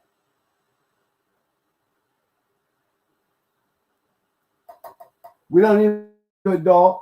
A man that can get a dog out there in that box and win and get some titles and get some production. That's what I call a good dog, man. Wouldn't give a fuck if you're using a line that's down there from somebody like I did. I copy like hell.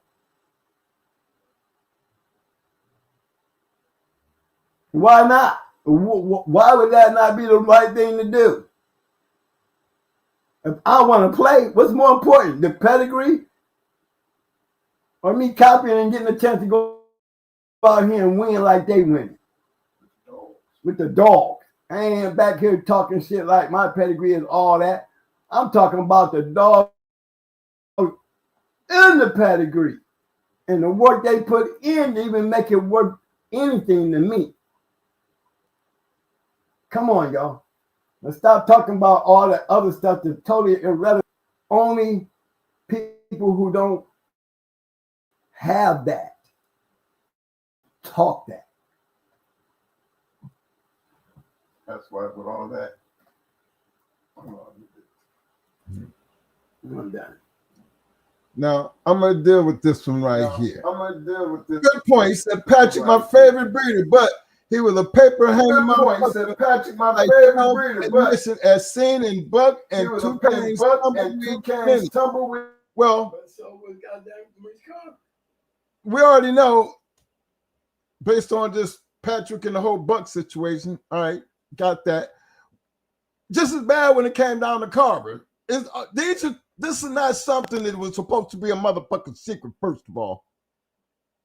Let's go ahead and make that good and clear. It's not like you holding some secret anti-Shea case and you're the only one that knew that. Because you know it's not true. Everybody fucking seen it. They heard him change the whole Golden Boy situation, the whole conversation about the poly shit. Carver and hell, he didn't have it. He go in there and pull something out the drawer and whatever it was, it is what it is. These aren't secrets. But get me to understand something. With people knowing that, did it stop what they were doing? How the hell knowing this and you still coming out with great dogs? Where you think that thing come from? It ain't about the papers. The papers don't make the dog. The dog make the papers. Come on, y'all. This shit, it should be self-explanatory. Why do we say these things? Because you don't know, you can't believe in what the papers say. Even if it ain't nothing wrong with the papers, how the fuck would we know? But as long as this dog doing what it do, and even if the papers ain't right, I guarantee you 90% of the dog game took them same fucking Patrick dogs and did the exact same thing the Stone City and everybody prior to Stone City was doing with them dogs. They gave two shits about what them papers said. They were stuck on what the dogs were doing. And if them papers came with the dogs, it is what it fucking is. Because it wouldn't matter if the dog wasn't shit anyway. Can't y'all get that? Who gives a fuck about the papers? What everybody thought about the papers? Well, history should have told you that because everybody knew that anyway and didn't stop shit. So duh. I'm stuck on where is these comments supposed to matter? Like it was like, hold on now, wait a minute. That comment was not made as if it was supposed to be a shock to anybody. Let's keep it real. Just say it was common knowledge. Come on. Even the greenhorns ought to know enough to know and been around to be checking. And I mean, papers shouldn't matter based on the stories I've heard about Tant, the stories I heard about Carver and Patrick and Tom Garner, and I mean all the shit that people say about people hanging papers. But now we got about I don't know how many registries we got. I mean the registry should make it even more, funny acting that, based on what the fuck papers are supposed to mean. But then again, this is the direction that y'all headed down. We're going to try to keep that a little bit clear by just telling you from the back end, them papers never really matter to us any damn way. So when you get that saying that, hey, the papers don't make the dog. The dogs make the paper. Why do all real bulldog men can, they can attest to that. You can tell them about Maurice Carver, but they'll still tell you, I got a yard full of that shit. I don't give a fuck how it's bred, but I'm going to tell you how well I'm doing with it. I'm just going on what the paper said. Don't fuck about that paper. Hope it's right. So, if I go to mixing the shit, I'm in the right direction. But evidently, look at all the years of these motherfuckers fucking over papers, and we still get all these great dogs. And they ain't the only ones breeding. I mean, we can take this shit here, go out and breed it our damn self and get the same fucking results. Not just me, but a whole other bunch of people. Don't give a fuck about them papers.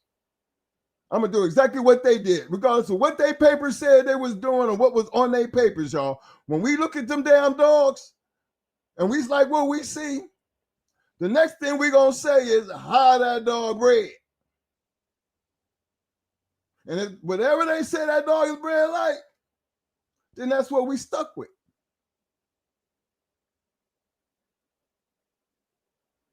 But when we be talking about that ROM trait, throw the paper out the window, throw all that bullshit away, and let's talk about the facts. What is ROM mean? Register of Merit. Regardless of what the paper says, this dog has this keen ability to create winners. It's been like that since they started using the goddamn term. And I still don't remember at any given time the papers dictated that. The papers never dictated that. It was going to always be about the dog, and it shall always be about the dog.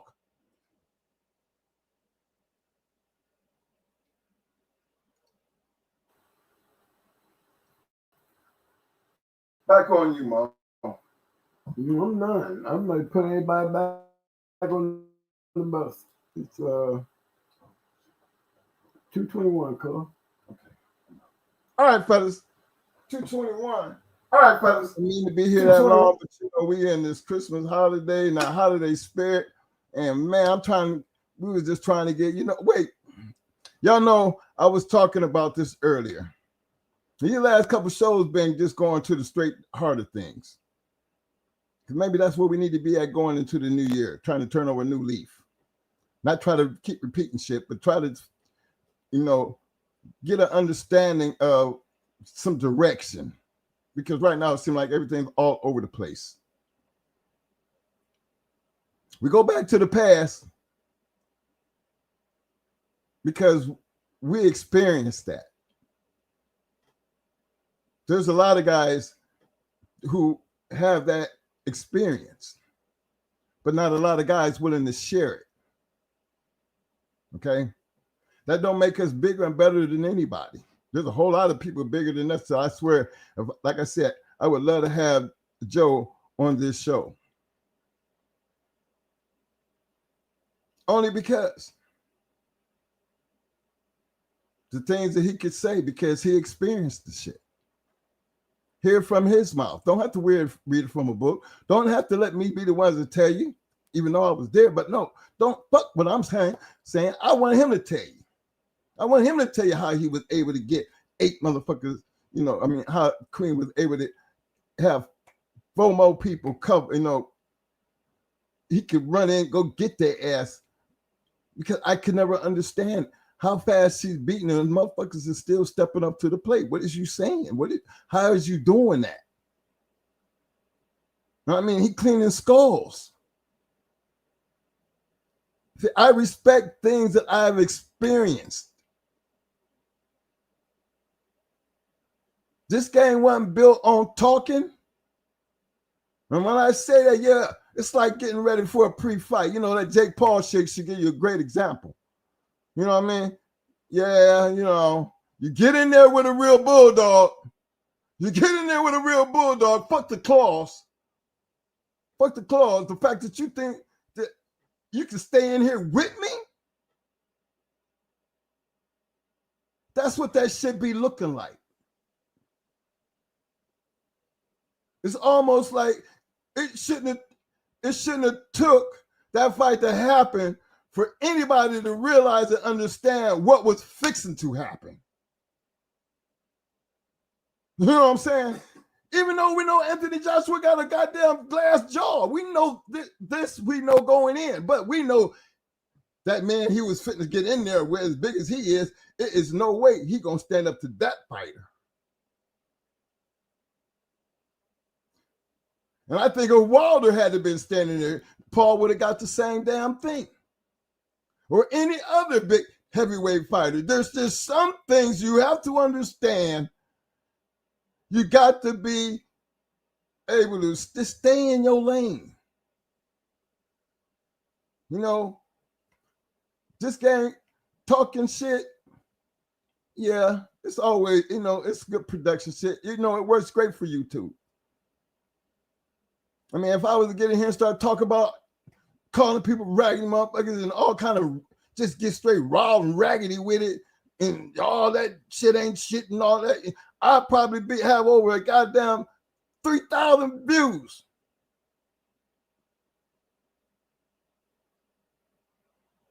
Just because I'm sitting here talking shit on other people. And that's ridiculous to me. It is. Because there's no reason for me to do it. When I can just talk about facts, the history, that thing that you can't go back there and change. You can go back there and have all the little comments and have your opinion about whatever the fuck it, whatever. But the one thing about that shit back there, it is what it is. You're either going to accept it for what it is or just say fucking period because it don't matter. But in this Bulldog game, we can't go back and fix them losses. We can't sit there and talk about that one-time winner going in there beating that 4-time going for their grand championship. We can't talk shit. Oh, well, what about the other foe? Well, why you got to ask about the other foe? If you was doing your homework, you would understand that them other foe were some badasses and somebody came in with a badass motherfucker that was better than that one and they got their ass whooped. Hell, IBM, let's talk about Malik. Run Dog. Come on, don't tell me that shit don't happen. History proves that shit.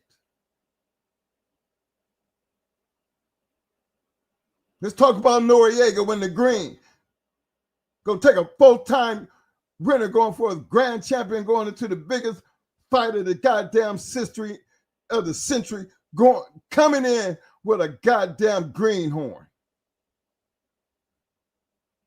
And we gawk at, Noriega's loss. 40 minutes of both the dogs dead. Well, shit, look at it from my standpoint, and this is my opinion. Fuck the greenhorn. If he had stayed where he was, he would have wiped up Ajax's ass. Why am I saying that? Well, because look, I'm a true believer in, experiences, you just can't grab these motherfuckers and all of a sudden you're just gonna be out there jumping in the lane. It just don't happen like that. And when it does happen, it's very, in between, way far and in between. But then wasn't one of them situations. My man had the money. He was willing to pay the king's ransom. But the money didn't mean nothing to him. It was the fact that he wanted to own that grand champion, Noriega, off of Mayday, and he wanted to be the one to do it. See what that glory shit it get you? I'm old to this game. I've seen them all. I'm a part of this game. I don't know where I fit in at, because we like a two-headed monster. But the reality of it is, this game ain't built for everybody, and it does come in levels. And the more y'all figure that out, the better you're going to be. I mean, you got to be willing to work towards something. All we trying to do is just show you the way. Yeah, everybody out here got their little opinions. Everybody try to know the history and how all that shit worked. Okay. But not everybody can get up here and do the things that we do.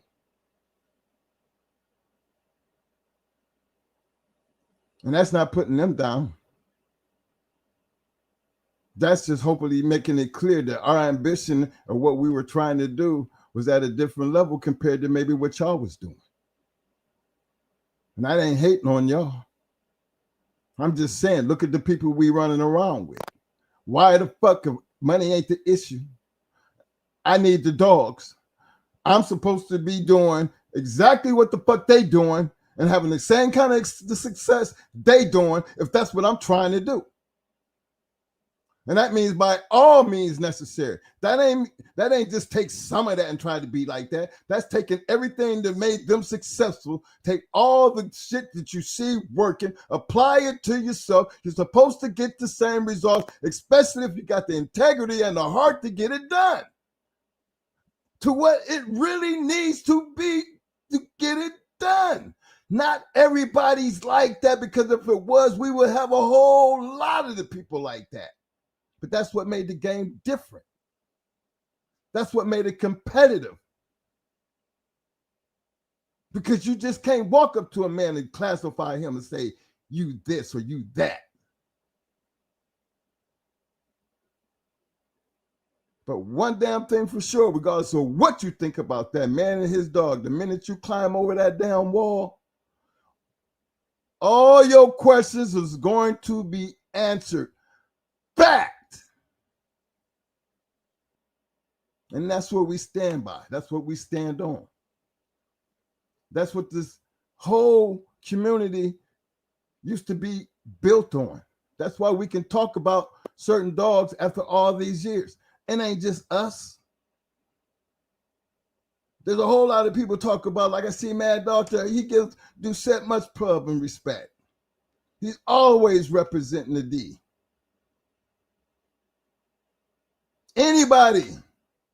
Everybody who has a dog, man, is supposed to represent your dogs, represent your home, represent your spot. That's mandatory.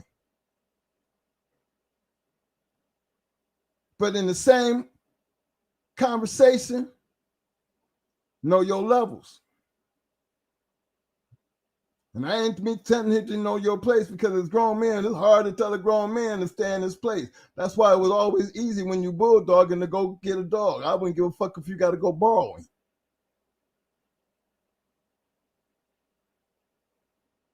Because we ain't going to keep talking about this shit. You think my shit all like that, then you go get some shit. You need to hurry up and go get some shit. Because like most motherfuckers, I come from a world where you had them kind of motherfuckers that get out there want to talk about, we're going to get off the dogs and talk about your kids, your mama, or your broke ass. Them kind of motherfuckers. See, them type of motherfuckers, I used to love them too. Because we can get the dogs out the box and me and you can get in there.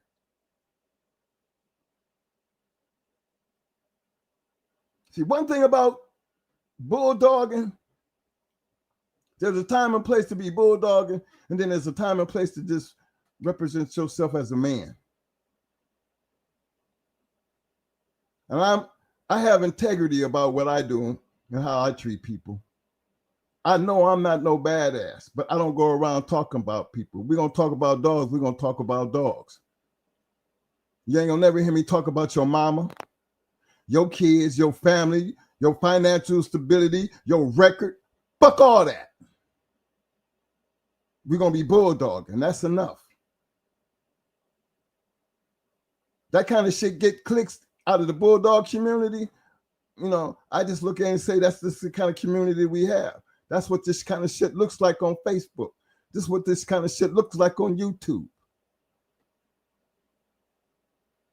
You're right, I'm from a whole new different world. I don't understand none of that shit, but as a goddamn 65-year-old ex-Marine, it don't change me as a man and how I deal with shit. Same goddamn community, same goddamn world I've been living in all these fucking years. I'm going to still be the same old me. Never ask nobody for their permission. Not to be me. Not for Mo to be Mo. That's why we up here. Keeping it real is what we trying to do. Stop a lot of the talking and let's do some more research. And let's start getting out here and dealing with the facts. Who should really give a fuck if Mayday had some kind of motherfucking Tulsa in him? Ask some motherfucker argue that shit and say, well, that's my motherfucking opinion. Well, guess what? Fuck your opinion. I wouldn't give a fuck if he did have Tulsa in him. And you can't go find a Tulsa Mayday to put on this motherfucker? You can't go find a real bulldog to put on this motherfucker? You know anybody else who had a real bulldog that didn't go on there with that? Then what good is your motherfucking opinion? For that to even be a goddamn argument. Get me to understand that, community. Did that kind of shit gets clicks?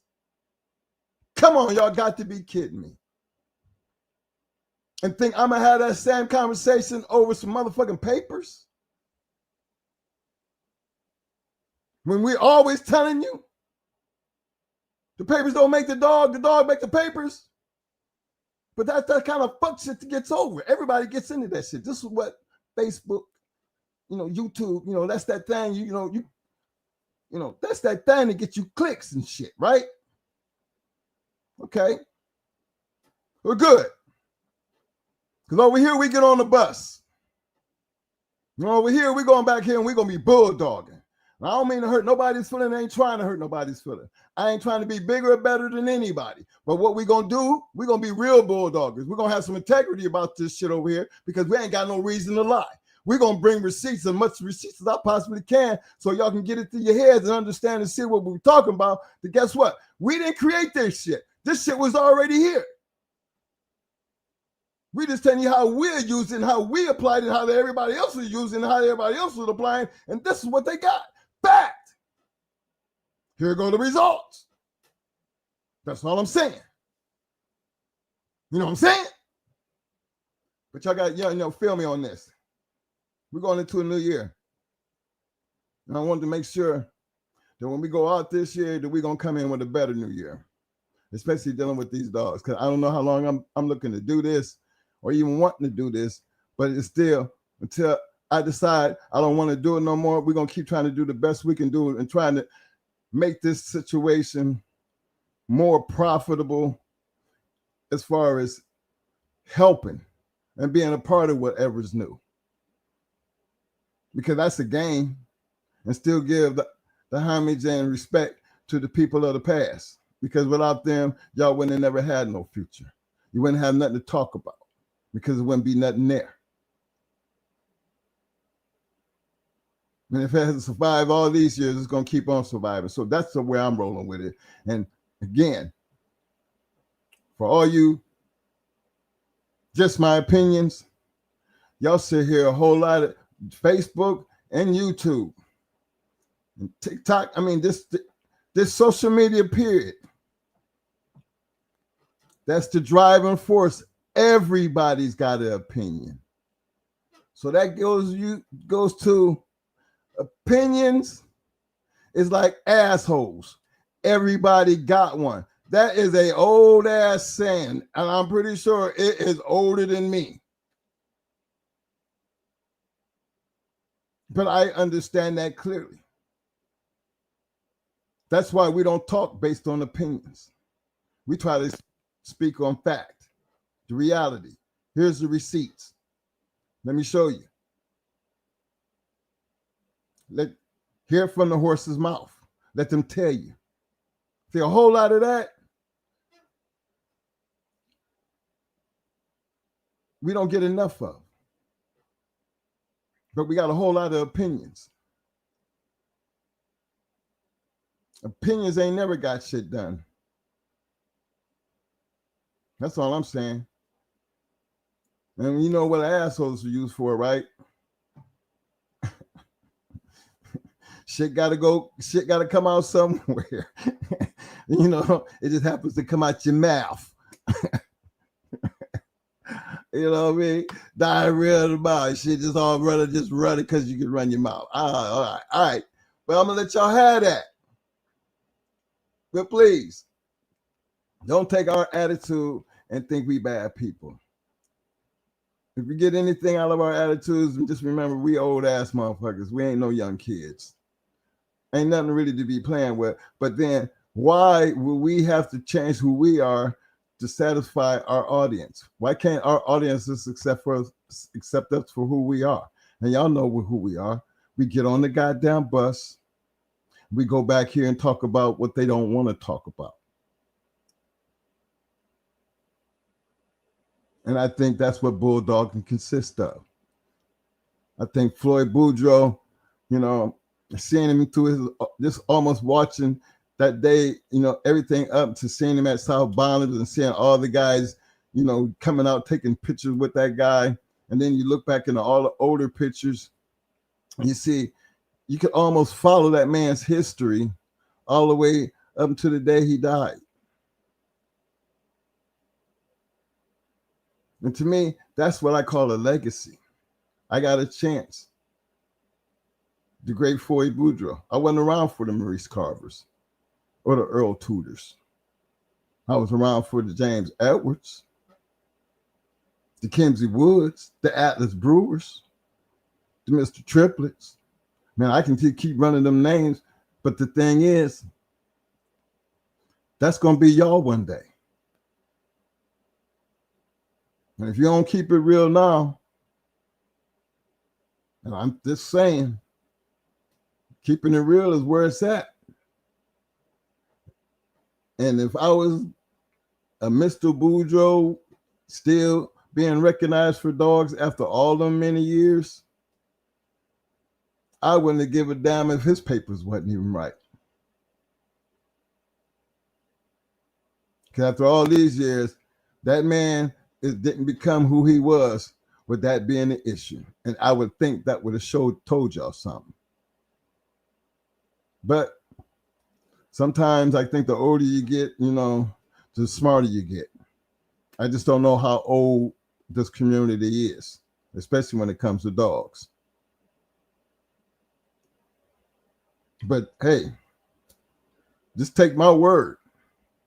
And I only say it because I'm really trying to be true to this game. We ain't got nothing to offer but trying to keep it real. Sharing the knowledge. That's it. Hope you can find whatever you need to find to make you better at whatever it is you choose to do.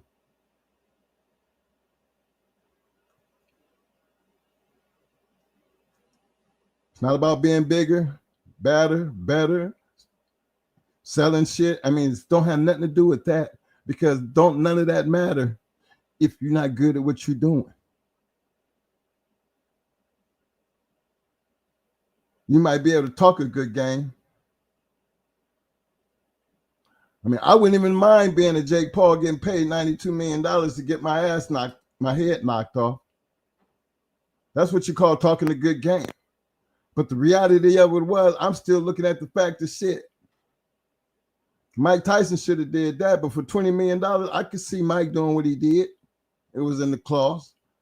I mean, this is all the shit that you hear about, we speculating, or that's our opinion type shit, right? But the fact is, that motherfucker got his ass whipped for $92 million against, a real heavyweight professional, heavyweight title, fighter. You know what I mean? He ain't got the belts, but he's had them belts. So I mean, that's the first time you in there with a real one. I mean, I think he ain't the one that fought Floyd, I hope. No, I think that was the other brother. But y'all know what I'm saying. These dogs don't work like that. Because they don't know how to, pick their opponent. Which takes us back to the dogman. Just how important is that dogman to the dog's success? That's what we're always going to go back to, y'all. Because the dog ain't going to be shit without the man. So I hear y'all talk a lot about the dogs, but see, when you get a chance to stop and look at the men, you already know what the dogs in the yard are going to look like. Especially when you've been around it as long as we have. Some of y'all should know when a person know what they talking about compared to a person who don't know what they talking about. But I've been around this community for going on 3 years now, and I know better than that based on what I've seen.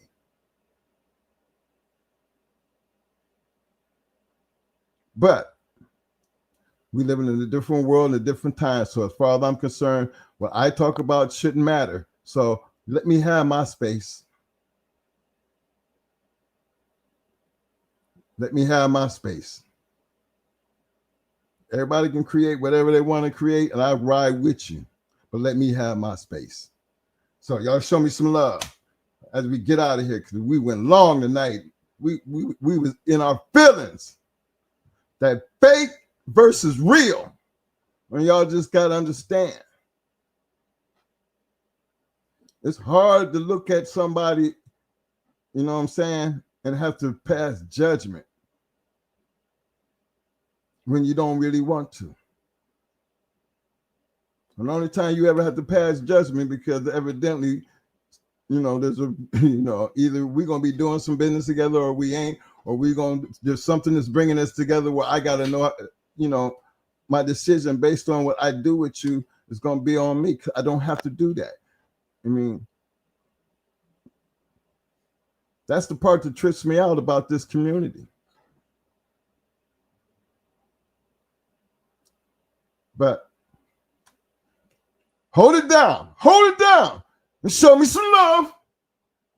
Show me some love, because I know y'all still out there listening to this madness going on 3 o'clock on a goddamn Tuesday right before Christmas, because y'all know y'all ain't going to see me no more until after Christmas. So get the goddamn thumbs up, thumbs up, thumbs up, thumbs up.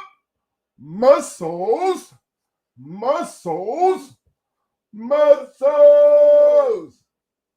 Now for Christmas, this is for Christmas now. Give me some roses, roses. We need them damn roses. Yes, sir. Hey, I really appreciate y'all for sticking around, hanging out. When we get on the road like that, and and again, don't think I didn't see the time, but this is a holiday, and I hope you guys get something out of these type of conversations. Go back and just do the rewind and just pay attention to some of the things that go on today. It's almost familiar, but what's the whole key to this game anyway? The whole key is to be able to raise your own dogs your own way you know what I mean? And try to be the best of which you can be. And that's why I don't care what you do with your dogs. Put that down.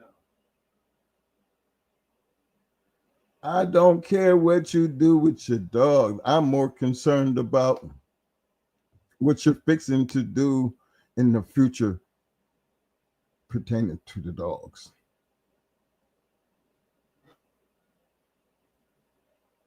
I'm from the past.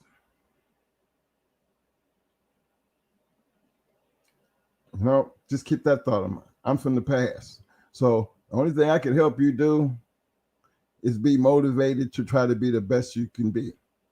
Because that's all we talk about when we talk about these dogs and their bloodlines. Because there's not much to talk about if it ain't nothing there to talk about. So, you know, it's a limitation to what you're really trying to talk about without having some type of proof and get me to understand why am I talking about this shit.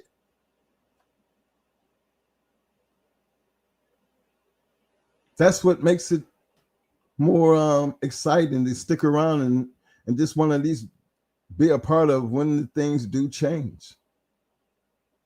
Again, big shout out to my boys over there at the APDR, looking out for us. You know, appreciate that, Jesse. I got the gift, man. My man's be looking out for us. But yeah, another registry, trying to do the right thing, trying to be right through the whole integrity, you know, lobbying for change. I mean, some guys, I don't know. I mean, I'm trying to figure out how you use these registries. Where I'm looking at the APDR, how they doing things and how they really about the dogs and the dog men and the preservation of this community, regardless of which way. But doing what they're doing, at least they're trying to provide the right way. Understand that, man. That shit means a lot. That's at least somebody doing something. And for everybody who be supporting them and going out there supporting, y'all keep supporting them, because the more y'all support them, the bigger it's going to get and better the competition is going to be.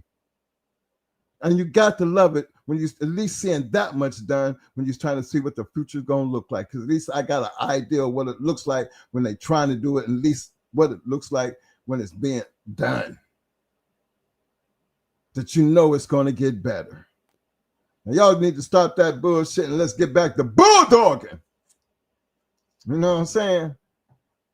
And regardless of what you're doing, how you doing, care how many times you fall on your face, how many times that shit don't work, as long as you keep pushing forward, you're going to always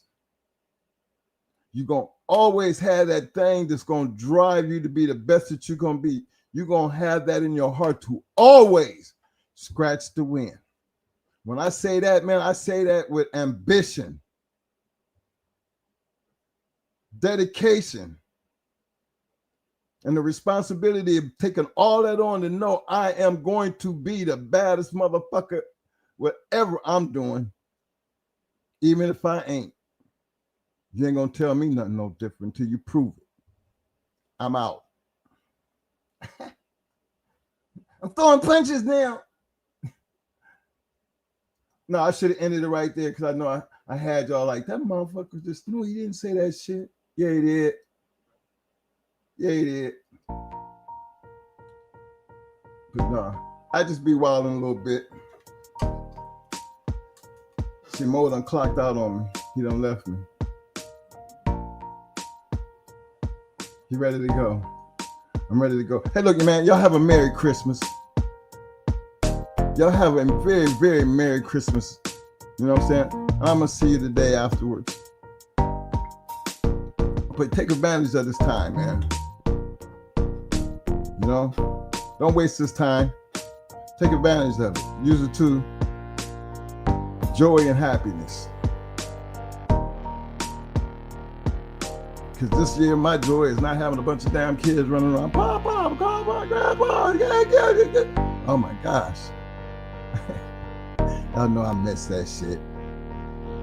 But that's all right. Y'all enjoy yourself a Merry, Merry Christmas and a I'm gonna say the Happy New Year for Friday. All right. Hey man, don't forget, hit that like button.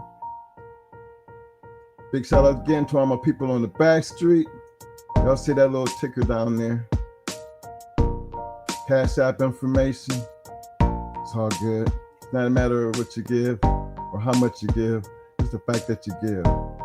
Because it's always going to be appreciated on this end. Yeah.